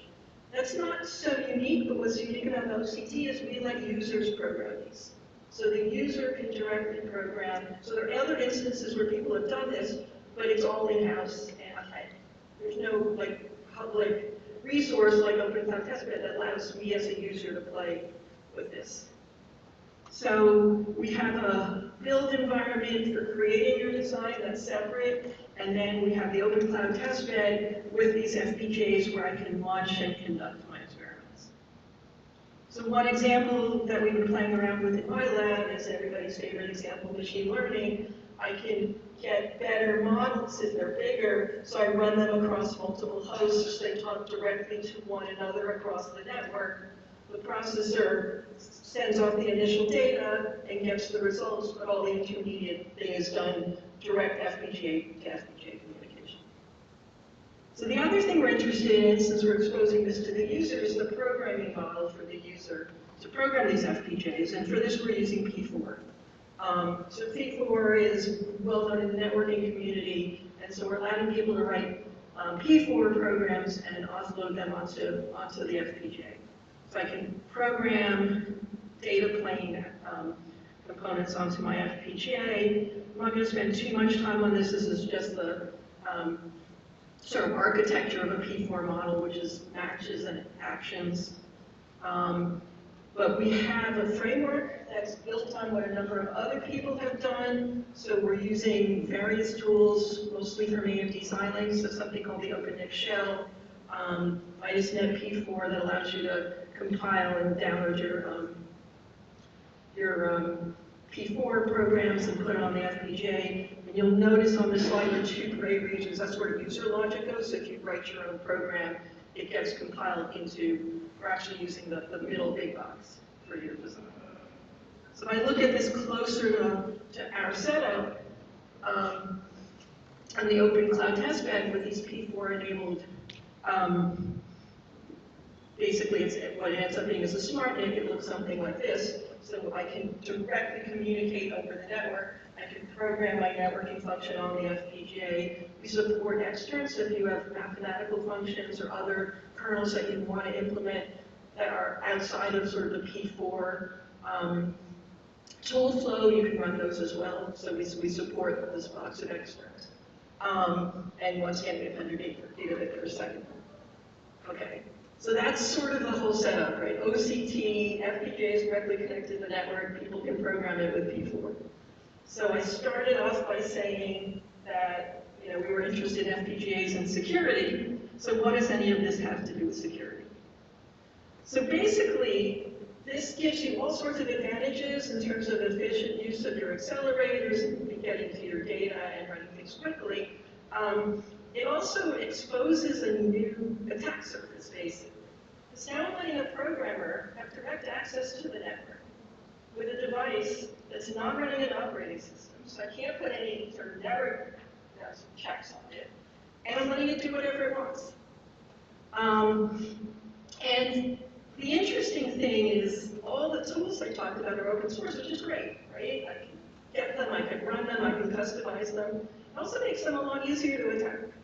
So open source is wonderful, but it also exposes another attack surface. So what we've been looking at is, with this framework, what kinds of attacks might you expect from the network level, and then what can you do about it? So like I said, I'm an FPGA person, so I think the FPGA is both the problem and is the solution. So I'll talk about both of those rules, right? So the first one is basically, I can program one of these devices to just sit on the network and flood the network with packets. It can just sit there and send out packet after packet after packet, okay? So it's really, really easy to launch a denial of service attack. So that's the FPGA being the attacker, but it doesn't have to be an FPGA. Any device that's directly connecting to the network could potentially launch such an attack. So what about the security aspect of it, the second half? So how are FPGAs part of the solution? And here's where that whole P4 role comes in. So we're looking at, given I have these devices on the network that are potentially have malicious behavior, can I put an FPGA on there that essentially monitors the network and detects that there's something malicious going on and identifying who that potentially malicious user is? So what the second FPGA on the left is doing is it's programming security functions. So it's basically snooping on the network, if you will, and trying to detect possible malicious behavior from other users on the network. And the reason there are two yellow boxes there is we support runtime reconfiguration, which means you can swap out the security functions you're supporting based on whatever's happening at a given time or what you might want to do. So I don't remember if I have a slide for this, but one of the applications we're looking at is implementing heavy hitter detection on the FPGA so you can tell on the network if someone is basically doing exactly what it said, which is blasting packets out. The other model, so that model is coexist with everybody, let everybody do whatever they want but monitor. And the other model is prevent the malicious behavior in the first case. So in that case, we're giving the user less freedom to do whatever they want. We're putting a layer that's essentially a security layer, maybe a firewall, maybe heavy hitter detection before the network connection, and then allowing the user to have less freedom, but stopping the attack before it starts. And we're looking into basically both of those models. So like I said, one of the first things we're going to play around with is what's called heavy hitter detection. This is not new. The reference is actually to someone else's paper. But basically, this is something we can implement on the FPGA. An earlier speaker talked about sketch-based algorithms. So this is also a sketch-based algorithm that's hardware friendly. And we plan to use that to monitor the network and try to identify malicious users. The Cloud Lab gives us, one of the freedoms it gives us to do is to actually launch these attacks. So I forget who I was talking to yesterday, but there are also very few networks that allow me actually to do security research by attacking the network. But I get an isolated piece of network, so I can launch a denial of service attack and then see if my solutions work, which is really, really nice to have a discussion. Anyway, to wrap up, I have all these nice resources through the Open Cloud Testbed, and we are providing FPGAs directly connected to the network which enables disaggregating resources, which can both be the source of my problem, but might also be the solution. And we're looking at that. So we're looking at implementing what I basically talked about, network monitoring and secure operations to prevent malicious behavior on OCT. So that's the proposed research. And I do want to say that we're also trying to replicate a lot of what we're doing in a lot of the other systems you've heard about. So Fabric, Chameleon, OCT, we all have the same FPGA, so we're trying to copy things across different networks. Although I don't think Fabric would like it if I get launched a denial of service attack. So with that, thank you. If you're interested in more details, we have a poster outside, and I'm happy to answer questions.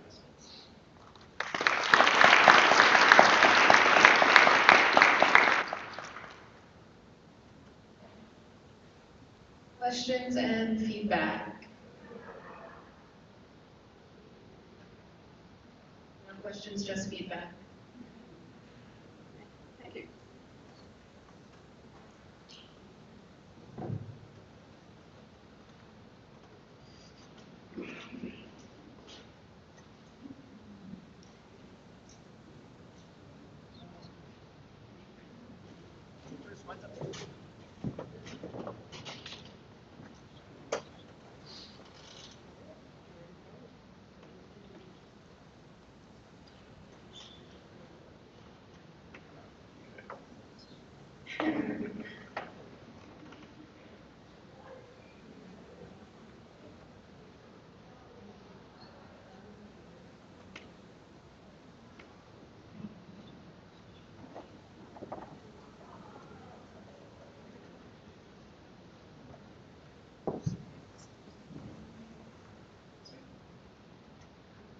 One, two. Yeah, this seems to work. Well, welcome everyone. My name is Monroe David. I'll be co-presenting with my co-conspirator, William Robertson from Northeastern University. And we'll be talking about, in the next 15 minutes or so, about a system we call Interlock, a system to perform cloud-scale data flow analyses for security and privacy. So, who of you is running a cloud? Great, at least two people who should be paying attention now, please. Because it turns out that one of the security issues that frequently occur on clouds are data leaks that are unintended by their customers. Unfortunately, however, if you are a cloud operator, you usually get blamed for that. Because we're at the university, the first example that I dug up is a leaky S3 bucket from an education company, so they got assigned an F, at least by the press. Similarly, if you're running a company called Prestige Software, maybe don't misconfigure your S3 buckets either, because it looks really bad if it didn't get found out to have privacy-sensitive information out there. And there are many other examples that I couldn't put on the slide, so this is really a frequent problem, and Interlock, among other things, is designed to prevent exactly this kind of issues. So why would a cloud operator be interested in helping their cloud customers in preventing such security blunders, really? One is economies of scale. Cloud operators are very well familiar with that. If they provide a solution, they can make an outsized impact on the security posture of all their customers. Right? You build the solution once, and you have tens of thousands of customers who can automatically benefit from your solution. So that's great. What do you do with this capability? Well, you can go and then charge your customers for that. So that's one aspect that a cloud operator might actually be interested in by upcharging security solutions. And then another third point that I should have really made a little bit smaller here because no one likes to hear about that, is that maybe there is regulation coming down the pipe that will force everyone to do that anyways. Just a snippet from a recent Politico article, it never reads good if it starts out with US officials expressed frustration and then ends with forcing cloud operators to improve or provide better security solutions. Also, SolarWinds, a notorious supply chain attack, gets mentioned here, so it's really a worthy article of your time to read through that. All that said, that's the motivation of what we're trying to do, or prevent rather, with Interlock. And so within our project, we have a set number of goals. So on the one side, we want to provide customers the opportunity to define policies. And we'll see in a little bit some examples about those policies, but really these policies talk about data flows and how data moves through a cloud workload composed of different parts that comprise that workload. At the same time, we want to also give operators, cloud operators, the capability to define policies on themselves. Because clearly cloud customers know the best about their data. There are some policies that cloud operators can also define. We'll see an example about that as well. The way we envision to accomplish this is to integrate support for this new policy language in the IDEs. So where developers essentially create their cloud workloads. And then we'll have continuous checking of those policies against the implementation while it's being implemented in the IDE by the developer, as well as pre-deployment by the cloud operator before the application actually gets launched. And then also during the application's launch, the policy will, or during the application's runtime, sorry, the policy will continuously being evaluated against what is going on within the workload. Ideally, we'll perform most of these checking statically. Sometimes where we cannot avoid it, we might consider implementing dynamic checks as well as a backstop.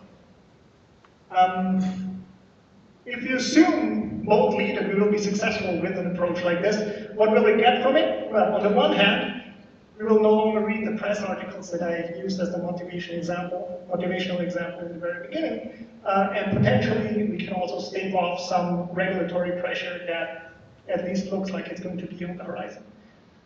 With these high-level goals set, I'll pass it over to Will, who will walk us through an example application. Okay, so Monol set this up pretty well. I want to quickly step back and say, if you've been paying attention to security and software security in particular at all over the past decades now, data flow analysis is not a new thing. So why do we think there are novel challenges here? Well, a lot of this comes down to scale, right? So if you look at this diagram, this is probably not too dissimilar from some of the other talks that we've seen today already on serverless, right? So a modern cloud workload, is not some VM-based monolith, or at least not if you're following best practices, but rather, something that is chopped up into either a container-based workload or, even cloud functions, AWS Lambdas, GCP cloud functions, etc.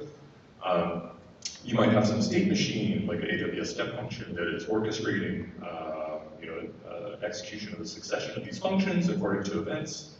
And so we inherently have a distributed application, and this is something that existing data flow analyses, some of which Monol and I have been responsible for in other domains, like mobile app analysis, are not really well suited for, right? So you have to be able to track flows in and out of multiple components, right? So perhaps from a cloud function into another cloud function attached to the state machine. And another inherent challenge is the fact that you have these data stores with a variety of mechanisms underpinning them. So it's message queues or object storage, buckets, or key value stores that are serve a very central role in establishing flows between different components of your function. So say different containers or different lambdas. So there are a lot of challenges here that are not really solved, or certainly not well served by existing data flow frameworks. These are the set of challenges that we want to be able to deal with here. And so part of this, the flip side of all this is that the component-based nature of these cloud workloads actually helps us quite a bit, because the structure of these apps lends itself quite nicely to a sort of modular approach to defining and performing these analyses. And so in our vision, we would like to have tooling support to assist the developer using a small set of C annotations to define data flow summaries for each of these constituent modules, we call them, that comprise your application.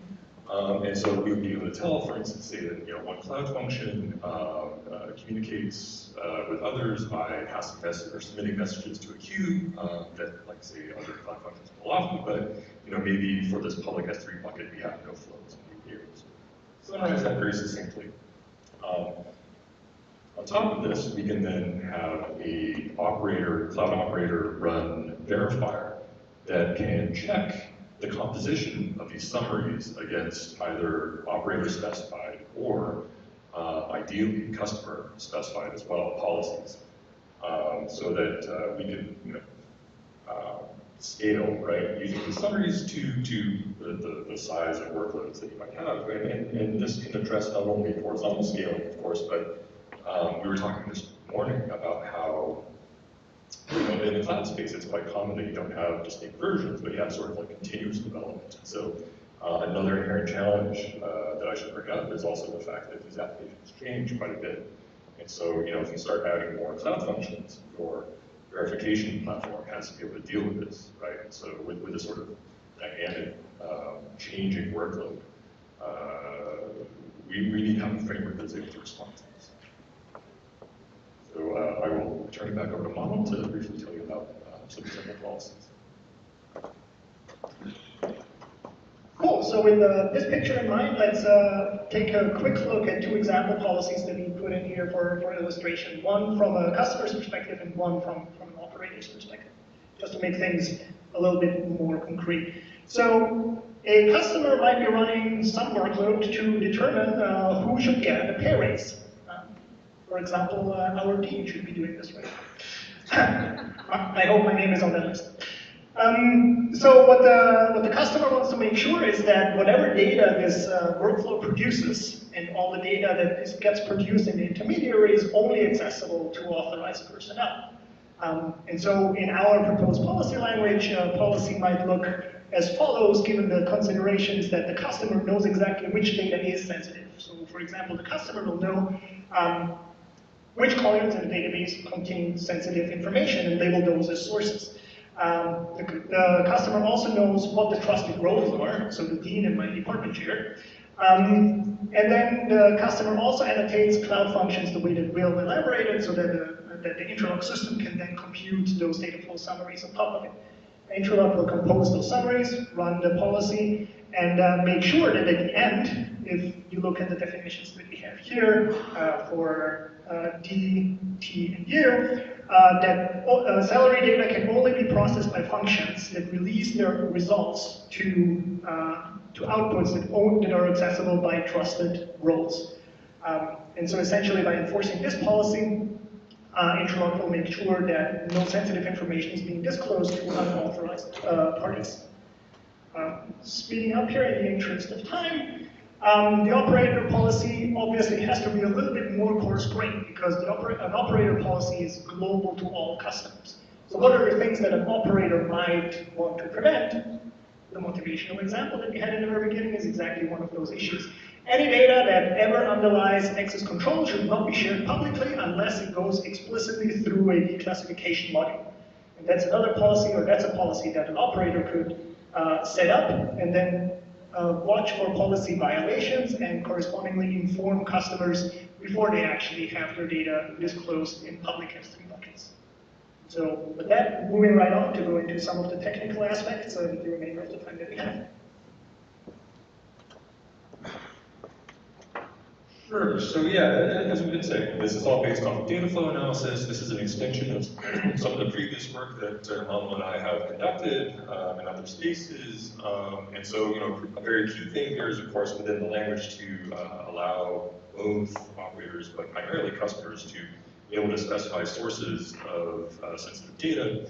And of course, operators can augment this with sort of generic annotations on, popular cloud service endpoints.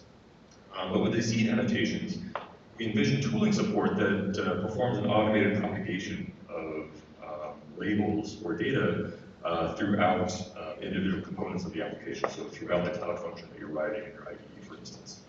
And this, of course, can be integrated not only in the IDE, but also into your CI and CD workflows, such that you generate a policy that travels with the code into the cloud where it can then be verified. So yeah, and this just sort of restates some of the stuff that I talked through in the slide and that Mano also covered. So there are inherent challenges here in trying to extend and scale data flow analyses that are intended for individual applications.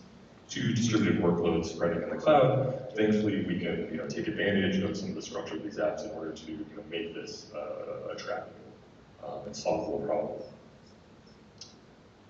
Through composition, right? But regardless of that, there are inherent challenges here that relate to this. Obviously, these are oftentimes heterogeneous applications that are written in a variety of different languages, and so there will be some engineering effort involved to develop tooling that supports not only your standard sort of JVM stack, but also other emerging or also widely adopted languages like the Go platform and that nature. In terms of outcomes and deliverables, what we intend to deliver with this project is, well, a few things. So first of all, a novel summary-based cloud-scale data flow analysis engine. Along with that, a policy language, and critically, I think, the developer tooling to support actual use of this language in real applications, which extends to the final point, which is that we are practical security people who want this stuff to be used, and so, as we'll see, a big portion of our projected effort is to not only build these tools, but to test and evaluate them in real environments with the cooperation of industry partners. So, yes, and in terms of impact, right? So I think the argument for both sides in terms of customers and operators is pretty strong, right? So on the customer side, if you are security aware, then you get a lot of benefit here, right? Because you have sort of ready to adopt support for guaranteeing that certain flows that you never want to have happen in your app simply don't. And if we can't statically guarantee that, then you have dynamic enforcement available from the operator. This also extends to the operator, however, right? As Manuel made a very good case for, you don't want to have these sorts of security incidents popping up in the news. It's simply bad press, whether or not you are responsible for that or not. Your name gets dragged through the mud, right? And so adopting some sort of safety net like this is just a good business move. So, we put together some details on what we think this project might look like. So this is an ambitious effort, so certainly a multi-year project, at least 3 years, along with support for a couple of RAs. And like I said, we see a couple of years of effort to build the tooling to investigate what the policy language would look like, and all of these sort of technical details, but we also envision a good chunk of time and certainly expanded in the last year or so to actually testing this stuff in real environments and on real workloads. So this is just a summary of what we've been talking about, but at this point, I will stop here, and we'd be happy to take any questions.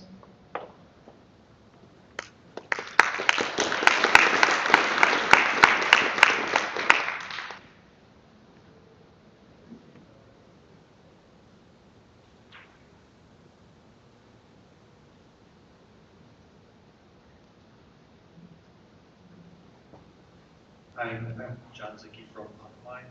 One of the things that seems that necessary is to get in the way of the workflow or to enforce these policies. How do you plan to do that? Had the IDE version of it, but that's... I'm sorry, I missed the first part.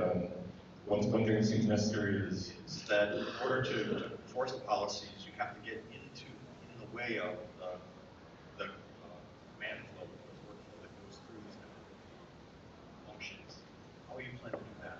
Yeah, that's a great question. I think, there's a couple of ways that you might envision it. So one would be, say, a service mesh, if you're able to do this in treating the flows in terms of the black box, more or less, so just looking at endpoints.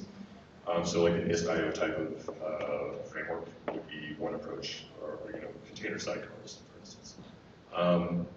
Something else that we were thinking of, and this also sort of extends to if you want to do any sort of dynamic enforcement, is say bytecode rewriting. Of course, this sort of then produces constraints on the technology stacks that you can support. Of course, you can get a very long way through targeting, say, JVM or other stacks. And this is also ameliorated to some degree in that we envision being early in the developer lifecycle, or software development lifecycle, I should say. So this is not necessarily something where we need to do some fancy bytecode rewriting or even binary rewriting, God forbid, but we can be in IDE and applying transformations at the source code level, which is something that we have a good deal of experience with. So, but yeah, great question. Any other questions?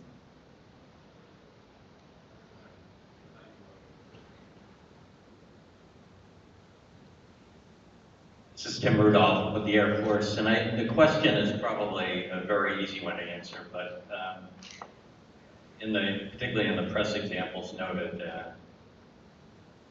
the PII or PHI may be made up of small attributes that by themselves are not that. So can the policy and this framework take advantage of looking for the pre-assembly of PHI or PII types of sets of data, and in that way mitigate that issue? That's an excellent question, and yes, I think it's something that the policy language will have to be able to do. As you observe, it's oftentimes the case that it's not the leakage of a single piece of information, but the aggregation of data that can present risk to customers and downstream populations. So absolutely, yes.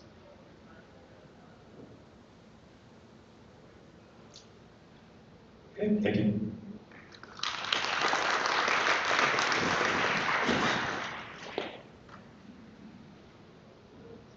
I'd like to remind everyone to try to fill out the project feedback. Raise your hand if you'd like us to email out another link. Okay.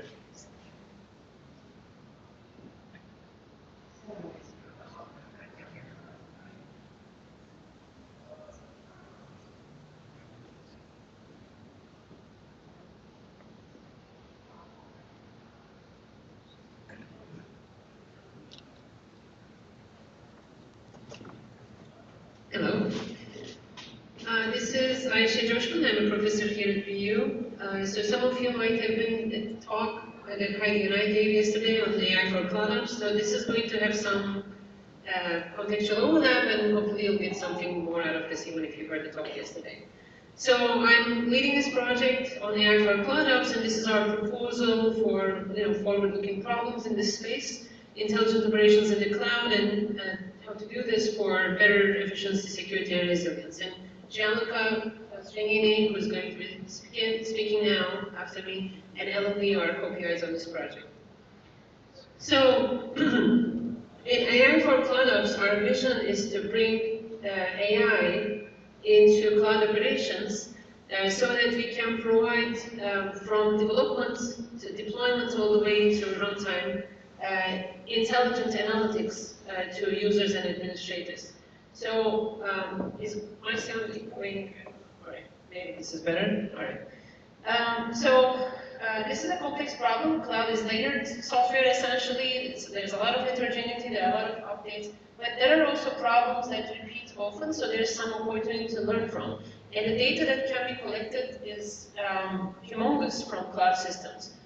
So, which is good, so that there's data, but then it's challenging to collect all this data, to make sense out of it, and to make sense out of it in an efficient way to give timely feedback to users.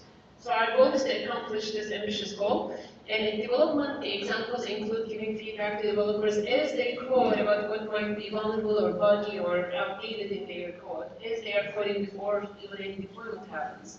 And then at deployment stage, our goal is to identify software that might be unintentionally installed, for instance, that might be not compliant with cloud rules in that particular cloud system, or that might be, again, vulnerable or buggy code, or just outdated code, again, that's not efficient.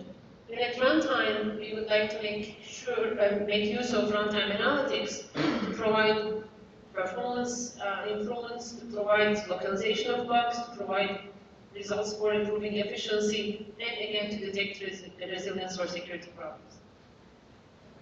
So this is how it would look like for Jupyter Lab kind of setup. So this is not specific to Jupyter Labs, but I think it's a nice example to look at because lots of people use Jupyter Notebooks today, especially for data science type of applications. People open up their Jupyter Notebook, update something, and deploy it on a first type of class, for instance. So can we provide feedback?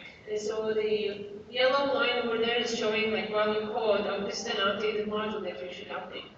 The orange one is showing a potentially vulnerable code because there was a vulnerable library that was installed that has some known vulnerability that should just include in your code.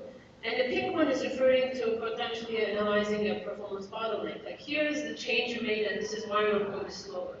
You can envision also expanding these type of analytics. For instance, the pink box over there not only could provide performance results, but could also provide power efficiency results if that's a metric that you're interested in. So basically, as you look at your code, you can get this feedback from coding stage, like I was saying, to deployment and then after running. So that's the vision.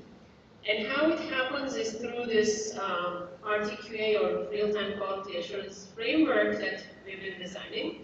And the key part of this framework is that it's generalized as much as possible so that the entire framework doesn't have to be redesigned with every single new problem that happens, right? So problems change, security problems change, efficiency problems change, resilience problems change. So basically we want one framework where we can still use the majority of the framework but plug in different engines. So you can put in a vulnerability scanner, a network anomaly detector, or your own analytics engine, whatever you might be interested in, plug it into this framework. And in the background for the Jupyter Lab example, for instance, there would be the client, server, and language kernels to support with the necessary AI-based engines to enable these. So that's the overall framework. Like I said, one thing we've been developing specifically is for Jupyter Labs, but we have done much of this work also on other environments, containerized or virtualized clouds and all of that. So on the runtime analytics piece, this is a critical piece to many analytics applications to collect telemetry data or broadly data from the systems at runtime. So you can look at a graph like this, and it includes a lot of information. We actually have a visualization tool that we designed in conjunction, in collaboration with IBM at some point. So you can envision that these are services, you can envision that these different boxes over there are pods, or depending on the granularity that you want to look at. And then each one of these would have some logs associated with them, typically textual logs. And then you can create a trace graph using tracing tools, follow a request through its life cycle. And then you can get telemetry from your system, and telemetry can include thousands of different data points from different subsystems, right? So all of this needs to be coherently analyzed,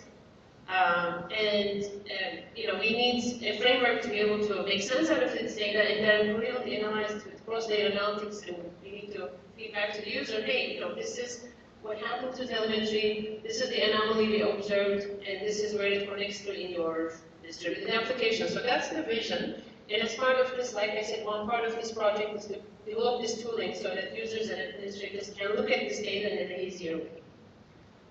So one specific way of looking at this data is through distributed tracing, which has been mentioned today a few times in some other projects as well. So the purpose of tracing is to find bugs or find performance problems in distributed applications. So we can create these spans, and then eventually the goal is to localize a problem. Like, hey, this is a request that's been taking a lot of time.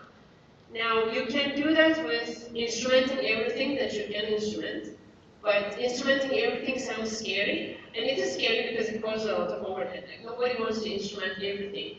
The other problem is that you often don't know what problem, actually, majority of the time, you don't know what problem is going to appear. So you don't know what instrumentation to place in advance. So we use learning-based methods to determine the most useful traces or trace points so that we can localize problems more efficiently by using less data. So periodically we collect tracing trace points through applications, and there are tools for this that people use, such as Jaeger and the like. And we have done our own enhancements to disable and enable trace points as needed. And so we collect this data. The key differentiating point in our work is that as opposed to collecting everything, all the instrumentation that's possible, or as opposed to enabling, disabling instrumentation using a push button approach, like there's a problem, I want to collect data, we continuously want to collect data because we don't know when the problem is going to happen, but we only want to keep the relevant ones. So we use the learning-based approach to build distributions, build leaf distributions for each instrumentation choice. And only keep the instrumentation that's most relevant, the data that's coming from the instrumentation that's more relevant, and then you can throw away the rest without losing any information, essentially.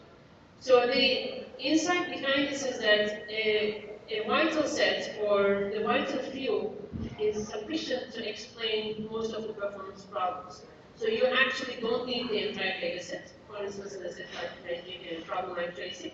So we can focus on the few, and our results show that basically by collecting only a few percent, so like 3 to 30% of the entire instrumentation is actually sufficient to debug problems in real-world applications. So that's what we demonstrated so far. So we are continuing to building this infrastructure for more applications, for different kinds of environments, and we are working to make the overall tracing footprint even less in terms of the storage or data usage. So we talk about data. So data is a critical part to do analytics. One essential issue with data is that if I come to your company and say, give me your data, give me all your data, most likely you won't, because you don't want to release sensitive information. So this happens all the time. Let's say, for instance, network data. People might be willing to actually share some data, but maybe they are worried about releasing their location, or their specific IP, or some sensitive data that might be embedded in their network traces. So in this case, or network telemetry, in this case, what we offer is to generate methods that will preserve the authentic information in the data, but then it's not going to be the same private information, so we will provide differential privacy. So we want to protect differential privacy, keep the accuracy, like if I want to do a query based on telemetry to understand a network performance problem, then I should be able to still do that, but hopefully I can do it with some privacy guarantees while shrinking the storage requirements. So one approach that we've been working on is using an autoencoder to go from the input data, and then I'm not going to get into the details, but basically, maybe this is a better overview. Get different kinds of dimensions in this data, the different types of data in this high-dimensional data set, and then we're designing autoencoders for each of these clusters of data, and then add noise to protect privacy and generate privacy-preserved version of this data, which the network administrator or user can then query this data for whatever type of analytics they will look at. And so we've been using some Cisco data, for instance. We were able to use 2 gigabytes of data, for instance, compressed to 60 megabytes, so several orders of magnitude reduction, and still maintain the overall accuracy in a pretty nice way for the queries for this kind of data set. So more work we are doing on this to enable privacy-preserving telemetry. Now Gianluca is going to talk about the security side. Right. Thanks, Aisha. So yeah, as Aisha introduced very well, we have all these components that come together to provide more insights and understanding of what's going on in a cloud environment. And one of the phases of our framework, of our approach, is the deployment phase. So as services are deployed, we want to understand whether, for example, there are some vulnerable dependencies that are being deployed, or whether some dependencies might violate some compliance requirements and so on. So to do this, we developed Praxit, which is an automated machine learning-based method that essentially learns what we call file system footprints of software packages. So it learns which files are installed by which packages, it actually has some more advanced processing there. It extracts tokens and then uses that to train a model that can later be used to figure out if a certain known package is being installed or is installed already. And that can be used to flag packages that are known to be vulnerable or that are known to be non-compliant and so on. And Praxis is actually very accurate and it's actually very fast, which is one of the main goals that we have because we want to develop something that can be run at scale quite easily. And so we integrated Praxis into our RTQA demo. So if you remember the architecture that I showed before, so we have several components.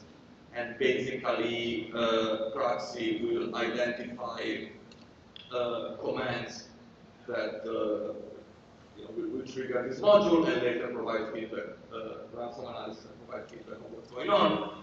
And so this is just an example. So we're trying to install Keras, which is an open source Python module for interfacing with artificial neural networks.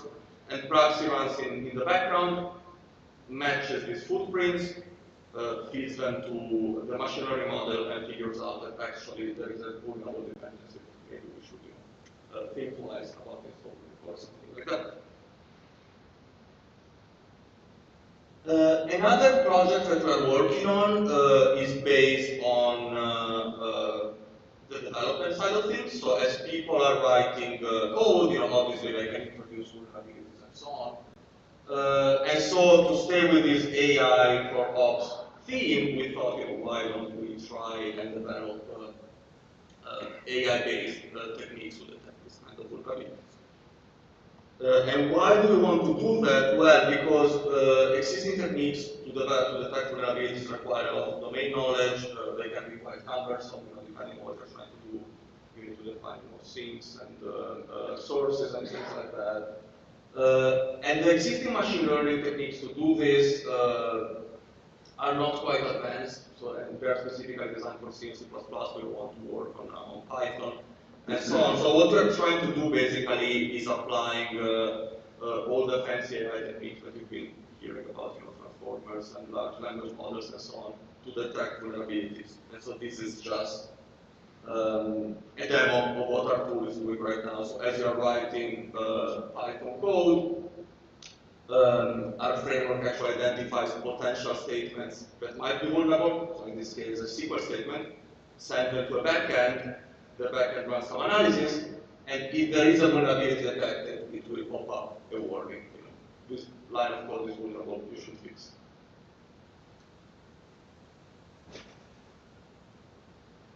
Yeah, that's the warning. Very well.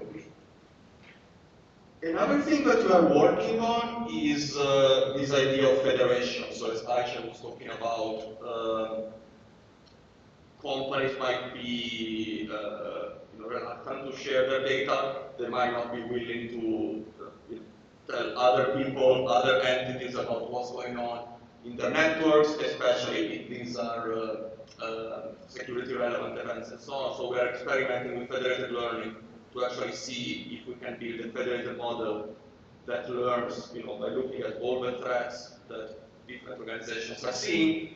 Can we actually develop a model that can predict future attacks without actually disclosing all the security events that are going on in the organization? And so this is just a summary of the ongoing work that we have, and we have a poster outside, and so a few of us will be there to answer more questions if you're interested, or we are open to answering questions right now. Thank you.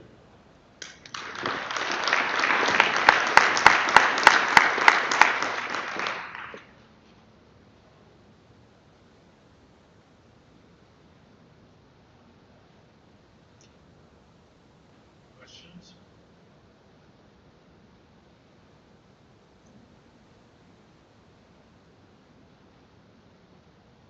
Please do your reviews if you need to do that. Thank you. Thank you.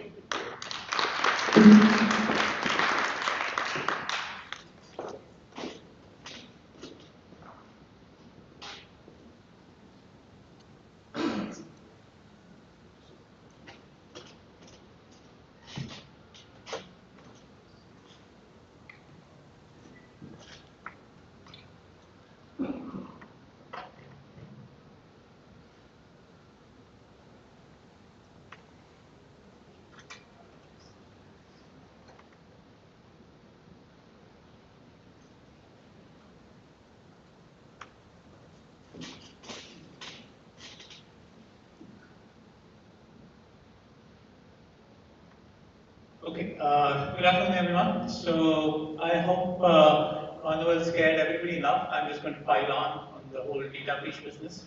So quick acknowledgement of all the students, postdocs and faculty, my collaborators and the funding agencies. The title says accelerating FHE-based computing using custom accelerators. We are pursuing two paths, one going down the path of GPUs and the other one going down the path of custom accelerators on FPGAs. Today I'll just talk about the FPGA path. If you're interested on the GPU path, we have a poster outside, also can tell you more about the GPU effort.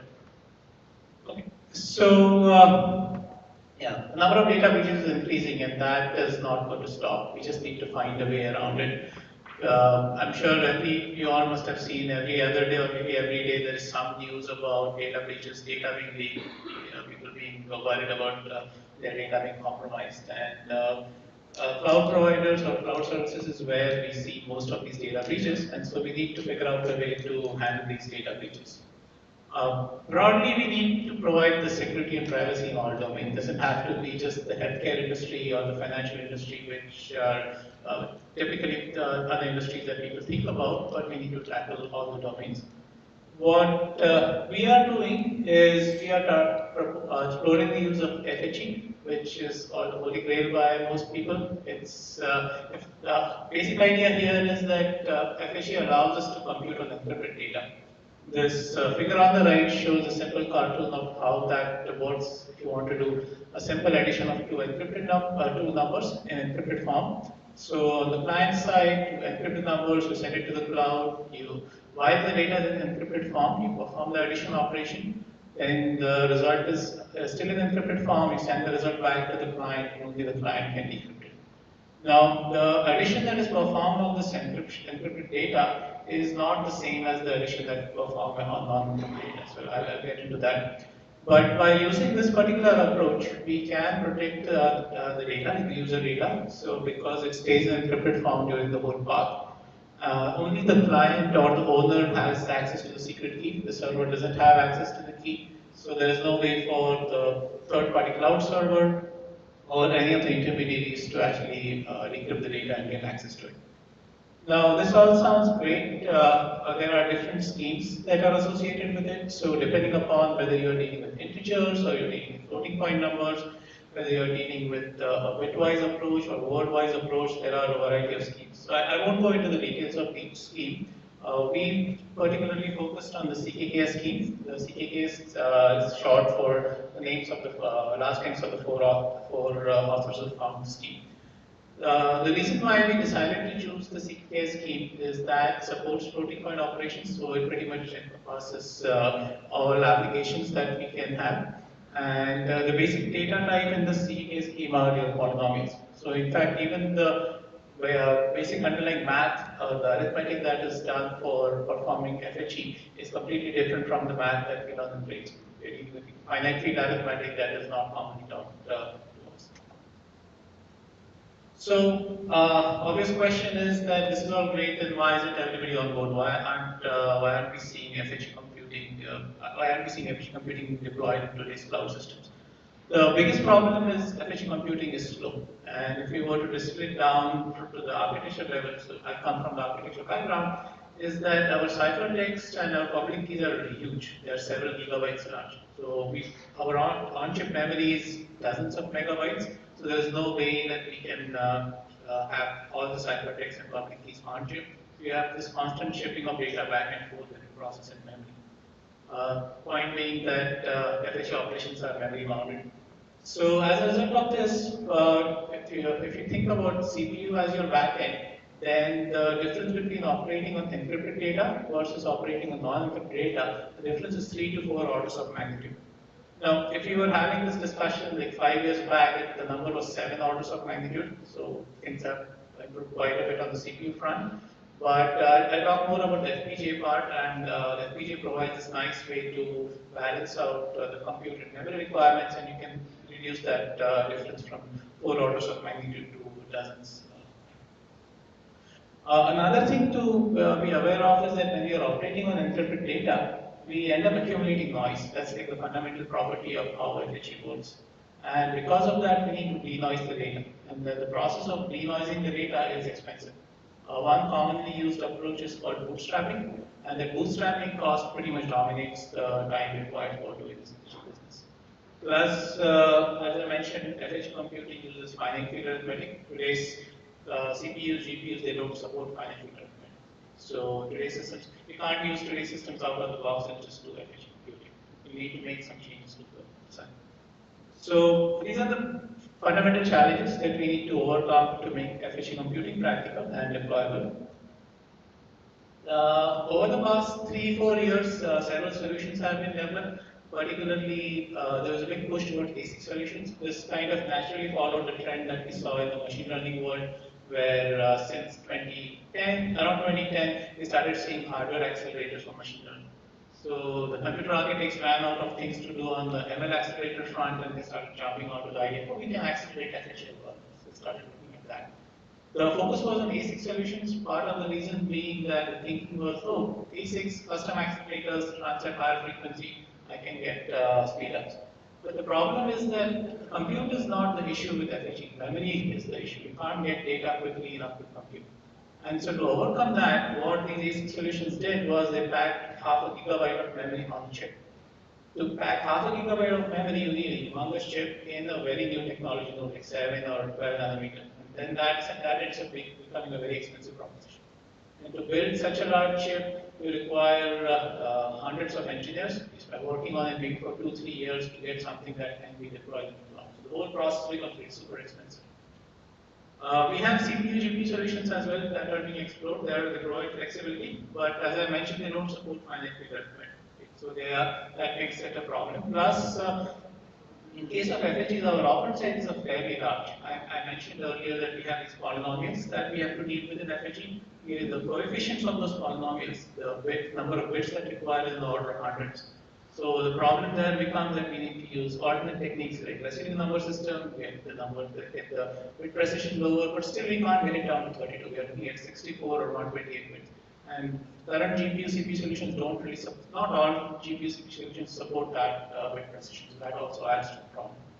So all these solutions are promising. I'm not discarding any of those, but they have their challenges. So when we started looking at these solutions, we realized that isn't there like a middle ground where we can have something cheap which can be deployed in today's systems, and at the same time something that has flexibility that can give us the option to actually design a custom accelerator. And that's when we started looking at two paths, FPGA path and the GPU path. I talked about the FPGA path. But at the high level, the idea or the thinking was that we need to balance the processing needs and the memory needs of the FHE workload. And given that FHE uses a different kind of arithmetic, if you could support modular arithmetic, then that would make the design much relevant. And we need to support large operands, and we do need reconfigurability to make it future-proof. Point being that it's not like the FHE algorithms are written in stone now, or the hardware designers go to your corner and design your hardware. These FHE algorithms are evolving. There is a standards meeting that happens every so often where they go and go through the FHE algorithms. So it's possible that after we talk here, maybe in the next few months, there may be upgrades to the CPK. So now, if it's an ASIC solution, I can't go back and tell my team that, oh, now you need to spin another chip. That just becomes the whole expensive proposition. So providing that reconfigurability is important. So as a first step in that direction, we designed Fab, which is an FPGA solution. It was designed using Xilinx U280 board, which is available today in the market. You can buy it and deploy the solution. Even cloud solutions, cloud environments do support that FPGA acceleration, and it outperforms CPUs and GPUs. I'll be honest, it doesn't outperform ASIC, but if you look at the price per dollar metric, an FPGA solution is much better than going down the ASIC path. Okay, so a quick one-slide summary of how this Fab design works. So it basically provides 128-bit security. It's quantum secure by construction. The underlying encryption kernels are quantum secure. It does perform fully packed bootstrapping implementation of the FPGA. The first ever to do that. We evaluated it for AI training, and it beats GPUs and CPUs. The next two tabs are just talking about how it's more resource efficient and how it balances One thing I would like to highlight is that we only have about 43 megabyte of on-chip memory in case of the U280, and so we had to come up with novel data flow algorithms to basically manage our computation using just that memory. So we modified the data path and the operations schedule. So quick set of results. We evaluated it for bootstrapping. We are 200x faster than CPU, about 1.5x faster than GPU. With logistic regression training, and we look at the full picture, we are faster than CPU as well as GPU. Now, this was our first stab at designing custom accelerators for FHE. There are still several other open problems that we need to solve. First one being, as I said, the algorithms are not standardized. They are being continuously revised and developed. CKKS is just one of the many schemes. You don't have to use CKKS all the time. There is schemes that are focused on more bit-level operations, schemes that are more on word-level operations. So we do need to have this array of solutions that we need to develop. Plus, right now, all applications that are being run on these custom solutions are pretty much hand designed. Right now, we don't have a case where we have applications fed in from one side and we get the FHE from the other side. We are not there yet.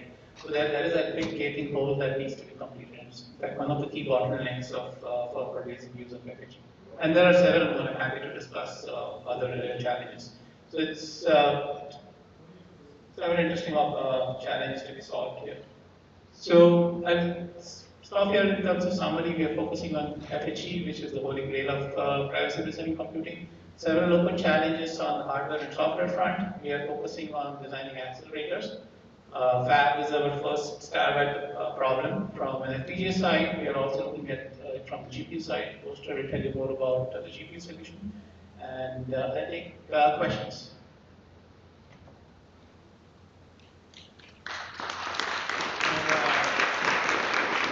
I was wondering when you did your comparisons to the CPU, whether you did it for a single CPU core or for a multi-core CPU. Sure. Okay.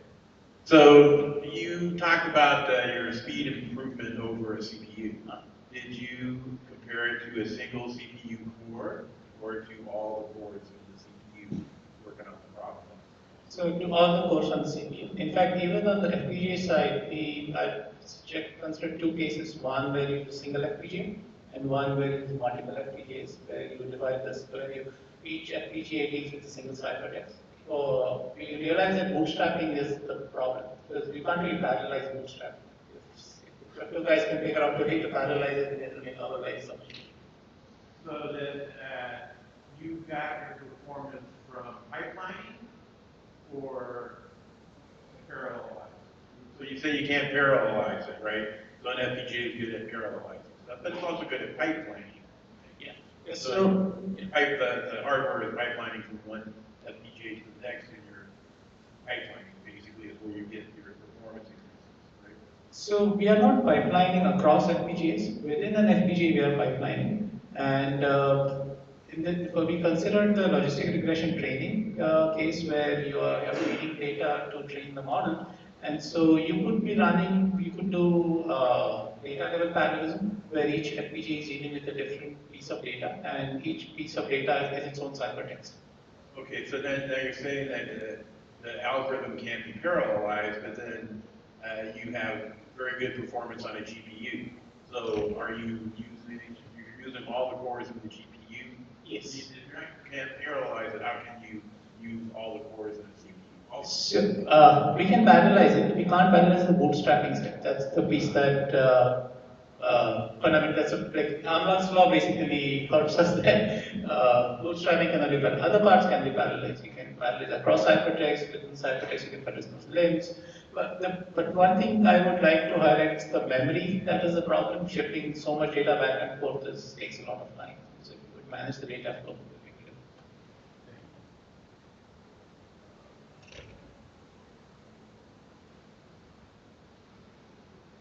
Thank you.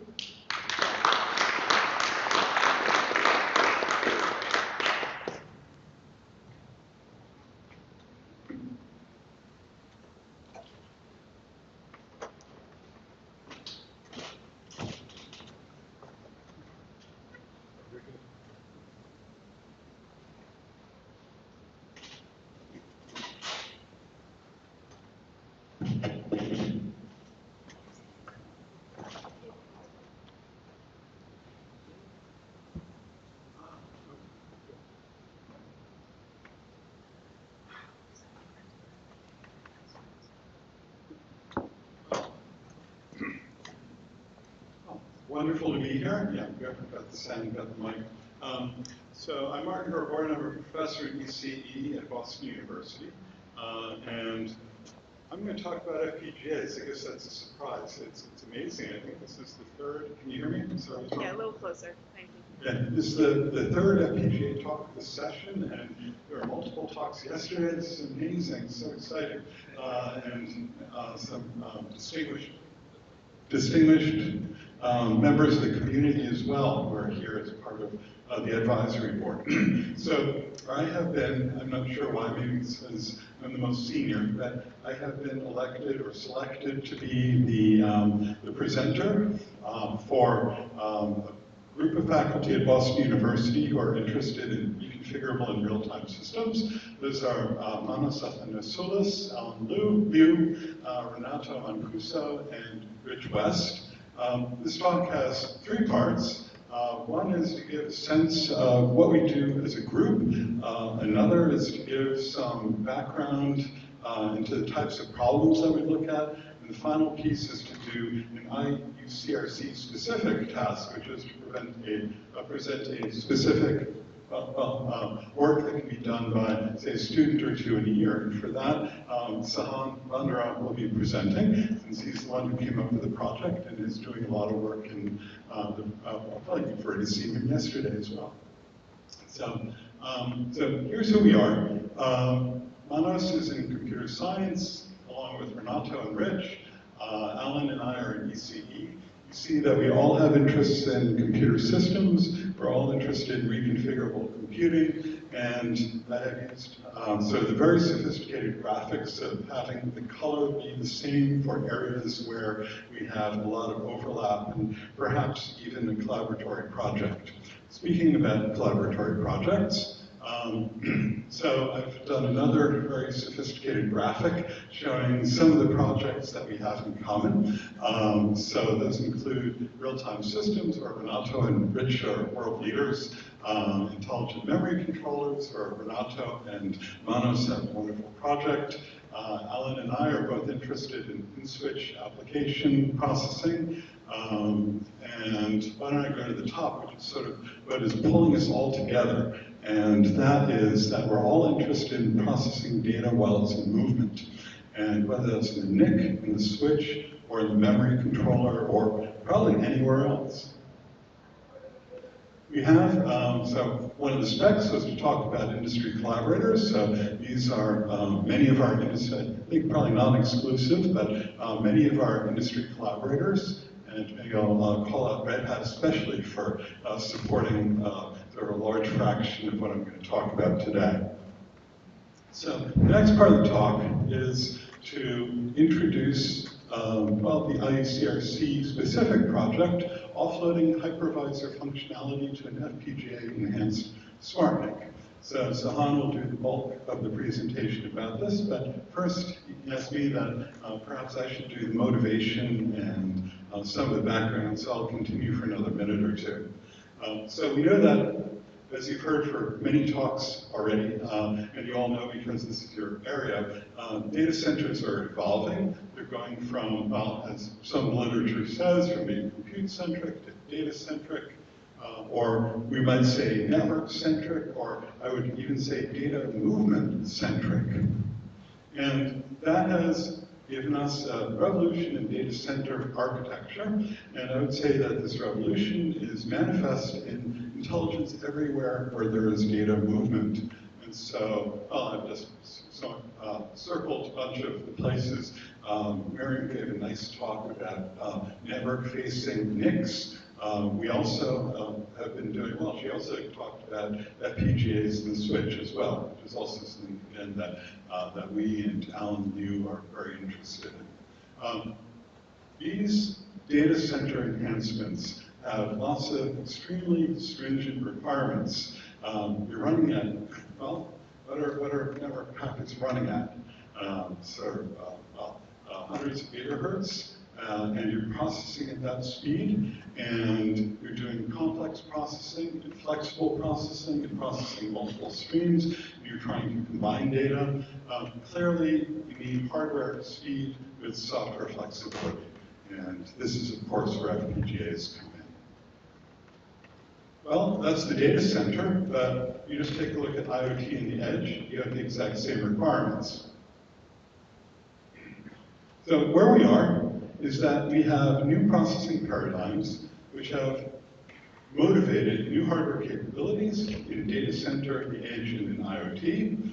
These hardware capabilities are based on smart data transfer fabrics, including, well, as I say, NICs, switches, memory controllers, and they're enhanced invariably with FPGAs. So the key point, and so this is motivation, but where we're going with this is that we have all these wonderful new capabilities, we have all these toys, we have all this great stuff going on in the data center and on the edge, and we have a bunch of applications that have driven the hardware. So now, how do we reverse it? So how do we use all these capabilities to do things that, well, that are new and that we perhaps haven't been thought of before? And, well, but first, as you all know, those people who are not FPGA people, and especially those who are, well, we know that there are various issues, if we can put it that way, in data center, in FPGA development, infrastructure, and so on. So wouldn't it be much easier? So what are some of the problems? So some of the problems are that, well, it takes a lot of expertise. We would like to have faster turnaround, not many hours. We'd like to have consistent APIs, which would give us better application portability and enable more complex usage models, and so on. So the problem, or one of the problems that we address in sort of our broader research is, well, it's caused by the current state of the hardware operating system. So some people call it the shell or the donut, or just the infrastructure that takes the FPGA to be usable. We see here that we have a couple of different uses, one from Azure, one from AWS, and one from an IoT environment. Well, that's great. They're all wonderful, they work, they're specific, but that's also the problem. That means that these systems are sitting sort of where operating systems were in the 1960s, where every company had an operating system for its own computer. And so our project, so our global project, our big picture project is the following. DISL, Dynamic Infrastructure Services Layer, otherwise known as a hardware operating system generator. At this point, I will turn it over to Sahan. I should say that we also have a poster. So the poster's yet something different. The poster is exactly on this, and another student working on this project said Tahir will be presenting that. So I invite you to visit that poster during the 5 o'clock session.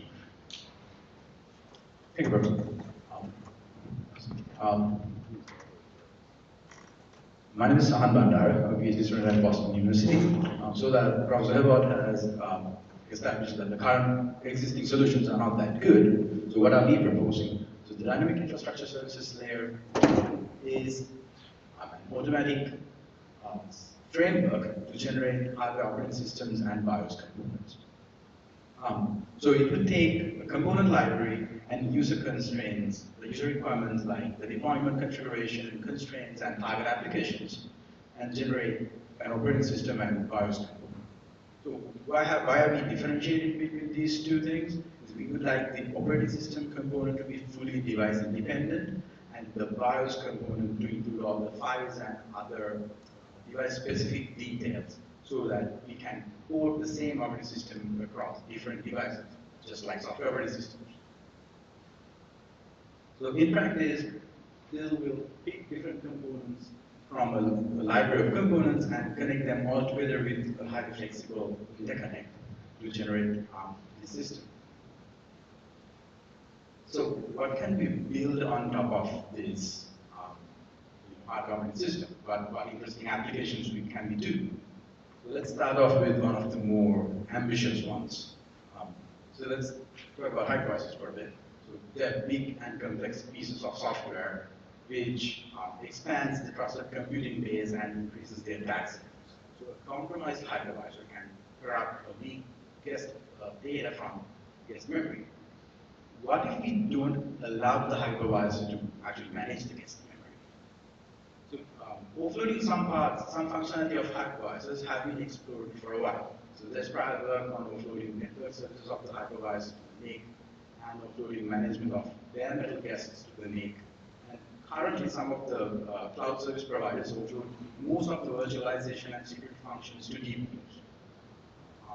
So can we offload some functionalities to FPGAs, smart NIC FPGA in this case? So let's start off with memory management. So in the model we are proposing, an application running on the FPGA handles setting up all the memory structures in the host memory. The host is under responsible for compute tasks.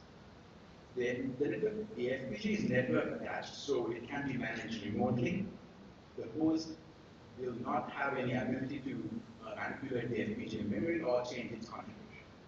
The host can use standard interfaces like, say, Vertigo to make requests from the FPGA for different services.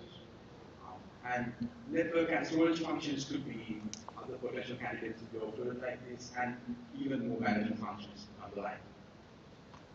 So what does this will provide in this scenario? It provides trusted execution environment which is physically separate from the host machine. And it manages all communication with the host, and it provides services such as memory network to the offloaded functions. It should also provide other primitives to establish trust between the FPGA and the host, such as testing that the bit streams will be hardware OS and the application kernels are not tampered with, etc. Because the host should trust the FPGA before it allows it to manipulate its memory. So let's talk about two other more simpler examples. Secure application. It's simple. Apart from all the good things I talked about in the previous application, the hardware operating system can schedule different applications inside the kernel using partial configuration, and then network firewalls for a smart NIC FPGA. You can accelerate the firewall functionality using custom accelerators and change the rule sets dynamically because of the configurability of the FPGA. But the real power of the hardware operating system comes where you can schedule all of these different applications on the same FPGA and even port these applications across different devices without really changing the application. Because the OS layer is providing the support services for these applications so that the application developer can just focus on either writing the acceleration engine for encryption or the hypervisor offload or the network firewall, and not worry about developing a full stack of hardware every time you need to develop one of these applications. Thank you.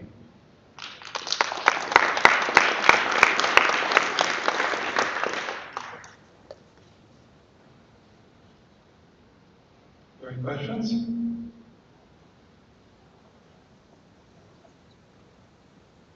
Everybody too busy filling out their,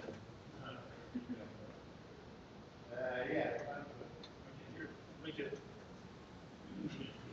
Yeah, there's some people online, so the microphone's really.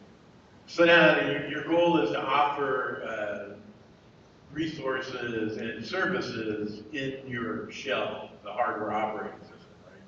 And so how does that affect portability? Would you, for each different device, you would have to port all your operating system stuff around that? And then you still have to compile your design into the FPGA, is that correct? So that's why we have made it very sort of an important that we differentiate between those two layers. That's why we wanted to highlight that there's the OS component and the BIOS component, which is like something similar to a software operating system. There's the architecture-specific code and the non-specific code, the kernel. So just like that, we would like the operating system to be fully independent of the underlying device, but only the device-specific stuff, which is in the BIOS, should be changed when we're porting to a different device. So everything above that should. So I mean, this is the vision, right? It's not done yet, but it should be portable across different devices, and then the applications running on top of the OS should also be portable because it's just using those interfaces provided by the operating system and not the lower-level interfaces. Right. Okay. So then the BIOS, you're saying the BIOS part is the layer that talks to the outside world, and then the OS part is parts that talk to the inside of the FPGA. Do I have that right? Or? Well, the BIOS part would include everything device specific.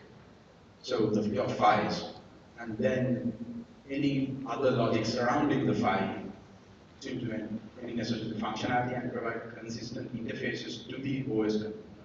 And the OS component will just use those consistent APIs, like interfaces provided by BIOS component, and then it would again provide a set of interfaces to the applications which are running on top of that. Okay, thank you. Yeah, there's a lot of meta in it. Because the dream is always to have a universal hardware operating system. You can't. Sure. Because every hardware is different. And so the nature of the project is, and Ahmed, who spoke yesterday, is big. I'm just trying to differentiate your what you're calling things. So like a BIOS. We settled on operating system generator as being reasonably descriptive of what we're trying to do. So since every hardware is different, it's going to have different IPs because Xilinx isn't going to give us everything. Yeah, I hate that. And we should give you everything. They really should. But since they're not going to give you everything, you're also going to have a hard IP layer that you're going to have to build. We should make our own FPGA. I think that would be a great IUC project. I have something in my name.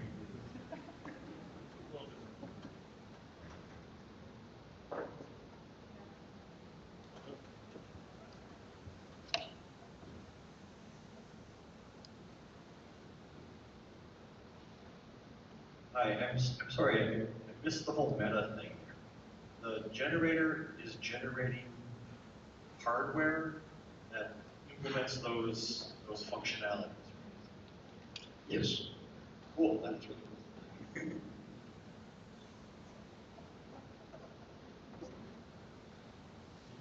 So the low-level BIOS part is something written by hand, and then the OS part is generated, No, both will be generated because so we can have component libraries for all those files and IPs, low-level ones as well. Yeah, so those could be also connected automatically using a generator. There's also an amazing piece that Ahmed and San talked about yesterday, which was Vert.io. So actually, you talk about this your project, but the idea is to use a universal driver. In other words, to do what Red Hat would do, or an open service provider would do, and that is to use the universal driver, so you don't have to write all your own. And the solution involved, and one of the nice things is that if there's anything that you can make into a virtual device, it's an FPGA, because an FPGA is configurable. You can make it into anything you want. And so you can make, so from the host operating system point of view, the FPGA is a virtual device. That's if I understand that correctly. Yeah. So because the birth, so we are using Vert.io because they don't differentiate between emulated devices and physical devices. You can just portray as a virtual device with the operating like the driver, and just actually be a physical device. What is the primary benefit that you're going for with this work? Is it the separation of the host operating system from the guests? So I think the primary benefit is improving the usability. So FPGAs are difficult to program. So if you have this, and the difficulty comes mostly not from developing the application logic itself, but having to develop the whole stack every time you have a new design. You have to implement all of these low-level controllers. But we don't have that problem in the software OS, because the OS provides all these services. So have a similar model for FPGAs. I think that's the main benefit. But also what you said, also the other point that you said, it's also the interface to the host. So you're able to use the universal driver to talk to the FPGA.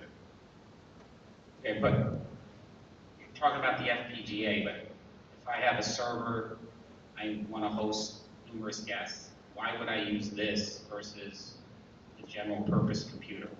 That's the part I'm trying to understand.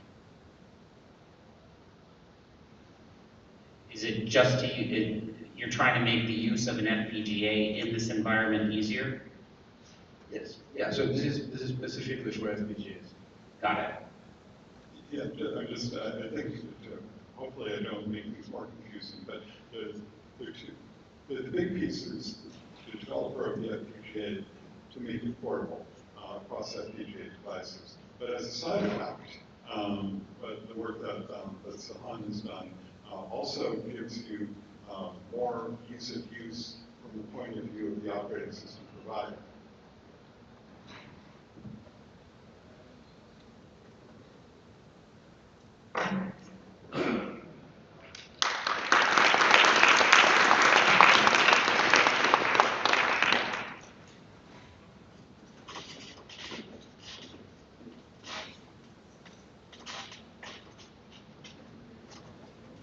Well, thank you. I wanted to say a few closing remarks, and I just want to say, yes, well, let me just say that after that, there's going to be an industry session with the NSF here, and I think they're going to ask all the academic people we can go over into the room with the posters. And then after that, at 6:30, there'll be a reception on the 17th floor of that fancy new building. It's at 665. 665 Compound, but if you just go down that way, you can't miss it.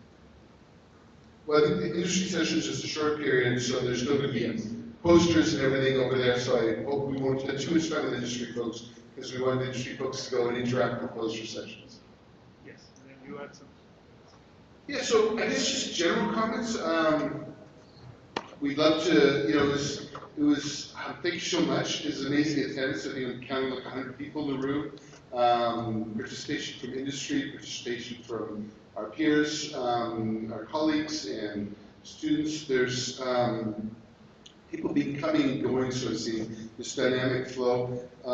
It's really fun to see where this has gone from being about, you know, a set of cloud services to the hardware aspects that kind of come into this, and storage, and you know, it's just covered a totally different spectrum from when this project started, I guess, whatever, 10 years ago. 9 and a little bit. Yeah. All right, well, 10 is close enough. I'm excited, this expansion, we're still figuring it out, of broader industry and broader faculty participation through the auspices of the IUCRC program, which gives us a structure to do this in. I'm really excited to get the industry feedback, both on the individual work and how they all tie together, and then also as we go into that next phase of it, under the assumption, of course, that it's approved, that how we're going to sort of put together the RFPs and target it towards the groups of companies involved, and how we kind of focus things and get that, while retaining that interconnectedness that also ties into the production cloud efforts that Scott, walking way back in the other end of the room, you know, we want to impact things from both drive the innovation by the capabilities we're getting, but also then come back and impact the users that are ramping up onto this environment. So it's been a fun event. I get to learn a whole bunch about my colleagues' works that sometimes I don't always see until here. But Peter, any thoughts? No, thank you very much for coming. And you know, I guess for myself and the rest of the academic folks, we can join the poster session, and we'll be joined in a while. Oh, the industry theater is without us. Right. Yes. Oh, okay. Sorry. Yes. Awesome. We'll join the academic folks. We'll join the poster session. And Drew or Kumar? Kumar, do you want to? Oh, we're straight here. Yeah, that's what I thought. Okay. So we'll be here for a little bit, get a general industry feedback, and then hopefully we'll join the posters as soon as possible. Because I think that's one of the things we want is a lot of that opportunity to go deeper into the individual projects from industry folks that can't happen, you know, in the talks. Thank you.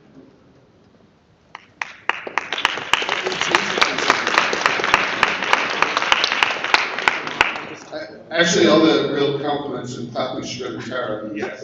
Woo! Yes.